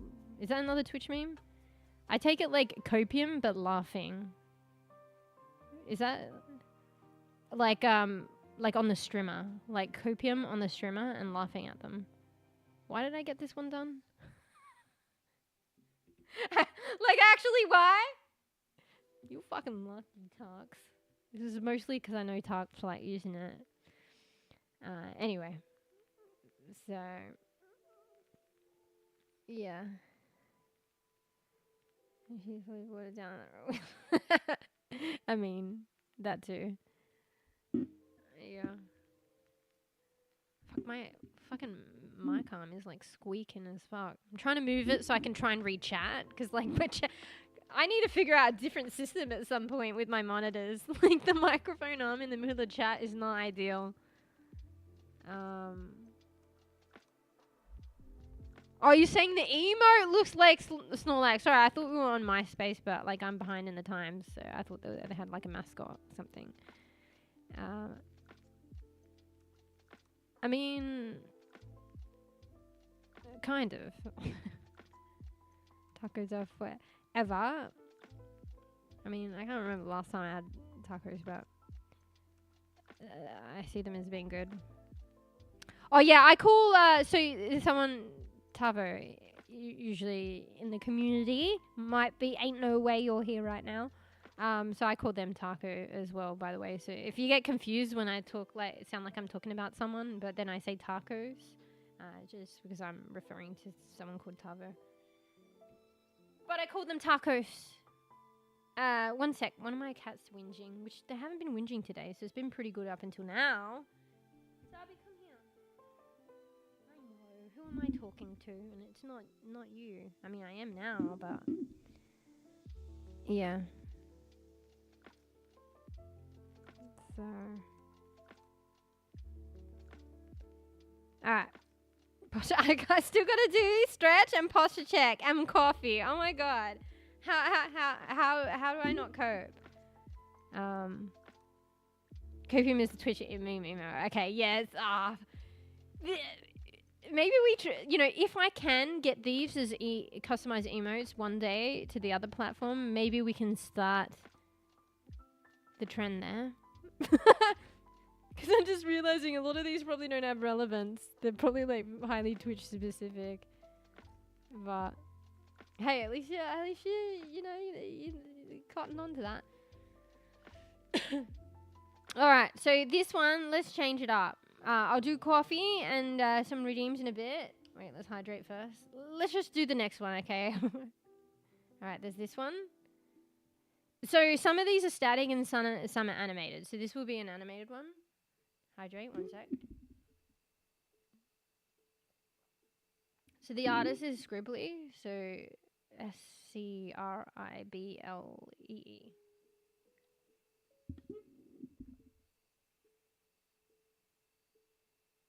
Trying to hydrate without choking on it.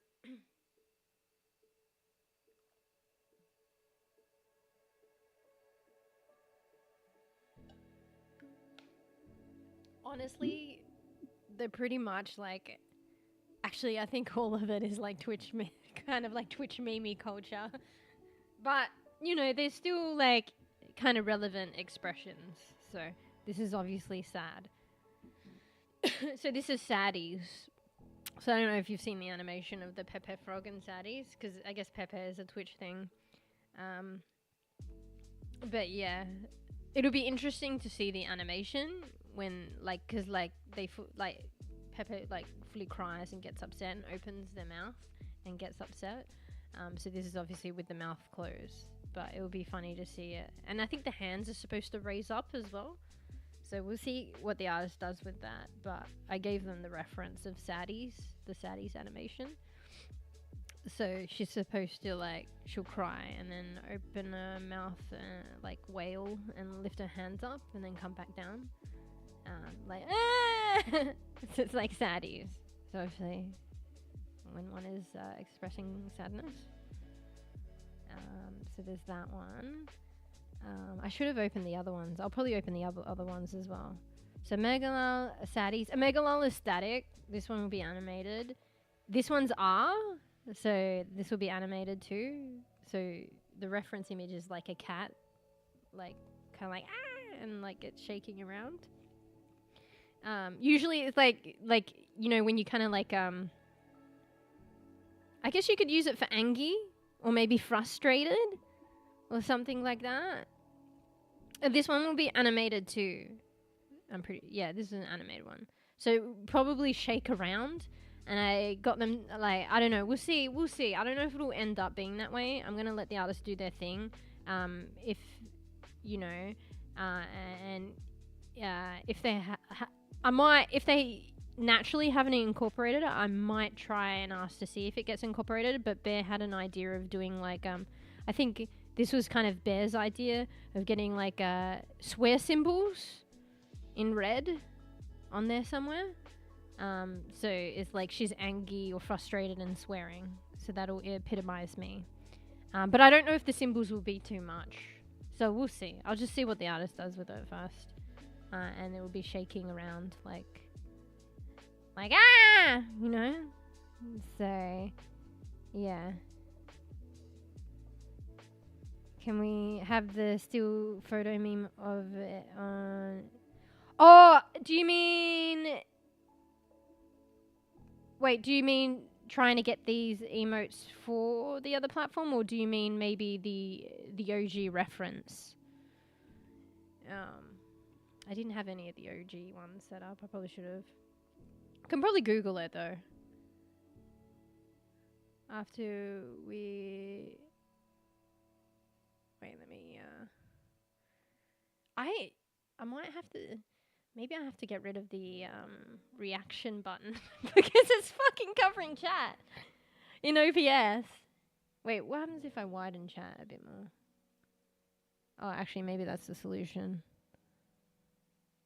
Okay. Oh, I can't widen it further. Okay, I think that might be the solution enough. Okay. Yeah, get a good rest. Thanks for chatting, hanging out, Sly. Actually, it's probably, wait, what's the time? Probably quite late. for yourself. But yeah, I hope you get some sweeps. Some decent sweeps. Might see you next time. Yeah. Yeah, night. Hope you had. Hopefully, make sure you get something to eat as well. Or you had something to eat. The self-carings. Right, yeah. Night, Sly. Love your crying sound. Wait, me before. Wait, no, that was Angie. But yeah, night, Sly. Wait, sorry, I missed that too. Burp emoji. Wait, this one. Or should I get one? I mean, this kind of looks like it could be a burp emoji. Actually, with the, like the movement as well, maybe it might be that. We might need, actually, the swear symbols to, like, indicate that it's more frustrated or angry, actually. So, yeah. Sorry, let me go back and read, sorry. So can we have the still photo meme of it after we get the watch time? Wait, me no understanding. Maybe I'm slightly... Bro, I feel like I haven't even, like, gotten on to gaming yet. I might be too cooked. But it's been a vibe anyway. Honestly, it's my own doing with, like, with all the sciencey chit-chat. Because, like, I didn't... Of course, though. I gotta know. I didn't expect to rattle on. I thought, oh, yeah, maybe 5 minutes and I'll rattle on another time. And we just, like, play a lot of games today. And then I ended up... Once I got started, I was like, goodbye. Down sciencey lane. And now I'm, like, a bit cooked. Because, like, I was, like... I'm quite proud of myself. I was, like, improv paraphrasing on the spot. You know? And, like, that took brain power. But, yeah. Now it's, like, my brain's a little bit cooked, though, I think. So, yeah. Oh, the bubble. I was like, the Bible, wait. Wait, wait. Where? I might be a bit slow in reacting, actually. Oh, this... Oh, do you mean the cursor? It's like giant. Okay, let's make that smaller. Either that or the triangle? Yeah, no, just only chatting. Bro, okay, there was so much because like I wanted to get these contaminated, they added contaminated plants and they look really cool. I wanted to show you guys. And I really want the aloe vera seed. But like I was playing for hours last night and I didn't get it. So I was hoping maybe just as a matter of luck I would get it today. But I don't know if I only play for like 5 minutes if I'll get it. So yeah. But yeah, this one's kind of like So I guess you could, it's like, it depends on interpretation. So it could be like angry or it could be frustrated. But it'll be animated and vibrate. And there might be like swear symbols. Because, I mean, whether I'm angry or frustrated, it's probably swearing anyway. So there's that one. There's this one. I didn't misinterpreted this. So I asked something of the artist and then I went back and realized that this is not...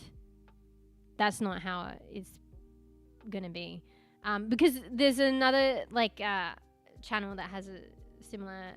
so this is Rat Jam. It'll be animated. So another meme Twitch thing. Bro, they're all meme Twitchy things. Twitchy meme things. And I saw it on the other channel and I was like, wait a second, I perceived this incorrectly. So I thought... Oh, you can't really see my cursor, can you? Maybe we make the bubble bigger. I thought that this was the body. And that was like kind of like the neck with the little plant bit. And I thought like this whole bit where the circle is, I don't know if you see it, that was the body. I don't know how that makes sense because it's supposed to be Rat Jam. But this is like, this bit is empty space. So these are the arms. That little strip there that is, I thought was the neck is kind of like what you can see of the body. And that's the head. And it's going to shake like it's Rat Jam side to side. But this is empty space. I thought that was the body. So I asked the artist if they could do the V line. So wait, let me open the other one. These are the other ones. I may as well open them up because some of you might not have seen it. Let me open it up. So I thought that was the body, like this. And see how it's got the little V line at the top and the heart? I was like, can you try and do it for this one? But then I realized it's not how it's supposed to be. Yeah, it's supposed to be like that.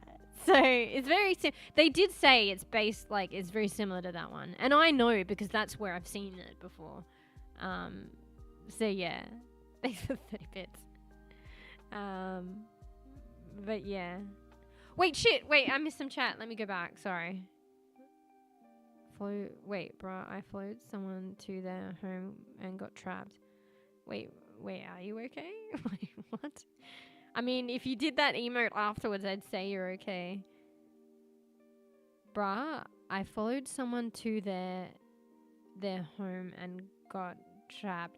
Bro, hello? Are you okay? But I'm like, are you okay? Anyway, I mean, while we're waiting for your response, are you okay? I thought this was the body, but it's just empty space. So there's no way that they can fit like a V line and more detail in the heart about the top in that little space there. You see that strip underneath the head? There's no way that they can do that. But I just perceived it incorrectly. I don't know why. I was a little tired. So I was like, don't worry about that. I get it now. So, yeah. Okay, yeah, chat, you know, chat in general sometimes, but nah, just kidding. I mean, maybe, depends. But yeah, this is Rat Jam. And then they put the buns in, so that's cool. I was like, even if you only see it a little bit, I don't care on one side. It's just because, like, I feel like buns is, like, OG. Like, I used to have other hairstyles for Little Mew, my VTuber, but it kind of got lost in translation when I moved to Blender. But one day when I figure out how to do hair in Blender, I'll work different hairstyles. But the buns are like OG, so I kind of wanted them to show. So yeah, they kind of, and I think they did it well. There's very little space, and they fit both of them in. You can barely see it, but I like that they did that. Oh, Bees, you got to give context. So you said in the game. So you followed someone to their home and got trapped in Once Human the game. I mean, that's pivotal information that you're leaving out. Yeah, you would expect it to be real life. I mean, unless indicated. Yeah. Next time you put the once in game part in the game. Put that in it. So. There was a time we were checking out houses and we got trapped in one of the houses, like a basement. Actually, it was crazy. Actually, why did they have a basement like that? And how did they get in and out of it? I can't remember. But, like, the game glitched and we got trapped in someone's basement. We were looking at somebody's house. In the game. Alright, yeah, I already said the game. Phew. So their house glitched. We were checking out their house and then we got glitched into their basement and there was no exit. There wasn't even a magical door going in there. I mean, which we would be able to take out. Take to get out. So they just have a basement. Or was the basement glitched covered? I can't remember. I think it was just flat out covered. You can't get out. So in order for them to get in and out there, and there was a bed down there too. In order to get in and out there, they would have to break a floor, which maybe that's what they did. But it's kind of a crazy concept to have a basement, like a living space, and it's just like locked away. There's like no exit in game. And there was like a bed there as well. Like, you're gonna sleep and live here. Actually, I probably shouldn't joke about that. Yeah. Imagine it was in real life an old lady offering cookies. No, we don't do this on purpose to, we get, you get worried. Alright. So this is, that's Rat Jam. Take me 10 years to go through these. So this will go, kind of wiggle, shake side to side. Just think of them as, like, kind of doing a handstand, but you can't, but they're not, and you can't see their back legs. That's what it is, kind of. So this is empty space. That's their arms, and they kind of shake side to side. So that's Rat Jam. And then this one, I actually really like. This is very cute. I wanted, like, the Frick one. Where is it? It's very cute. I really like this one. I like them all, but I really like this one's cute, and this one's cute too. So this will be blankies. So it'll be like kind of like dancing, but raising the arms up and down, going while walking side to side, left to right. So it'll be an animation. So it's like blinky, and this is all Twitch memes shit. But you know, it's universal. It's kind of cozy and like happy, and like kind of like a dance, like kind of like cheer, but also like very cozy, like emo. So you could use it for many reasons. But yeah, so the hands will just be going up and down, side to side. So the funny thing in this one is, like, I don't know, maybe they just did it, but I think, like, I feel like a couple of times I was like, oh, are you able to put in the buns? Like, are you able to incorporate the buns? Because I feel like the hairstyle of the buns is so OG to you know, Lil Moosh. And so because I keep asking that, I think that maybe they just did it anyway. I think that they made it so that the buns are very visible and coming out the blankie, which I like. Because I was wondering, wait, like you could probably put it so that the blankets over the buns, but then maybe it looks like bare ears, and actually it's hard to tell the difference with the cat. I don't know, the cat ears. So I really like it the way that they've done it though, with the buns outside. No, I didn't draw these. So this is, I wish, and like that was my intention to do everything for my channel, the art, but it's just like, I'm not an expert. Like I like, it's literally an art in itself to do very tiny like emotes. Cause these are essentially, it looks big now, but they kind of have to be functional tiny. And I also don't really know, I probably could learn, and I have a friend that might be able to help me, but I don't know how to just off the top of my head do animations as well. So I could take the time to do everything for my channel, which was the intention, but it's like I've been streaming for like 3 years and we still don't, like Dawny like did some emotes, and bless Dawn for like allowing me to use them. Like Dawny just did some art, and then I was like, oh, am I able to use this for the channel? So we had that, but in terms of like actually like doing like a fully fledged coordinated set myself, it just hasn't panned out in like 3 years. So I was like, you know what, maybe, you know, I like doing art and I wanted to do everything for my channel, but maybe I just got to like prioritize like what's the focus and what's more important for me. Like I like streaming, so that's like, you know, that should be my main focus. And like, you know, in the meantime, like it'd be nice for you guys to have like ways of expressing and like fun stuff to use in the channel. And in like all these 3 years, like I just haven't been able to provide it, and but I've been able to stream. So I think that over time I just got to realize that I can do everything, and then just letting go a little bit on some things. You know, honestly, I can. This is what I can do, but if it's enough to keep me going, it's just saying I can do my own later. So I can still do my own emotes just later. I probably won't. I probably don't need to. Like, this is just realistic me being on me. No, I'll still do it. But yeah, I can always do it later. But just like in the meantime, so you guys have some cool stuff. But yeah, sorry, I didn't draw any of these. So these are by an artist. They're called Scribbly. So SCRIBLEE. So yeah, these are kind of the SketchUps that I asked and they allowed me to share with you guys on the stream. And then yeah, so they'll you know, color them and you know, animate whichever ones are being animated. Some are static, some are animated. And yeah, the Frick one is really good. They were all good, but like if I had to pick my favorites, it's probably this one. It's probably honestly this one. But then I also like this one. But I like them all. They're all good. So, and it's like also seeing how the animations pan out as well. They're really good. This artist is like really good with animations. Like they're really clean.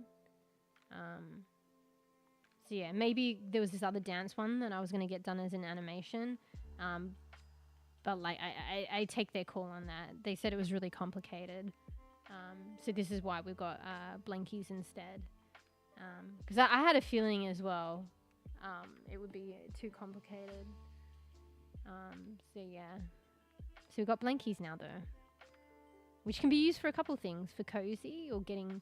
It's funny how you think they're like opposites, like cozy and hype, but I feel like this is good for cozy or hype, or cozy and hype. So when you see the animation, so yeah, you kind of like that one. Bag 40 beats again. Jesus, actually like 3 times. 3 times 30. Thanks, bees. So yeah, I commissioned 4 emojis for my Oshi VTuber girl as well. Good deal about 45. Actually, wait, that's yours. Yeah, that's really good. Cause like, yeah, cause emojis or emos can be like 45 each, like US. So,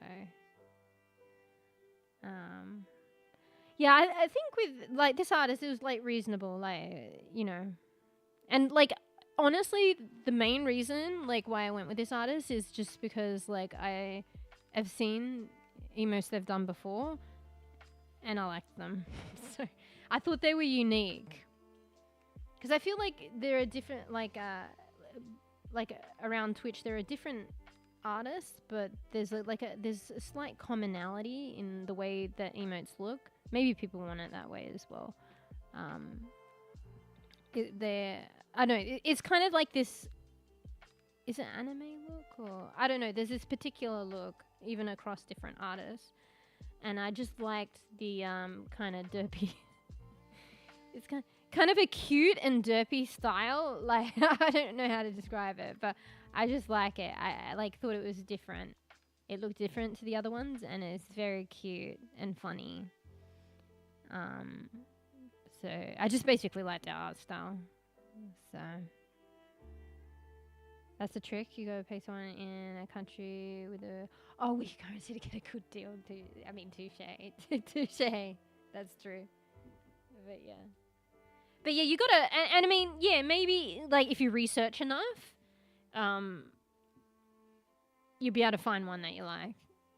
So, but I kind of just went with like a whim, like, well, not really like it's hard to describe it. Kind of like a whim, but not. It's just because like I kind of lurk in another stream a lot, and they have a huge array, like probably the best emotes on Twitch in my opinion, and they have good experience with multiple artists and stuff like that. And anyway, I just saw that, you know, like they trusted this artist to like have them on board, like, you know, repeatedly for art, and like that's another thing, second to actually just seeing the emotes a lot, and liking them for a long period of time. I was more like, yeah, one, you know, if I were to like let go of the reins on doing art for emotes, like, yeah, I guess I guess, but I really like that. So I mean, there was another option, which is like you can only really, and it's sad, you can only really have one at a time, actually. Actually, maybe at a later point I could commission the other artist as well. So there was another one that I was considering after the fact, or maybe even like kind of before. But that might be down the track. I used to think like the emotes, I was like, oh, they got to be all matching, and you know, but I don't think that's true, and it depends on the individual. But before I was kind of adamant about having them adamant about having them all matching, but I don't think it necessarily matters as long as the key features are matching of like the characterization. I think it doesn't matter. Like a good example is that the other channel I lurked in, they have so many different artists, and it actually works. Like they have sets of where it's the same artist, but they just have the best emotes, I think, and it doesn't matter if it's different artists. So maybe later down the track, it would be nice to commission the other artists as well. I'd like to do that, I think. But we'll see. We'll get ahead of ourselves. So it's just nice to even have emotes, like made up, like commissioned finally. Anyway, not gonna lie, they're really cute emotes. You like them? Good. Yeah, I like. Sadly, like there's one style of this artist that I just was like, these are the emotes I want. That like, you know, so I just commissioned them. But it makes sense because of the emotes that I picked, that they didn't have this style of eyes that this artist does. That is really funny. So they've got these like little slit eyes on some emotes, and I know it's hard to explain unless you see it. But none of these panned out with it. So, like, they're slit eyes, but, like, I'm talking about, like, actual open eyes that are slits with a dot in the middle. And it wasn't the design for these. Like, it makes sense. But maybe, like, in future, like, emotes, I might specifically go for one with that. Because it's just, I don't know, it's just really funny. I think they're really funny. You have to see it. Probably like I think like because I've seen it in the other channel like with mod check, maybe like I want a mod check one as well. So there's a Twitch mod check emote. Might get that in there. Like that. Yeah. I think they're so fucking. They look funny and derpy. But I want a mod check, so that should do it. But yeah, or maybe just thinking of another, like, completely another, it's going to be like original meme, but memes aren't original. That's why they're memes. So, yeah, kind of like that one. I like the slit eyes with the, sorry, the emotes are on Twitch, though, so if you're wondering why I like that one. But yeah, let me catch up, sorry. I think the guy lives in Malaysia. Oh, okay. Did you pay someone local in Australia? No. So I'm not actually sure where they're from. I kind of just assume, like, but I don't know why. I don't know what grounds is behind this assumption. I mean, maybe the currency, I guess. I assume that they, like, US. But I don't know. I actually don't know. I actually don't know. Guess it doesn't matter. Probably paid to at least yeah, well it's just supporting because like to be fair, like that's one of my concerns with like getting up for the channel and stuff, and that's why I'm extremely grateful that you guys have like supported me, because like just the cost, like that was part of it, but mostly like it's me taking the reins on all art, and I'm like, I can do art and I love art, I'll do all my own art. It was mostly that. But also, if I were to think about it, it's also the cost. Because it costs a lot to get art done, or it can cost a lot. But at the same time, having said that it costs a lot, it really is kind of undercutting the artist. But it's just the way it is. Like, it costs a lot, like, for one, say as me. But it actually, honestly, if, like, one would, like, me drawing art, but not as a professional, but even as just doing art myself, and I'm slow anyway, but it's a lot of hours, a lot of effort, a lot of love that goes into art. Honestly, it is hard to put a value on that, but it definitely, if you were to break it down to like, it depends on your country, to minimum wage, like if you're paying someone, it depends how quick they are too, but I think even just the average bear, going at the rate of an average bear, it would be below minimum wage per hour that they would be getting, like way below, for how much time they invest. And I know it changes and it depends, but how much time one would invest on art, the hours that they invest, if you broke down what they would charge for that piece of art and divided it by an hour, it would, I dare say, at least in Australia, it would be way below minimum hourly rate, if that's the way one would break it down. Yeah, but yeah, still to like someone like purchasing art and stuff, it seems like quite a bit of an upfront cost, and yeah, it can be. But in terms of like the labor, well, not even labor, because labor of passion or whatever, and probably because they're so passionate about it and they spend extra hours on the artwork, I feel like it kind of is undercutting. But like that's what they ask as well. So they set the price and they know the going, what, you know, and the industry and shit like that. But at the same time, I feel like honestly it is undercutting. Yeah. So I guess it's like, yeah, you know, I probably, and thanks for supporting, like I probably couldn't get these commission otherwise.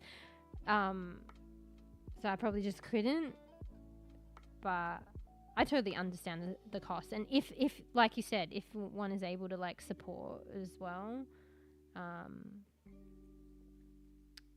you know, within budget and within reason, you've just got to weigh it from both sides, like wanting to support someone and being able to do that. Some people just, you know, it's just not feasible to be able to afford it and be the way it is. So yeah. Yeah, so it's kind of nice, like, you know. I think the price is like reasonable, like, you know, in comparison to what peeps normally do. And even with that, with what peeps normally ask, I feel like it is kind of undercutting the artist, but it is the industry and it's just the way it is. Right, I mean, maybe I shouldn't say it's just the way it is. It kind of is the way it is at the moment, at least. And yeah, I don't know. if it was a lot more, like, I don't know if I'd be, like, actually I probably, without the support, I probably couldn't afford it, so thank you. But yeah, true, mine was kind of snail mail, like, not priority, just whenever was convenient within the,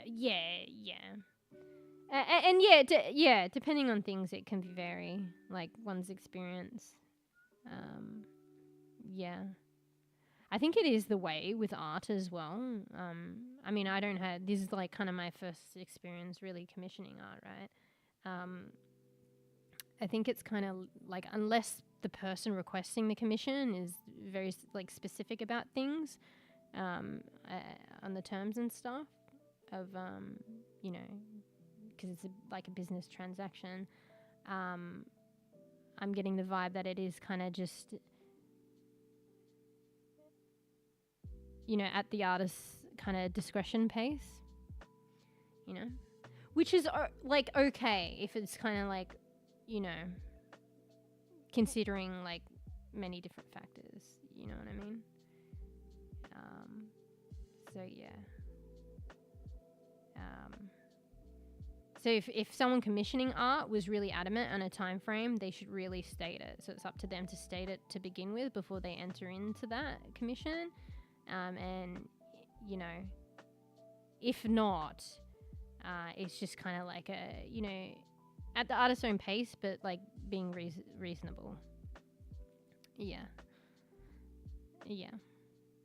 But I understand as well, people, like, everyone's like a human, like, individual, like, I mean, not everyone, but, you know, it's obviously, I don't need to say that, I'm obviously cooked, animals are animals, but, like, yeah, so if we're, like, you know, people are human beings, so they have things that they're going through, and small situations and stuff like that, or maybe, you know, they're just a bit of a slower being on doing art, I'm talking about myself here. So yeah, they can be factors, so that's like understandable, but it's just about communication as well, so being able to communicate that. Yeah, and maybe even being candid. So if like the artist is like, okay, I'm taking on this commission, but it's on the side, like I've got some other work that I need to focus on, are you okay with that? You know, even that's nice as well, being able to verbalize that in the beginning. Yeah. Anyway, I'm rambling. So exciting! Yeah, you like? Wait, have I finished? I think I have. Oh, I'll show you the copium one. Because I showed the copium and the frick one were kind of sketched up first.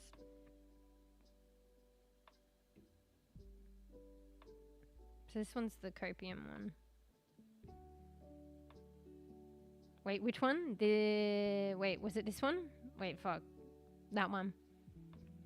No, so it actually kind of looks similar to that. But I think because the mouth is upside down, So this one's more like, so this one's supposed to be R. So like it's like capitalize A 4 times or something. So it's like like frustrated or angry. Sorry, I think there's a little bit of a delay. So yeah, it might be like XD if the mouth was the other way around. But it's funny how you just turn something around and it's completely like it changes it. But I think they were emulating the cat reference image as well with the mouth like that. But yeah, this one's supposed to be more like angry or frustrated. You'll see it with the animation because it'll vibrate or like move around, and then maybe we'll have like swear symbols at the top in red or something. But yeah, it's more like but yeah, copium. This one's copium. Oh, I mean, evident there, I guess. So yeah. Yeah, I kind of like that too, but I don't know. I think that one's R too, but just different. I've never seen that one. It's just creative. I really like that though, but like I'm trying to like do, you know, I mean, Rat Jam is very like similar, but you can't kind of get around that. It'd be good to do like ones kind of unique to this channel, but it's like at the same time these are memes, so they're not like they're common. Like memes are just, you know, viral, right? It's just, you know, a meme's gonna be a meme. Like it's, you know, if you're doing your version on a meme, it's gonna be the meme. The idea, the core of it is the same. But I don't know. I guess the uniqueness part really is just it like dressed up as Little Mewsh and Little Mewsh's purple hair colors and stuff. But yeah, I don't know. It'd be nice to like have a particular take, like unique take on a meme, but I don't know how. This is my like first time doing this. I don't know. But I do like that one. But we'll see how this one goes. Like, I mean, honestly, they were working towards the reference image. So, you know, the cat one. So, yeah, that's my take. I mean, power to me. It's not too bad. Like, I did that one, actually.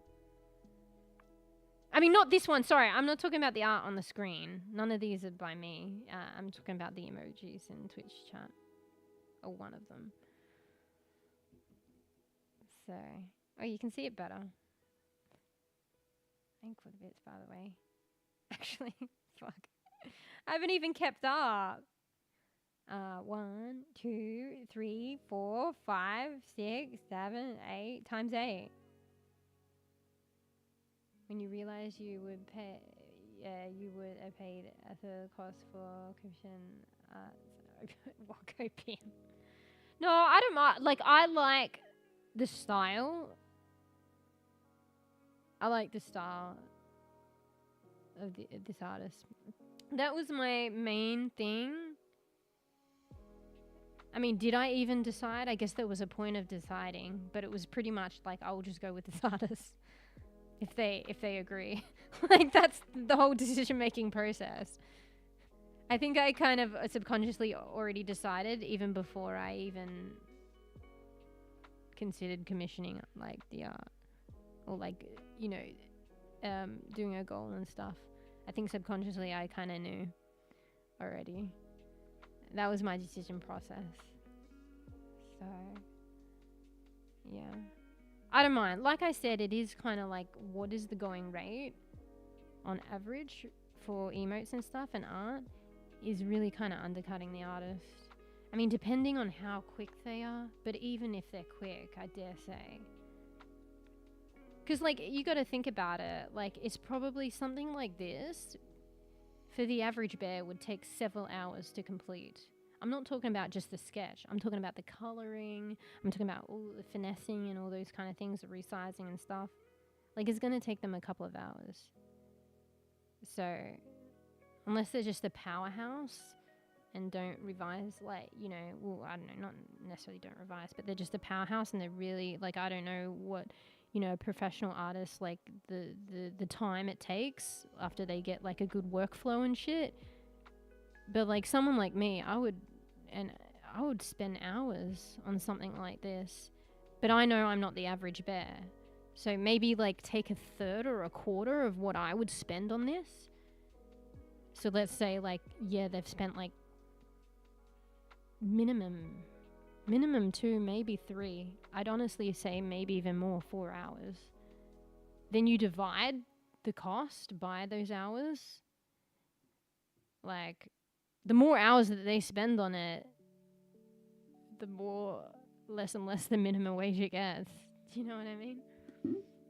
So I feel like the going rate is kind of undercutting. I know there's a lot of variables, but yeah. Anyway. You like it? Wait, which one? Wait, what, mine? That's kind of my, like... Is that... No, that's not my... Actually, no, that is my first take at kind of doing emotes. Because the other ones, the cat ones... so this is in Twitch chat. The cat ones were kind of art that I'd already did, and then I scaled it down and I kind of edited it a bit as emotes, beginning emotes. But after that, I'm pretty sure I did these. So it was kind of like, yeah, from scratch. It kind of emulated like the kind of the aesthetic of one of the images in my bio that I did from scratch too. I think I did it all on stream as well. So I can get art done on stream. But yeah, that was kind of like my first take at scratch of doing like an emote. I just don't know how they fit everything in to show expression. So like, you know, some of the ones where it's like a whole body, like how do you even fucking do that? See, like the prior one where you fit a whole fucking character in there. I had to zoom in on the face to get all the details in. So... Wait, my one? Are you talking about my one? I could work out animation. My friend explained that. So I did these arts. Sorry, my brain's kind of cooked. I did this art. I used to do art on pots, and I did like so I'd paint art. I did actually a baby Yoda pot. I've got it somewhere. Like a baby Yoda on a pot, and I took pictures of it. I know, I sent them to my friend, and then she just she made like a little GIF out of it. I don't know how it works. I don't know how and why or how. But there were separate images of the baby Yoda, and she turned it into like a GIF, which is, I guess, like an animation. So I guess animation is just the same thing. It's just like different frames. And you slightly change how things are oriented, and it becomes a different frame, and then you seam them together into probably like a GIF. So like I could figure out how to do that. Like my friend already did it and she could help me, but I don't know. It's like I gotta reinstall OBS and save my overlays and make sure stream doesn't crash, and then I gotta make sure, just double check and check and make sure that, like, you know, you guys can have both platform chat on screen at some point, and then and then this and that, and then, you know. Oh, you like it? I mean, maybe, yeah. For, like, zero expertise on, like, emotes. Yeah. And then later on, I did the sleeping one, the sweeps, and it's, like, literally it's a different style. Bruh. But maybe it doesn't matter, as long as, like, there's the basic coherence that it's, like, little mEw, like the purple hair, and it resembles her. But it's almost like a different artist did that one. I was like so earlier on adamant about having the same style. And now I realize it doesn't matter as long as there's coherence in the character. But at the same time, it's funny that I generated a completely different style. So yeah. Anyway.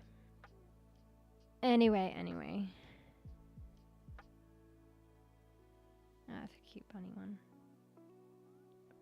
Oh, well, nice. Yeah, I think that other one there's quite new. The one that, like, kind of looks like classic. Bro, they're fucking on all the fucking memes. Like, on it with all the that other channel. They're on it with all the memes. One day I'll be like that. I think it's really cool. I didn't see the value because I didn't realize, like, I wasn't as, like, I was new to everything in the beginning. But I see the fun and the value of, like,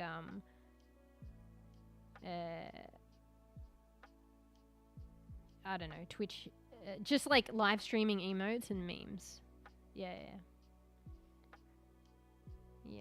I mean, I'm mostly familiar with Twitch, but, you know, I don't know. It's kind of like a lot of things are can be like viral anyway, whether they start on Twitch or they end up being a meme and then they kind of become a meme on Twitch. So anyway, I never would have thought it, but one day to that point, Tux actually opened me up to that as well, because Tux was like, you should get 7TV. No, it wasn't even 7TV. At the time it was Francoface and Better TV, and I was like, and Tux was like, you can have like, how many? Like 1,000, like at the time maybe 500 extra emotes, and I'm like, that's fine. Twitch already gives me so many, and one day I'll get them commissioned, and, you know, and we'll have the channel emote. I'll have like the you know, emotes for our own channel, like at some point, and I didn't realize it's just because of the meme culture in the emotes. There's a big thing, like even across channels. It's actually like, I don't know, it's funny. It's like a community thing. Yeah. Anyway, I see the value now. But alright, so I should probably get this artist. Like, I'm just chatting with their art. But there you go. Wait, so this is all of them, right? I think this is all of them now. It's just coloring and animating some of them. I think this is all of them. So wait, there were 3 statics, so that's these. And then, yeah, I think there were 4 animated ones. These. Anyway. Alright, so let's go back to chatting.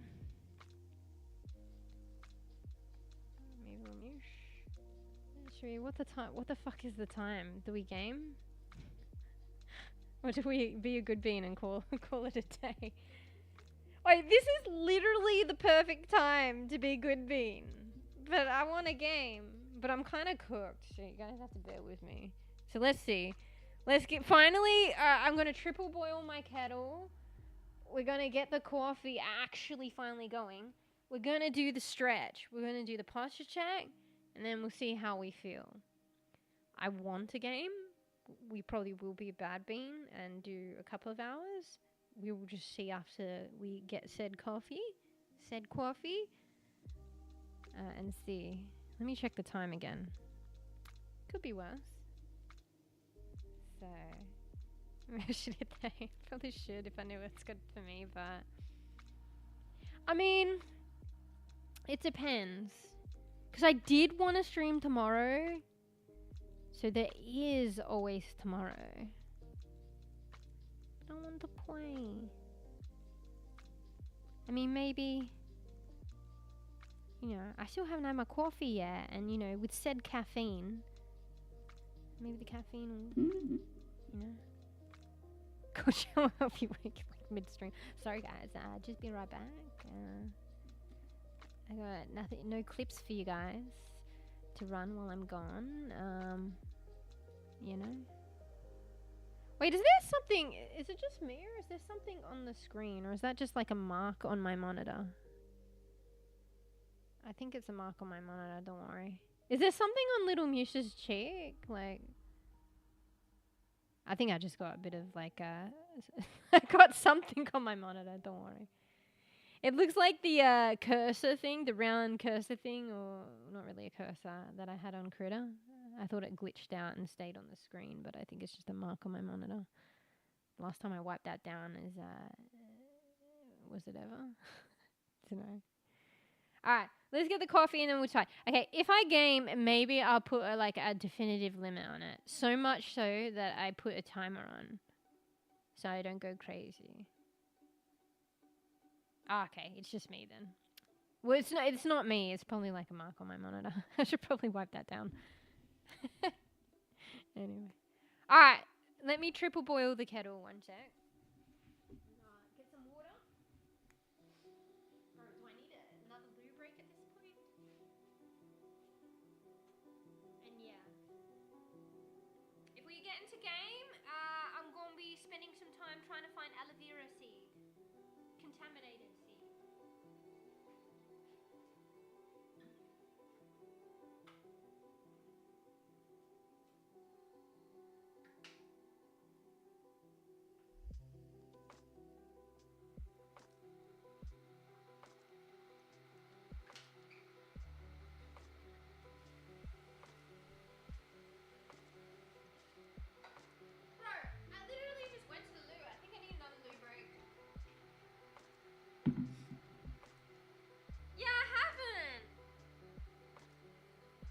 It's made me more mindful now. Like I was I didn't really get a definitive answer, but like researching like how good coffee is allowed to sit out.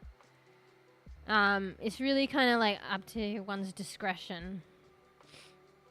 Unless it has milk in. So I think it's similar. It becomes like food if you put milk in it. So what was it? 2 hours you can... Anything before 2 hours, you can still refrigerate and have later. Anything after 2 hours, you can... so anything up to 2 hours... anything from 2 hours to 4 hours, you can still drink it. But anything beyond 4 hours, throw it out. And 2 to 4, you can still drink it, but you can't put it in the fridge to have later. Take it as a grain of salt. So I've read. But if it doesn't, it's more up to discretion. Like, I don't know, there's nothing confirms. Like, if it's just the black coffee. And also, it's a different story. I think you get a bit longer if it's like long life milk and stuff. So if it's not fresh milk, you get a little bit more. But there's still a limitation on that. I forget the brackets for that one. But yeah, some people I think were saying with the grain of salt, with black coffee, it's like it can sit out for like a day or something. I mean, not gonna lie, that's kind of how I've probably had it at the start of stream, and then at the end of stream is almost a fucking day. Okay, it's probably not a full 24 hours, but, you know, it's probably been, you know, at one case, like 12 hours. So, like in this case, I started it like probably half an hour before stream. So it's been sitting at least 6 to 7 hours. Bro. Yeah.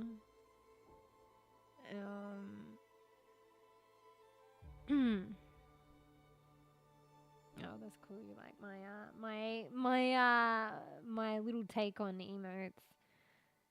One day. I can still do it one day. But I think I've got enough to keep me covered with like my my VTuber model.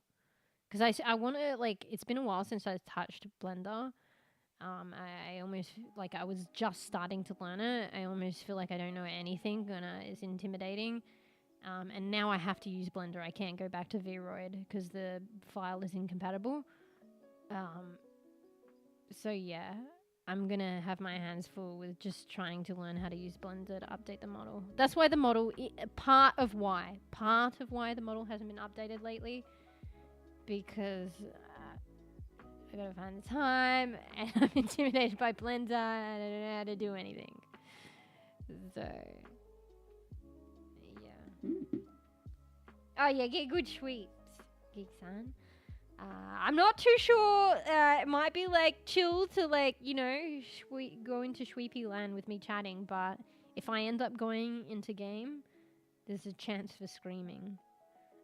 Particularly with these contaminated plants, and I don't like to kill the animals, so there's like a lot of kind of like infected animals that are trying to kill me, so I'll probably be screaming. So no, I'm telling you not to trust, because I will be screaming, because yeah, the infected dogs they're in a pack and they maul me to death. and I don't want to kill them. But yeah. So I can tell you there will be some screaming. So, and they hang around in the pollution zones. So anyway, you've been looking for the plants? Did you wait? Were you able to hear my fucking tips and tricks before? I want to do like a. I feel like I gotta go get on it soon, but I do want to stream tomorrow and there's some stuff next week. But I feel like if I'm gonna do a video about it, I gotta do it soon. But I wanted to wait till I at least get the aloe vera seed. Like myself. So I can show that. But yeah, anyway, okay, a quick rundown. Are you still playing? So look for pollution zones. So there were 3 that I'm aware of, that I remembered. So one of the best pollution zones, I'm giving them to you now.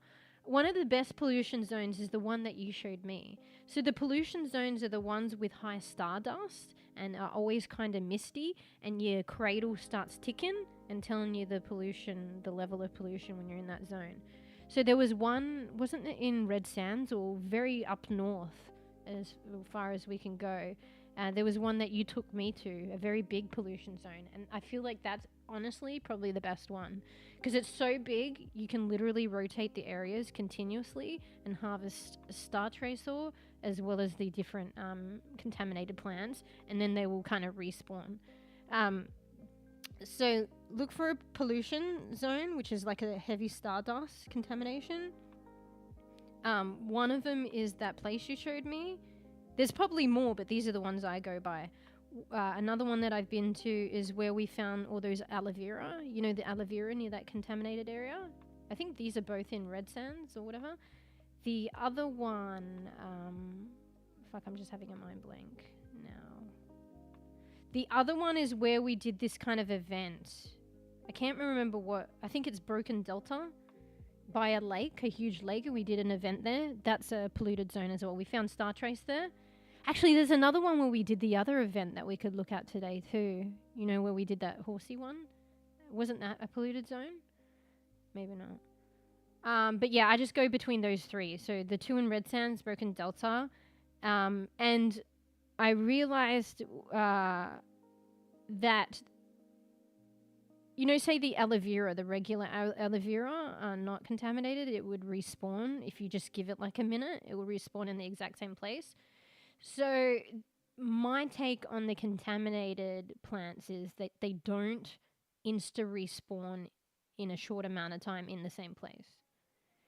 I feel like there are a number of spots where they could spawn, and I feel like they definitely don't insta-respawn back in the same spot. It needs to rotate around a few potential spots, I think. And also, these spots are interchangeable with star trace ore, I feel. So, in the amount that I have harvested, I feel like there are several potential spots where they could spawn. And what triggers its next spot is just by taking out the star trace ore that is in one of the potential spots, or just harvesting the other ones in other spots. And then they might... So say you harvest like a contaminated berry plant in like one place. It won't respawn back there anytime soon. I feel like, you know, once you harvest that one and a few others, they will respawn in other potential spots. And then I think until you harvest them in the other potential spots, you find them and harvest them, then eventually they might rotate back to that original spot. And it could be something else. It could be star trace ore, and it could be any of the other like contaminated plants. This is my theory. But yeah. Anyway.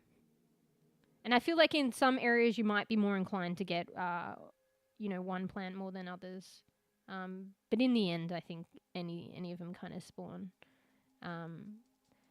So I feel like the aloe vera contaminated place with the regular aloe vera that we found, I feel like you can get contaminated aloe vera and berry there.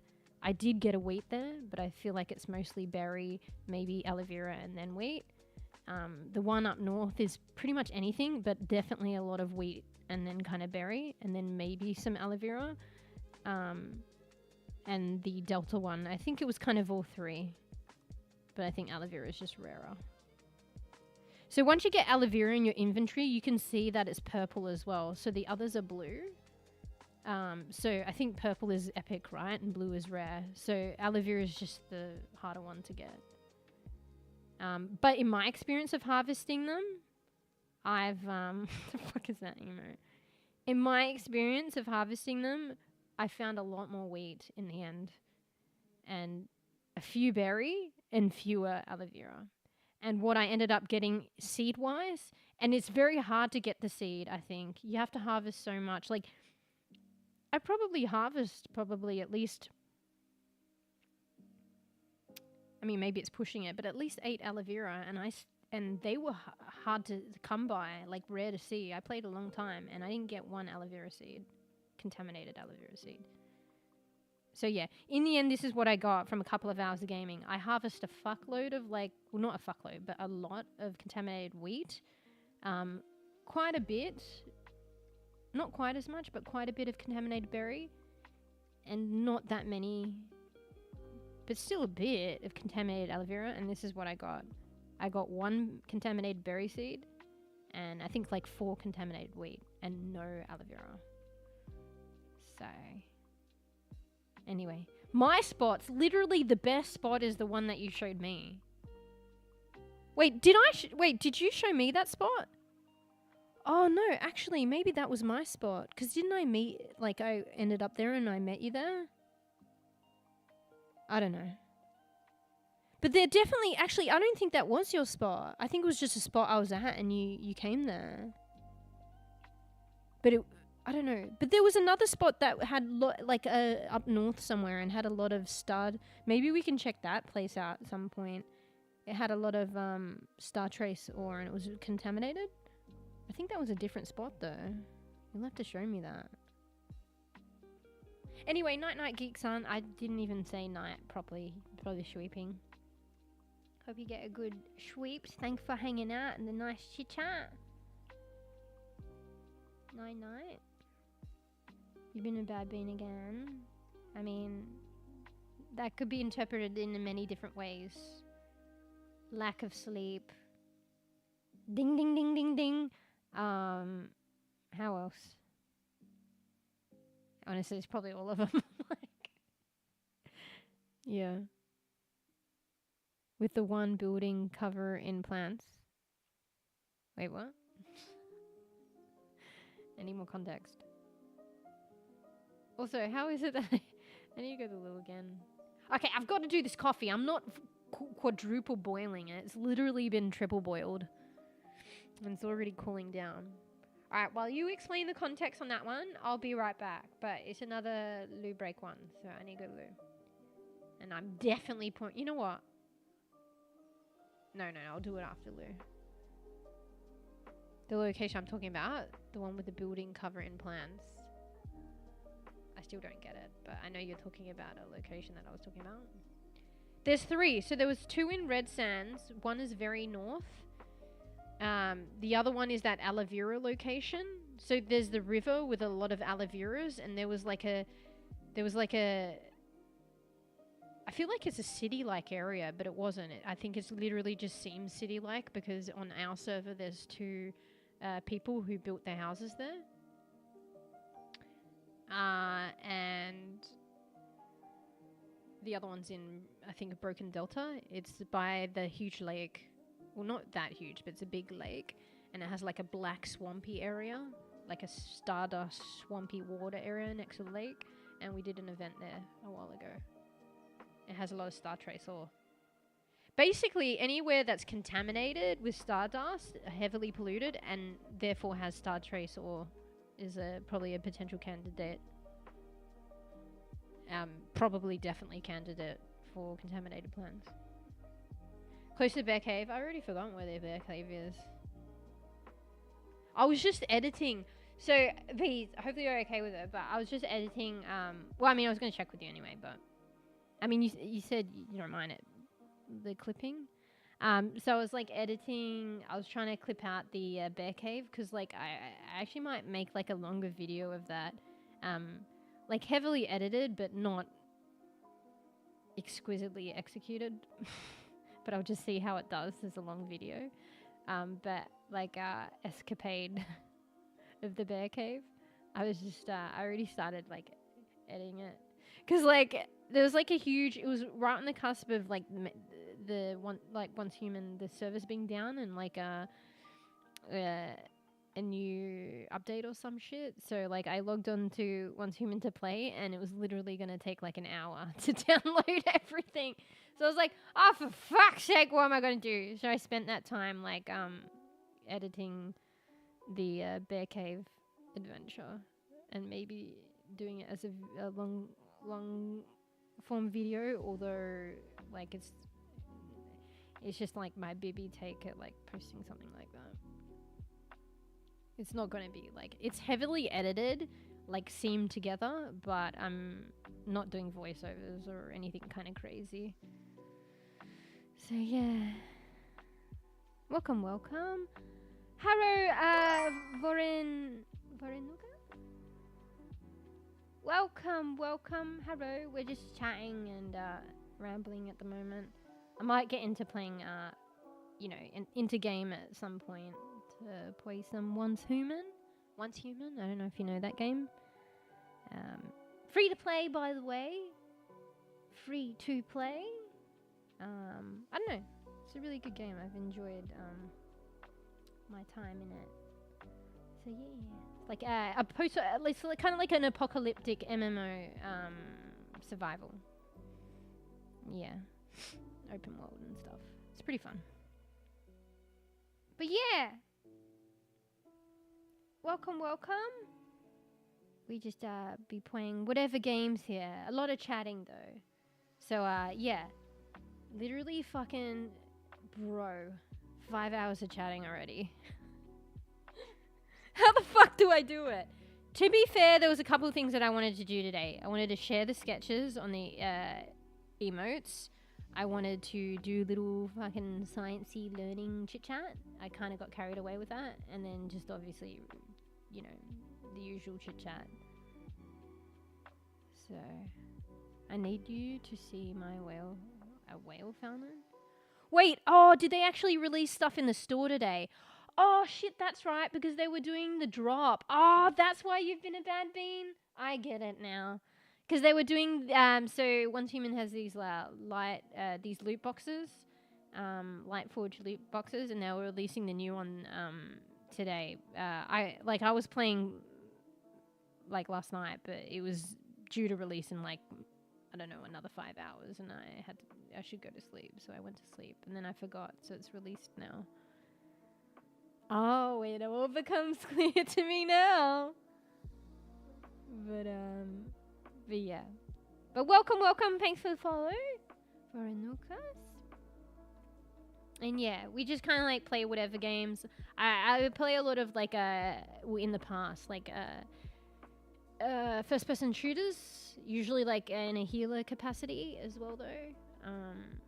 But we just be chilling, playing whatever games we feel, storyline games. At the moment, the storyline game that we're playing, we've got many more that we have to come back to and finish off, but I decided to start a new one, and we're currently playing, why am I having a mind blank? Harold Halibut, and yeah, I play a little Once Human at the moment, so. Yeah, like, that one's actually become classic, and because Fur likes using that one a lot. So yeah, so the other ones that I did is in a similar like vein, but slightly different, I feel. But that was like the OG one that I did up. I did that I was actually impressed. You know how I say I can't do art on stream because like I will do it, but it's just a pretty background if I progressed with it. But yeah, I thought I really couldn't complete art on stream because I chat too much. So, well, not too much, but it'd just be the way it is. So I get like one line done per several hours. But I'm pretty sure I managed to do that one.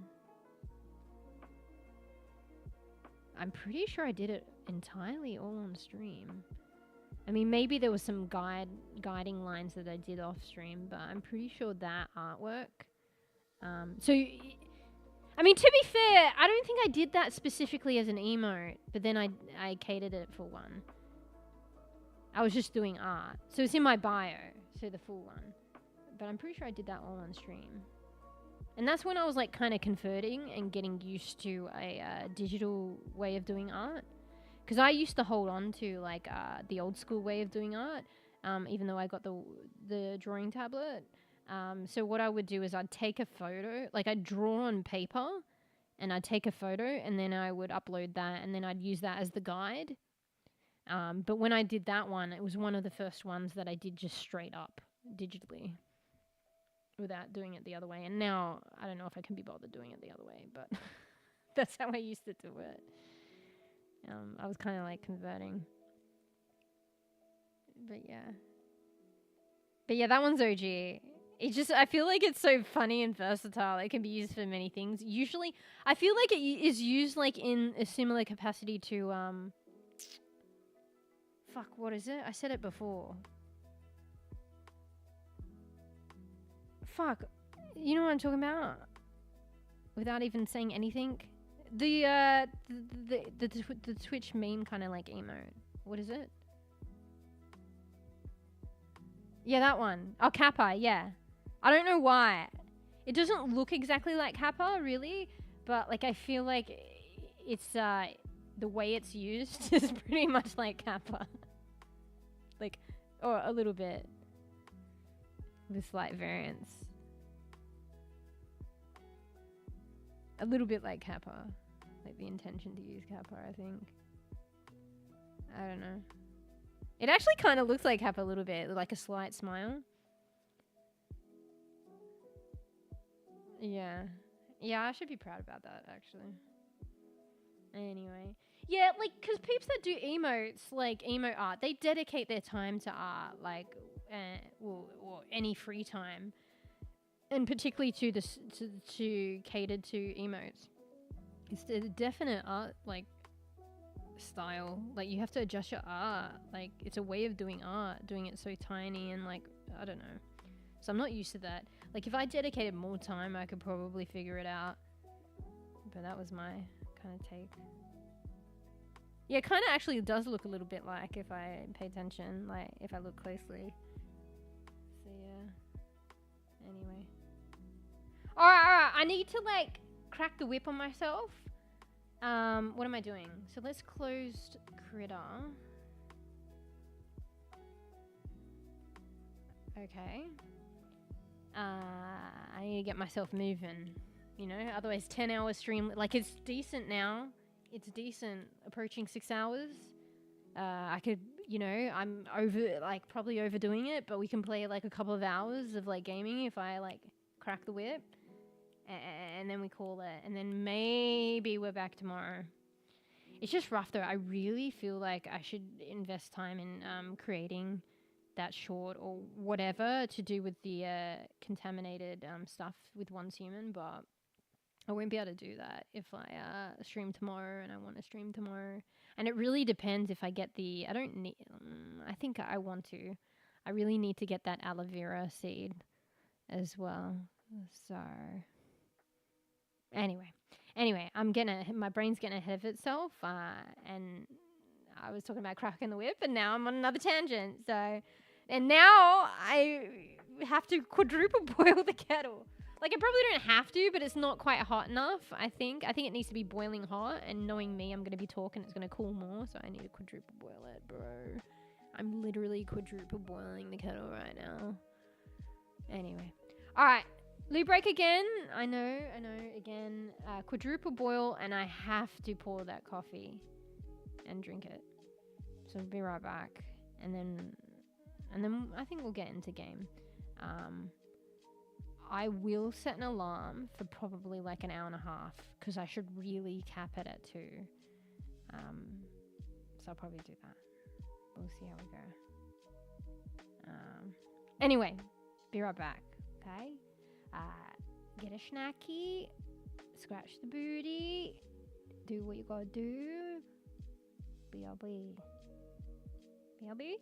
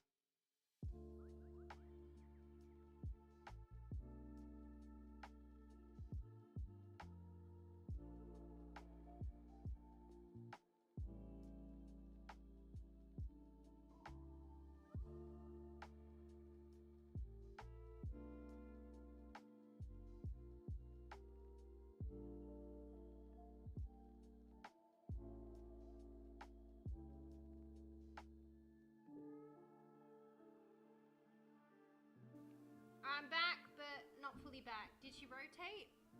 Looks like she slightly rotated, but maybe it's just me. Wait, let me sit down.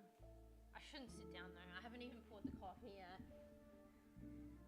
Okay, wait, is she rotated? I feel like... Yeah, I think she's slightly rotated. One sec. Let me...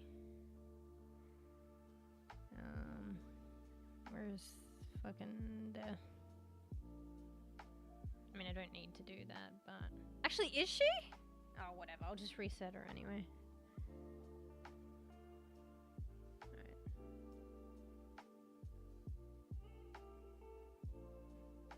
I mean, maybe a little bit. Testing, testing, 1, 2, 3.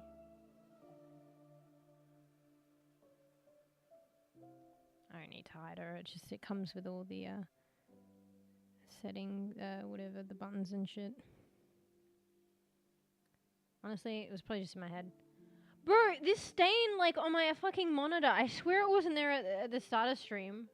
What the fuck happened between now and the start of stream? There's a little fucking mark on my monitor. I should get an emote like that one as well. But bro, look at the booty. Think about it. Think about it. It's like a, I mean, it's like a twerk one.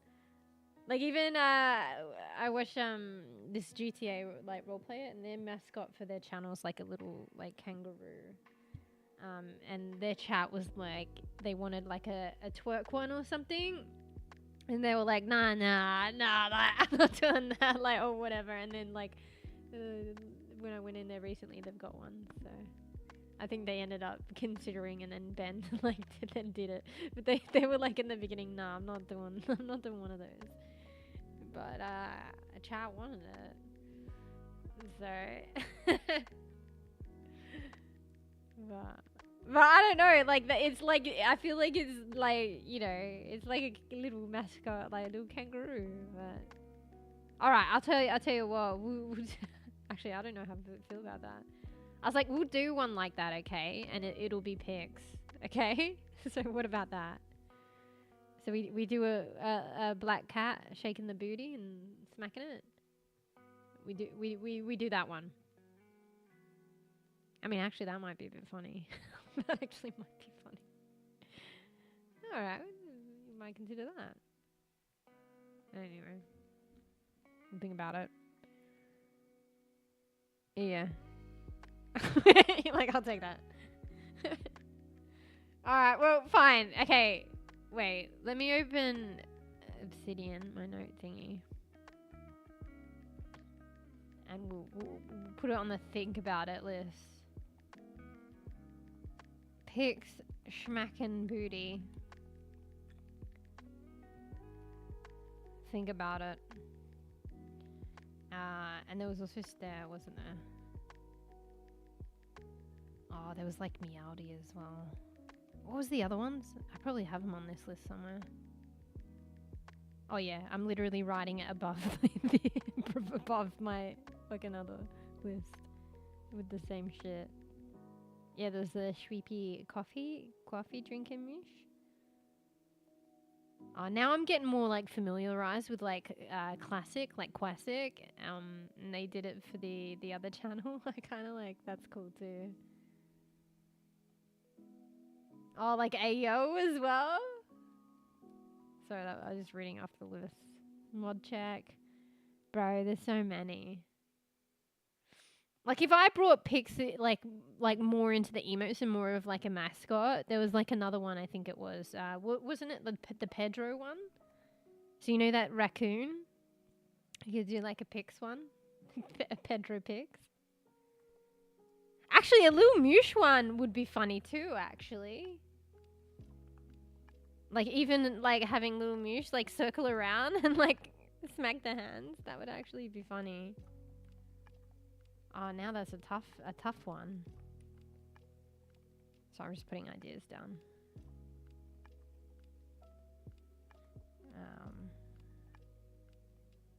Okay, we close. What about classic? Alright, we close this. So many ideas. Alright. Oh, fuck. Do I have to, like... 5 boil my fucking... Okay, if I pour it now, it's fine. Quadruple boiled kettle water is enough. It's still hot enough, I think. One sec. How do I fucking manage this? I knew I shouldn't have sat down. That's why.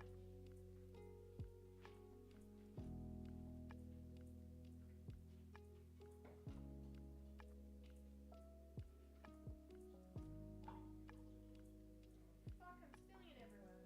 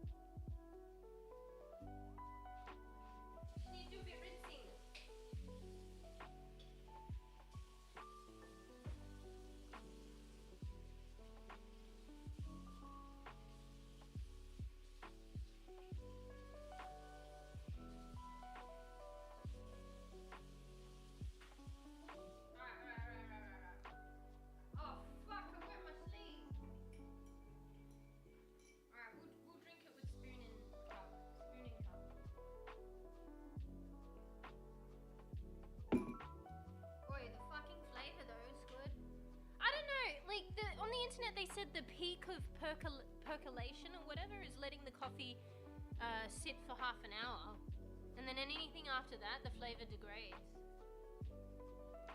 But the flavor is actually better. I feel like the longer I leave it, I guess it's personal preference. I don't know if I should leave it, but whenever I leave it for that whole day brew, it fucking tastes better. Not gonna lie. Coffee ASMR. I make my coffee and then I fucking bang, crash, bang. Put shit away, bang. There. Found a lot of contaminated plants. Did you get aloe vera seed? Bruh. Like, I feel like I want to find it, like, because I want to create this, like, little video, this short. I want to find it myself, so...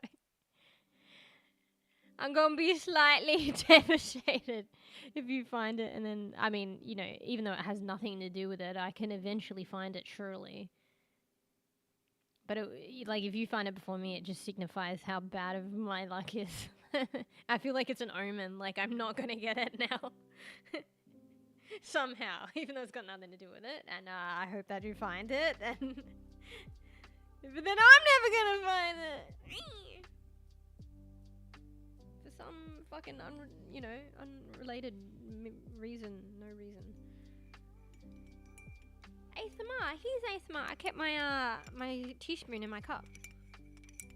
So it took a little bit. Wait, me mixing the coffee with the teaspoon is making Lumusha's eyebrows go up and down. Wait.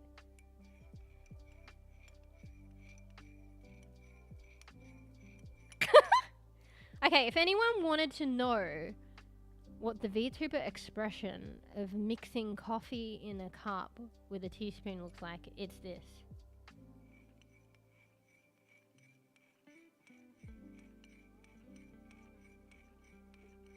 It's literally a wobbling head with eyebrows going up and down. The fuck? Bro. Because I'm like doing it in front of my face. Well, I mean the mic's there. Wait, let's do it again. I mean, it wasn't just like a fluke. It happened twice. Let's do it a third time.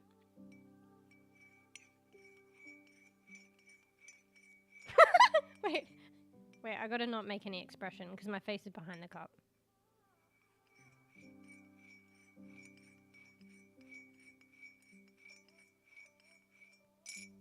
To be fair, it might be my hand. So it might be like responding to my hand, making the motion. Bro, that's funny. What the fuck? That was kind of funny. That was kind of interesting. Anyway. That's like what a coffee stirring looks like. Allem. Only can have berries and wheat. Oh, yeah, but also finding them is one thing, but getting the seeds is another. It's like a lot harder. Did you get any seeds? So yeah, I think in the end I got 4 contaminated. This is like after several hours of playing. Like, several hours of trying to like actually, because like I played a lot. But I only started looking for the plants later on. Yeah, so after several hours, I only got like 4 wheat and 1 berry. Like literally only 1 berry too. Like, I think I found just as much berry as wheat, maybe like a little bit less, but I only got 1 berry. Wait, what the fuck is that face? You fucking got them all? Motherfuck. All of them though? Okay, honestly, it doesn't matter if you, I mean, it does in the end, but like, it doesn't even matter if you get the other ones. If you got the aloe vera one, man, bruh. I mean, good for you, but it's just so hard to get. Okay. How many did you get, though? I mean, you've been at it for a bit, I think, so. If you've only got berry, it makes sense that you would have more. But I've only got 1 berry. Anyway, fuck, how am I going to drink? Okay, this coffee cup isn't that big. It's a very tiny one, and I don't know, I've been liking the coffee a bit more concentrated, so I don't think it'll be too hard to drink this. I should slow down and enjoy it, but it's only lukewarm. So we gotta make sure we drink it before it goes too cold. I don't know how to do that if I'm gaming, but because I get distracted. Should we just chill here for a bit? I'm sure I could fucking manage to fucking ramble for another fucking 20 minutes. I'm like rambling and sipping. Maybe the trick is not to put the coffee cup down. Yeah. If I want to enjoy and drink this coffee, I need to not put it down. Bro, that's literally the solution. It's always because I do something else. I put it down and do something else. Just sit, fucking chill, and enjoy the coffee. Between rambles. Don't you fucking dare. You don't put that down. I can. I think this is the solution. Oh, but I need to rearrange my fucking cardigan.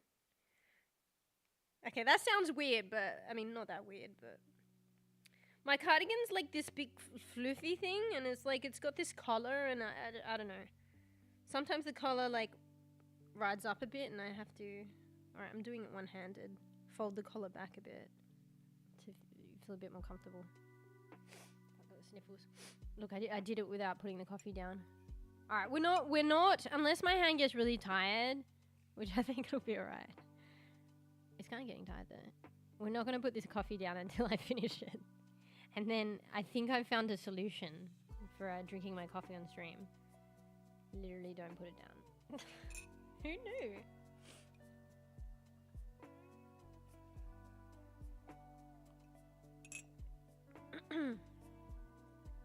Drink it close to me.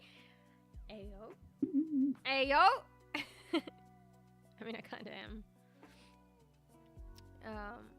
I fucking bit my lip the other day, and then I bit it again. Why does it happen like so close together? Like I don't know. I mean, maybe I do it more often than I fucking should, but I don't think it does. I like do it that often. So, ayo. So like, but like, for me to bite it, and I don't think it's that often that I do it, and then I fucking do it again in the same spot. It's like fucked. So yeah, I got like this ulcer, like, cause I don't know, that's just what happens sometimes, and it's trying to heal. And it's kind of annoying, cause like, apparently stuff heals a lot quicker in your mouth, and maybe it's more resilient and stuff, cause it's your mouth. But it's taken a bit of a while to heal, and I'm trying to be conscious, but at the same time don't give a fuck, but then have to monitor the ulcer, like, cause like, even though it was because I bit my lip, that's how it started. It's kind of like just like I guess, I don't know medically, but like I guess it's like a regular ulcer. You have to be mindful of it, and like probably like sugary stuff will like arc it up and stuff like that. So like I kind of want my energy drink, but it's probably gonna fucking shit on it. Like, and I've already been having coffee, which I don't know, the honey might be good for it though, the jar of honey. I don't know. But like, I don't know, the sweetness of the coffee, and like, I don't know, I've been having other stuff, so I think it's taking a little longer to heal because of that. It's so fucking annoying. Bro, why I gotta fucking, like, you guys, I've said this before, like, you guys know of Seinfeld? He did like this little skit. He usually does these skits at was it at the start of the show? Oh no, I think it's at the start and the end, no? And there was this, I don't know, I guess I won't try and redo it. You have to see it for yourself. But he did this like kind of skit talking about like how we're like, you know, grown adults and we learn to eat from so young, yet we still manage to like bite. I think maybe he was like, you bite your tongue or maybe bite your lip, like bite something. Like we eat like fucking, we become adults, we eat day in, day out. You think by, you know, there's a certain point where you think you wouldn't make that mistake, you know? And he executed it really well, but he made a joke about that. It was basically like, why the fuck do we like fucking, I think maybe it was your lip, maybe you bite your tongue, bite your lip. You know when you're just eating and you just fucking bite something of yourself and you're like, oh, fucking ow. Like, how does that even happen? Because like we've had years of like what is essentially training to do to fucking eat properly, and we still do it. I mean, maybe not everyone. Oh, I was about to put the coffee down. I fucking reversed that. Speaking of which,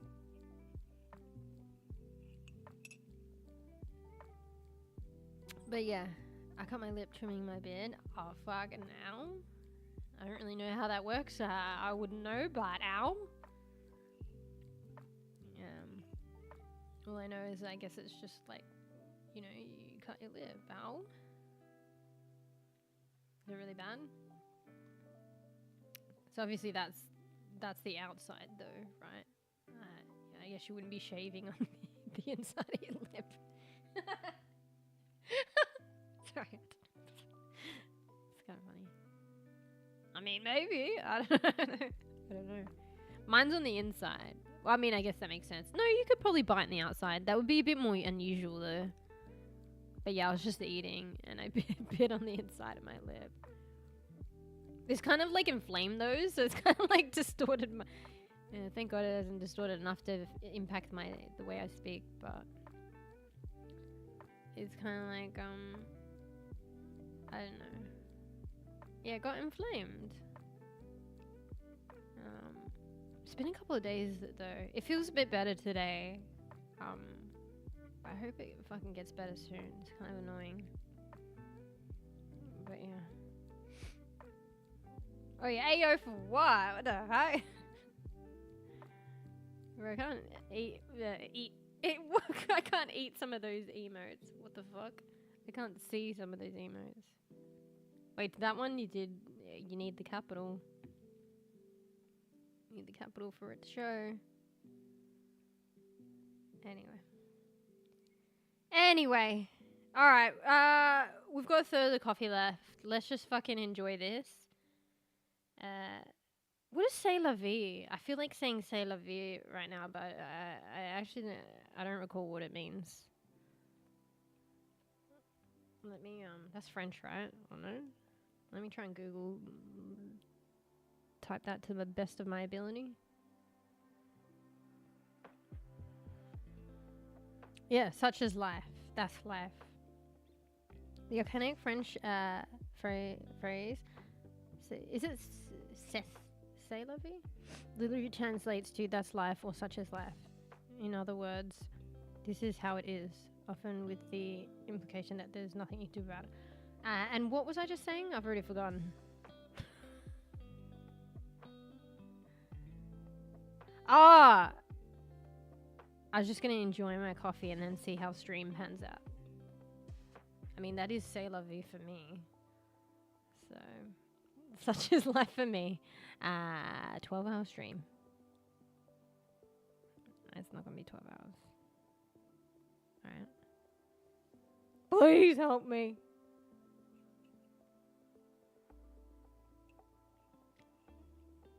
Alright. I am slightly forgetting about my coffee, but considering that I'm not putting it down at all, I ebb in and out of remembering. Like, I tend to remember it a bit more. So we're getting there. It's almost like a big thing, a big event. Big event slash chore, but not really a chore, but like delicious to drink my coffee. So yeah. Anyway. We'll see. I think on my next agenda... Okay, fuck. So stream-wise. I have to... We'll see how today goes, actually. Maybe it might even crash, but... Okay, honestly, okay, we say our goodbyes now if stream crashes, alright? Because, like, I feel like a couple of hours once human is, like...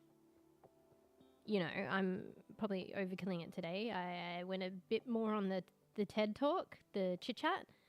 And yeah, I think the crash usually happens about like 2 hours after gameplay. So yeah. Everybody, if the stream crashes, I don't like it to end that way. But technically, if we say like, you know, night-night and goodbye now, that covers it. And then it will mediate the crash. And then mEw doesn't come back and, you know, what was once in 6 to 8 hours stream is now a 12 to 14. Okay? So I don't want it to crash, but in the event that it does, be good beans, get some noms, get some sweeps, take care of yourself, do something good in the morning, working counts, although, I mean, unless you're in hospitality or whatnot, it's the weekend, I guess. But, you know, not working, do something good, and then gaming. 10 consecutive hours of gaming. Just kidding, moderation. Alright, even if you gotta do that, take breaks. Self-care, eat. Go to the loo. Scratch yourself. Does that sound weird? I get that, maybe that's weird. Have a shower. Alright. Got that out of the way. Not that it's to get out of the way, but just in case there is a crash. Hopefully there's not. Fuck, what was I gonna say? Oh, yes. Stream stuff that I have to do. Wait, sip of the coffee. Bro, the chat ends up going longer. Like, literally, I'm just chatting to drink the coffee. But then... What's the reverse of that? like it's about like the chatting is about the coffee, but then the coffee is to the side and I'm just chatting some more. Like that's basically just what's happening. Anyway, okay, wait, yeah, drink coffee.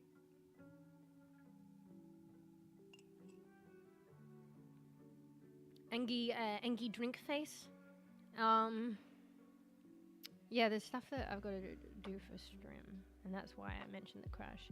So I've got to uninstall and I've got to save my OBS overlays. It's probably not even bad. There's probably a YouTube video about it. I'm pretty sure I've done it before. I just forgot. It's like me trying to invite someone to Discord every time, and I'm like, how do I create an invite? Bruh, help me. And I've done it literally like 20 times. I think I've done it once before. So there's surely a YouTube video on it. It's going to be easy. Save the overlays, uninstall, reinstall. Hopefully that's the thing. You know, all along, it probably was always OBS. But hopefully that's the thing that fixes the crashes. Otherwise, for fuck's sake, I'm going to have a intensive session with Tarks or my brother or somebody to fucking help me. Why my stream fucking keep crashing? Don't know how to deal with it. I've, you know, I really should have done OBS from the get-go. But anyway, got to do that. I need to, Geek-san told us about they changed the rules with the Twitch multi-streaming, so you can have the other platform chat on your screen. I need to just double-check that and then sort that out. Because that's, like, a huge thing. And I really want to do that for stream. As long as I just double-check it. I have to double-check it. And I don't know. That could be fucking going down the rabbit hole. Or I just ask Tarks. Tarks seems to know these things. Just, you know, double-check with Tarks. Because I don't know. I'd rather be, like, safe than sorry. You know how I am. But that is after I uninstall and reinstall OBS. Because there ain't no chats on screen if there ain't no stream. So yeah, gotta do that. Why am I just going through my laundry list on stream about the shit that I have to do with stream? I mean, okay, it's because I'm drinking my coffee. Speaking of which. Okay, it's for you guys and so you know the lay of the land as well. And eventually I want to work more on my model. It seems like more intimidating, like it's been a while. It's probably, I did already watch like YouTube videos on how to create hair in Blender, but I think it was like static 3D models though, so it's one thing to create the hair and then it's another to like give it boning structure and rig it. So I don't even know. It seems like a huge task, huge feat.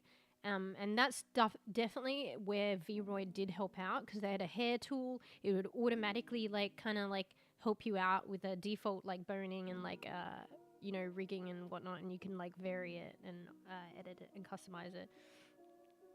I think it's from complete scratch in Blender, so I don't know. One would say just, you know, do the hair in Vroid, but I just can't go back. The files are incompatible. I don't know.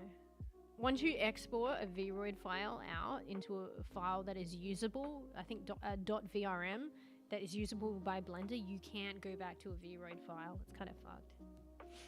And it's so weird. So what I thought, maybe I could continue along this path and suss it out, but I don't know. My experience so far, it hasn't worked, and I may as well just learn how to do it from scratch in Blender. But I tried to take, you know, the alternate side pony hairstyle I did with Lil Mewsh. I tried to take that from my last file from Vroid, translate that to a VRM, put it into Blender, and then cut and paste it from the old model with an anime nose to this model, and it just fucking, it goes haywire. Like, I don't know why it doesn't work. Theoretically it should, but it fucks this model up and she fucking, she looks hideous. I don't even know what the fuck's going on. But yeah, you would think it'd be as simple as cut and paste, it ain't. I fucking don't know. Someone with probably more knowledge about Blender is probably laughing at me right now. But, or would be laughing at me. But yeah.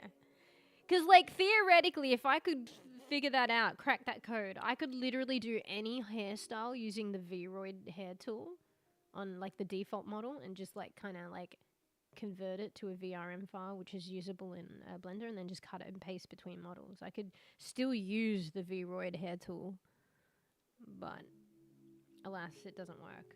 But maybe I'm just doing something wrong. So I could either spend like days and days of like figuring that way out, and then it doesn't work out in the end, or I could just learn how to do it fucking by everything from scratch in Blender. Oh my god. So yeah. Anyway, I really want to give her like a different hairstyle and like do more things, but anyway.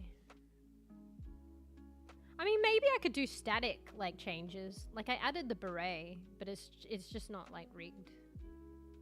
So maybe, I don't know, if there's a hairstyle, a particular part of the hair that's like tightly done up that wouldn't move, maybe I could get creative. Anyway, finished, just about finished my coffee. Okay, the trick is not, and you know, the last bit of it's kind of like cooled down, but it's still got some essence of warmth, so that was the trick. Do not put down the cup. Alright, we fucking did it. We did it, guys. It only took us 6.5 hours to drink that fucking coffee, but we did it. Don't worry, I put the milk. It's like long life powdered milk anyway, and I put it in at the end. No worries. I'll let you know if I'm back tomorrow. Alright, okay, we're getting into game. Alright, I should be quicker at this, right? We're gonna... Did I probably didn't. Did I do the tags and stuff for the other platform and make it easier on me to switch categories and shit? We'll see. We shall see. Alright, so we're going to be playing a bit of Once Human. Remind me to set my timer, because I'm probably not going to do it at an hour and a half, so I don't go fucking crazy. Probably going to forget about that and go crazy. So it's like a little reminder at an hour and a half, like, come on, clean up your act. Wrap up screen in half an hour or less. Or at least close the game. It's like, close the game, go back to once chatting. Once human. Just chatting. No, don't do that. Yeah, here longer than if I gamed. Once chatting. Should we just change it to once chatting? Sorry, I was just cut and pasting the title and I was talking about it, so. Alright. 497, is that correct? Stream 497? Ah, bruh, I didn't do it. Okay, don't worry. Might just take a little bit longer, but we have to do some tags for the other platform. We're doing that one first, so once we do that, it'll be like quicker. Twitch is easier to switch. Alright, gaming. Once human. Once chatting. Just human. Once human. I don't know, this is a weird thought. The other day I was like looking at the word once and I kept looking at it and it kind of looked unusual to me. Sometimes if you really focus in on common words, like that you say or you read like a lot, they just start, when you really focus in on them, I don't know if you guys get that. I feel like someone has spoke about that before. Like they just, the word that is so normal becomes so weird looking and foreign. I don't know. I don't know what I'm trying to say. Maybe one gets me. Maybe not. Alright, Once Human playlist. Alright, this is the tags bit. Hopefully we will just speed through these. So, Once Human.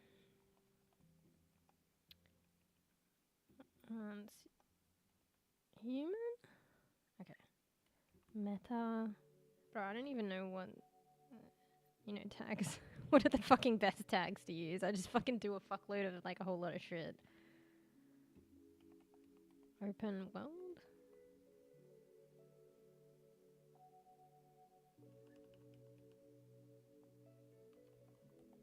Is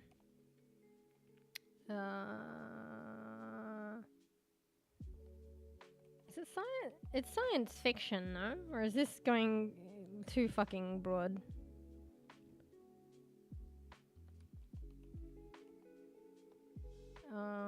Apocalypse.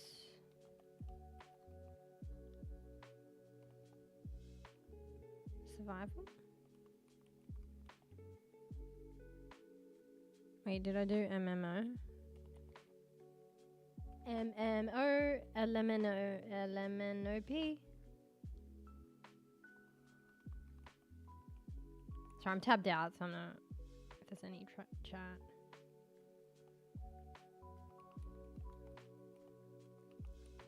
Yeah, I think the pets in the game are called deviations.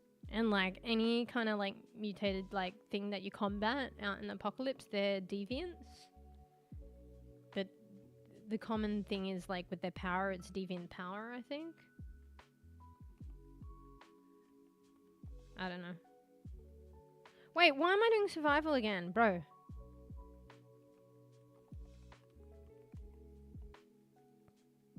Bro, I think I do way too many tags.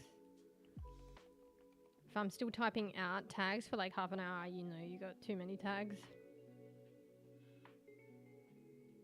Okay, I think we're done. Alright, yeah, we're done. Hopefully I didn't misspell any. Alright. Let me just check the category. Yes. Okay. Now I just got to do Twitch. Don't worry, that one's easy. Horror. I mean, yeah, okay. Let's add that in. It is kind of horror. Wait. Oh, one of Geeksan's messages were held. It's always like the emote with the typing. What do you call that when you type an emote? They're always held for some reason on the other platform, but I don't see it's like auto mod on Twitch, but on the other platform, but it doesn't show up on OBS.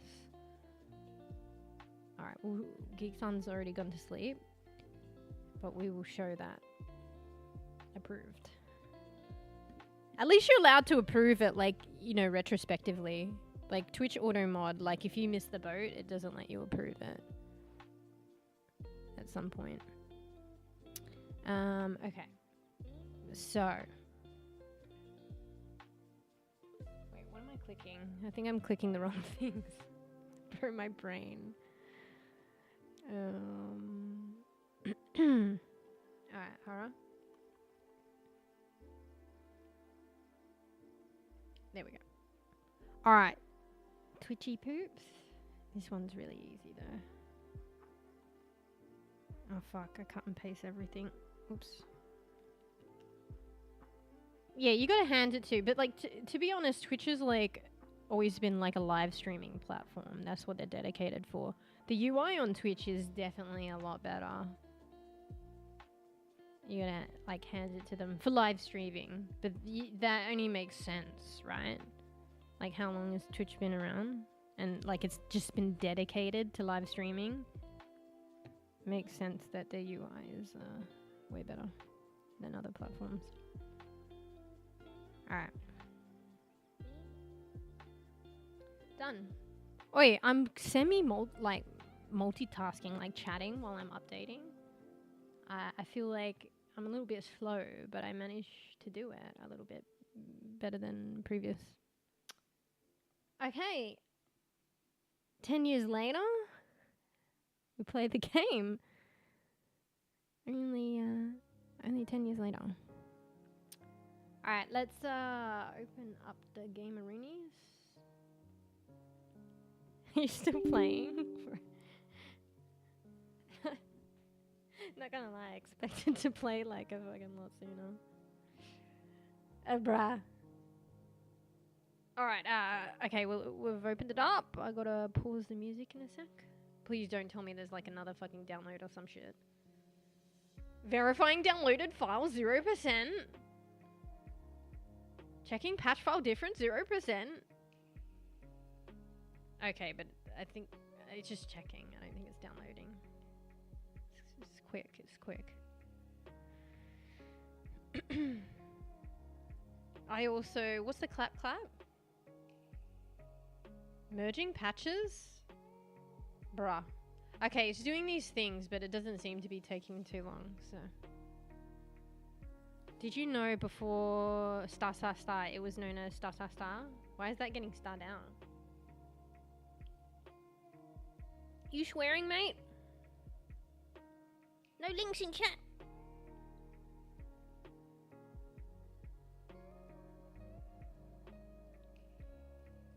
Bro, it's got like one loading screen and then it segues into like another. Oh, also, my model is saying sayonara because the screen, whenever the screen goes dark, so be prepared.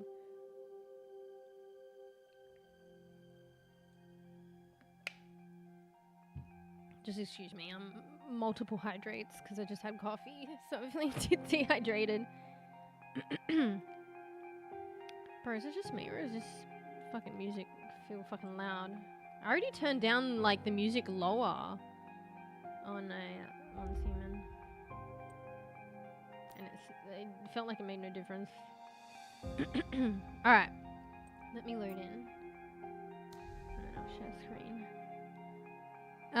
Did you know...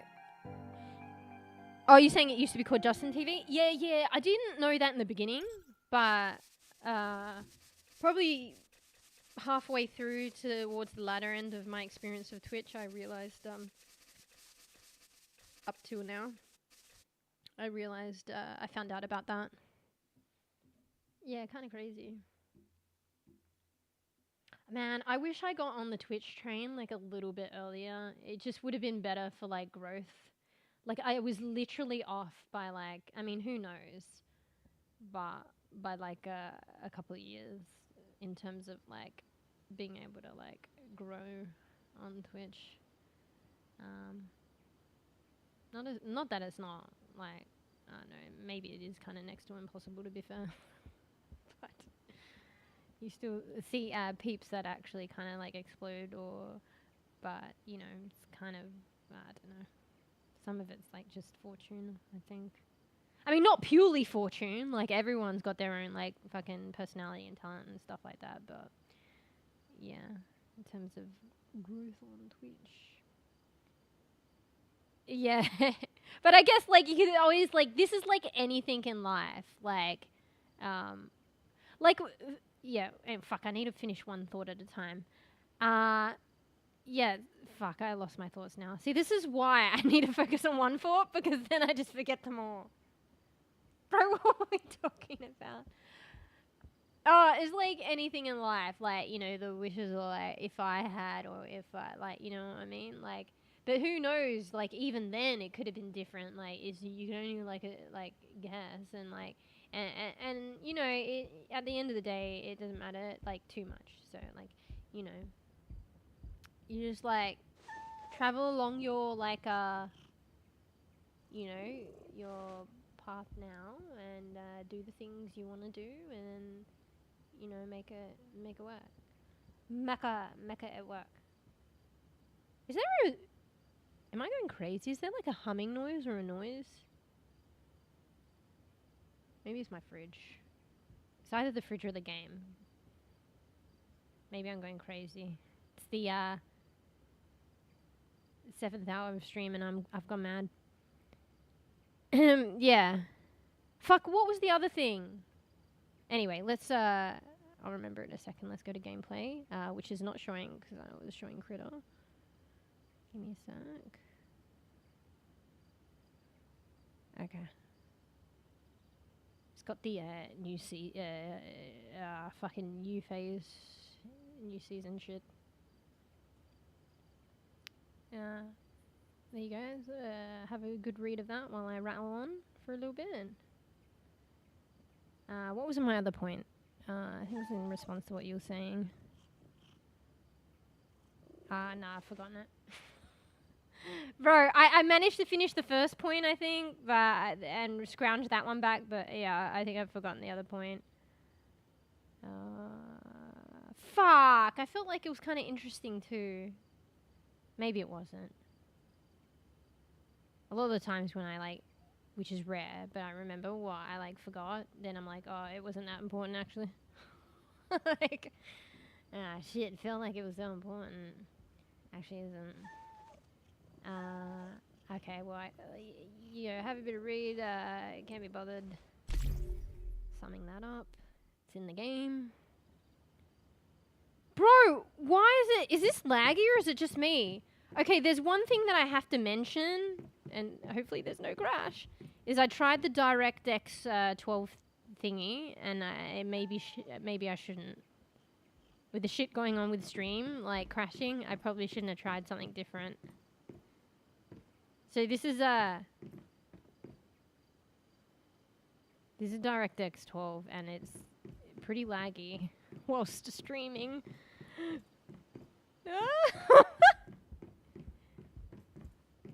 Wait, is the stream laggy? For like you guys? Or is this just a me thing? Oh man. The only thing that I can think of is the DirectX change. I could change it to performance. Oh, maybe. Yeah, I played around with that. I shouldn't have changed it. And it was whatever worked best. So, off stream, but maybe on stream it's not feasible. So, should I change my super resolution? It looks shit though. That's why I didn't do it.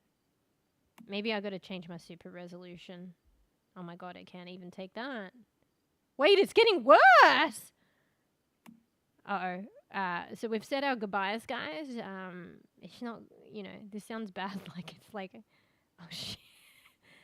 Oh, fuck. Wait. Oh my god.